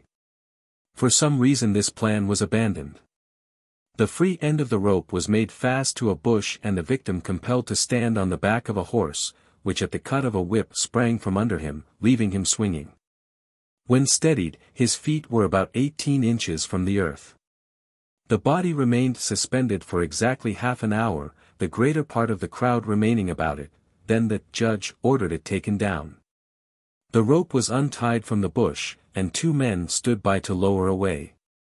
The moment the feet came squarely upon the ground the men engaged in lowering, thinking doubtless that those standing about the body had hold of it to support it, let go the rope. The body at once ran quickly forward toward the main part of the crowd, the rope paying out as it went. The head rolled from side to side, the eyes and tongue protruding, the face ghastly purple, the lips covered with bloody froth. With cries of horror the crowd ran hither and thither, stumbling, falling over one another, cursing. In and out among them, over the fallen, coming into collision with others, the horrible dead man pranced, his feet lifted so high at each step that his knees struck his breast. His tongue swinging like that of a panting dog, the foam flying in flakes from his swollen lips. The deepening twilight added its terror to the scene, and men fled from the spot, not daring to look behind. Straight into this confusion from the outskirts of the crowd walked with rapid steps the tall figure of a man whom all who saw instantly recognized as a master spirit. This was Dr. Arnold Spire, who with 2 other physicians had pronounced the man dead and had been retiring to the camp. He moved as directly toward the dead man as the now somewhat less rapid and erratic movements of the latter would permit, and seized him in his arms. Encouraged by this, a score of men sprang shouting to the free end of the rope, which had not been drawn entirely over the limb, and laid hold of it, intending to make a finish of their work. They ran with it toward the bush to which it had been fastened, but there was no resistance. The physician had cut it from the murderer's neck. In a moment the body was lying on its back, with composed limbs and face upturned to the kindling stars, in the motionless rigidity appropriate to death. The hanging had been done well enough, the neck was broken. "The dead are creatures of habit," said Dr. Spire. "A corpse which when on its feet will walk and run will lie still when placed on its back." Mysterious disappearances. The difficulty of crossing a field. One morning in July, 1854, a planter named Williamson, living 6 miles from Selma, Alabama, was sitting with his wife and a child on the veranda of his dwelling. Immediately in front of the house was a lawn, perhaps 50 yards in extent between the house and public road, or, as it was called, the pike. Beyond this road lay a close-cropped pasture of some 10 acres, level and without a tree, rock, or any natural or artificial object on its surface. At the time there was not even a domestic animal in the field. In another field, beyond the pasture, a dozen slaves were at work under an overseer. Throwing away the stump of a cigar, the planter rose, saying, "I forgot to tell Andrew about those horses." Andrew was the overseer. Williamson strolled leisurely down the gravel walk, plucking a flower as he went, passed across the road and into the pasture, pausing a moment as he closed the gate leading into it. To greet a passing neighbor, Armour Wren, who lived on an adjoining plantation. Mr. Wren was in an open carriage with his son James, a lad of 13. When he had driven some 200 yards from the point of meeting, Mr. Wren said to his son, "I forgot to tell Mr. Williamson about those horses." Mr. Wren had sold to Mr. Williamson some horses, which were to have been sent for that day, but for some reason not now remembered it would be inconvenient to deliver them until the morrow. The coachman was directed to drive back, and as the vehicle turned Williamson was seen by all three, walking leisurely across the pasture. At that moment one of the coach horses stumbled and came near falling. It had no more than fairly recovered itself when James Wren cried, "Why, father, what has become of Mr. Williamson?" It is not the purpose of this narrative to answer that question. Mr. Wren's strange account of the matter, given under oath in the course of legal proceedings relating to the Williamson estate. Here follows. My son's exclamation caused me to look toward the spot where I had seen the deceased, sick, an instant before, but he was not there, nor was he anywhere visible. I cannot say that at the moment I was greatly startled, or realized the gravity of the occurrence, though I thought it singular. My son, however, was greatly astonished and kept repeating his question in different forms until we arrived at the gate. My black boy Sam was similarly affected, even in a greater degree, but I reckon more by my son's manner than by anything he had himself observed. This sentence in the testimony was stricken out. As we got out of the carriage at the gate of the field, and while Sam was hanging, sick, the team to the fence, Mrs. Williamson, with her child in her arms and followed by several servants, came running down the walk in great excitement, crying, "He is gone, he is gone. Oh God! What an awful thing!" And many other such exclamations, which I do not distinctly recollect. I got from them the impression that they related to something more than the mere disappearance of her husband, even if that had occurred before her eyes. Her manner was wild, but not more so, I think, than was natural under the circumstances. I have no reason to think she had at that time lost her mind. I have never since seen nor heard of Mr. Williamson. This testimony, as might have been expected, was corroborated in almost every particular by the only other eyewitness, if that is a proper term, the lad James. Mrs. Williamson had lost her reason and the servants were, of course, not competent to testify. The boy James Wren had declared at first that he saw the disappearance, but there is nothing of this in his testimony given in court. None of the field hands working in the field to which Williamson was going had seen him at all, and the most rigorous search of the entire plantation and adjoining country failed to supply a clue. The most monstrous and grotesque fictions, originating with the blacks, were current in that part of the state for many years, and probably are to this day. But what has been here related is all that is certainly known of the matter. The courts decided that Williamson was dead, and his estate was distributed according to law. An unfinished race. James Byrne Warson was a shoemaker who lived in Leamington, Warwickshire, England. He had a little shop in one of the byways leading off the road to Warwick. In his humble sphere he was esteemed an honest man, although like many of his class in English towns he was somewhat addicted to drink. When in liquor he would make foolish wagers. On one of these too frequent occasions he was boasting of his prowess as a pedestrian and athlete, and the outcome was a match against nature. For a stake of 1 sovereign he undertook to run all the way to Coventry and back, a distance of something more than 40 miles. This was on the 3rd day of September in 1873. He set out at once, the man with whom he had made the bet, whose name is not remembered, accompanied by Barham Wise, a linen draper, and Hamerson Burns, a photographer, I think, following in a light cart or wagon. For several miles Warson went on very well, at an easy gait, without apparent fatigue, for he had really great powers of endurance and was not sufficiently intoxicated to enfeeble them. The 3 men in the wagon kept a short distance in the rear, giving him occasional friendly chaff or encouragement, as the spirit moved them. Suddenly, in the very middle of the roadway, not a dozen yards from them, and with their eyes full upon him, the man seemed to stumble, pitched headlong forward, uttered a terrible cry and vanished. He did not fall to the earth, he vanished before touching it. No trace of him was ever discovered. After remaining at and about the spot for some time, with aimless irresolution, the 3 men returned to Leamington, told their astonishing story and were afterward taken into custody. But they were of good standing, had always been considered truthful, were sober at the time of the occurrence. And nothing ever transpired to discredit their sworn account of their extraordinary adventure, concerning the truth of which, nevertheless, public opinion was divided, throughout the United Kingdom. If they had something to conceal, their choice of means is certainly one of the most amazing ever made by sane human beings. Charles Ashmore's Trail. The family of Christian Ashmore consisted of his wife, his mother, 2 grown daughters, and a son of 16 years. They lived in Troy, New York, were well-to-do, respectable persons, and had many friends, some of whom, reading these lines, will doubtless learn for the first time the extraordinary fate of the young man.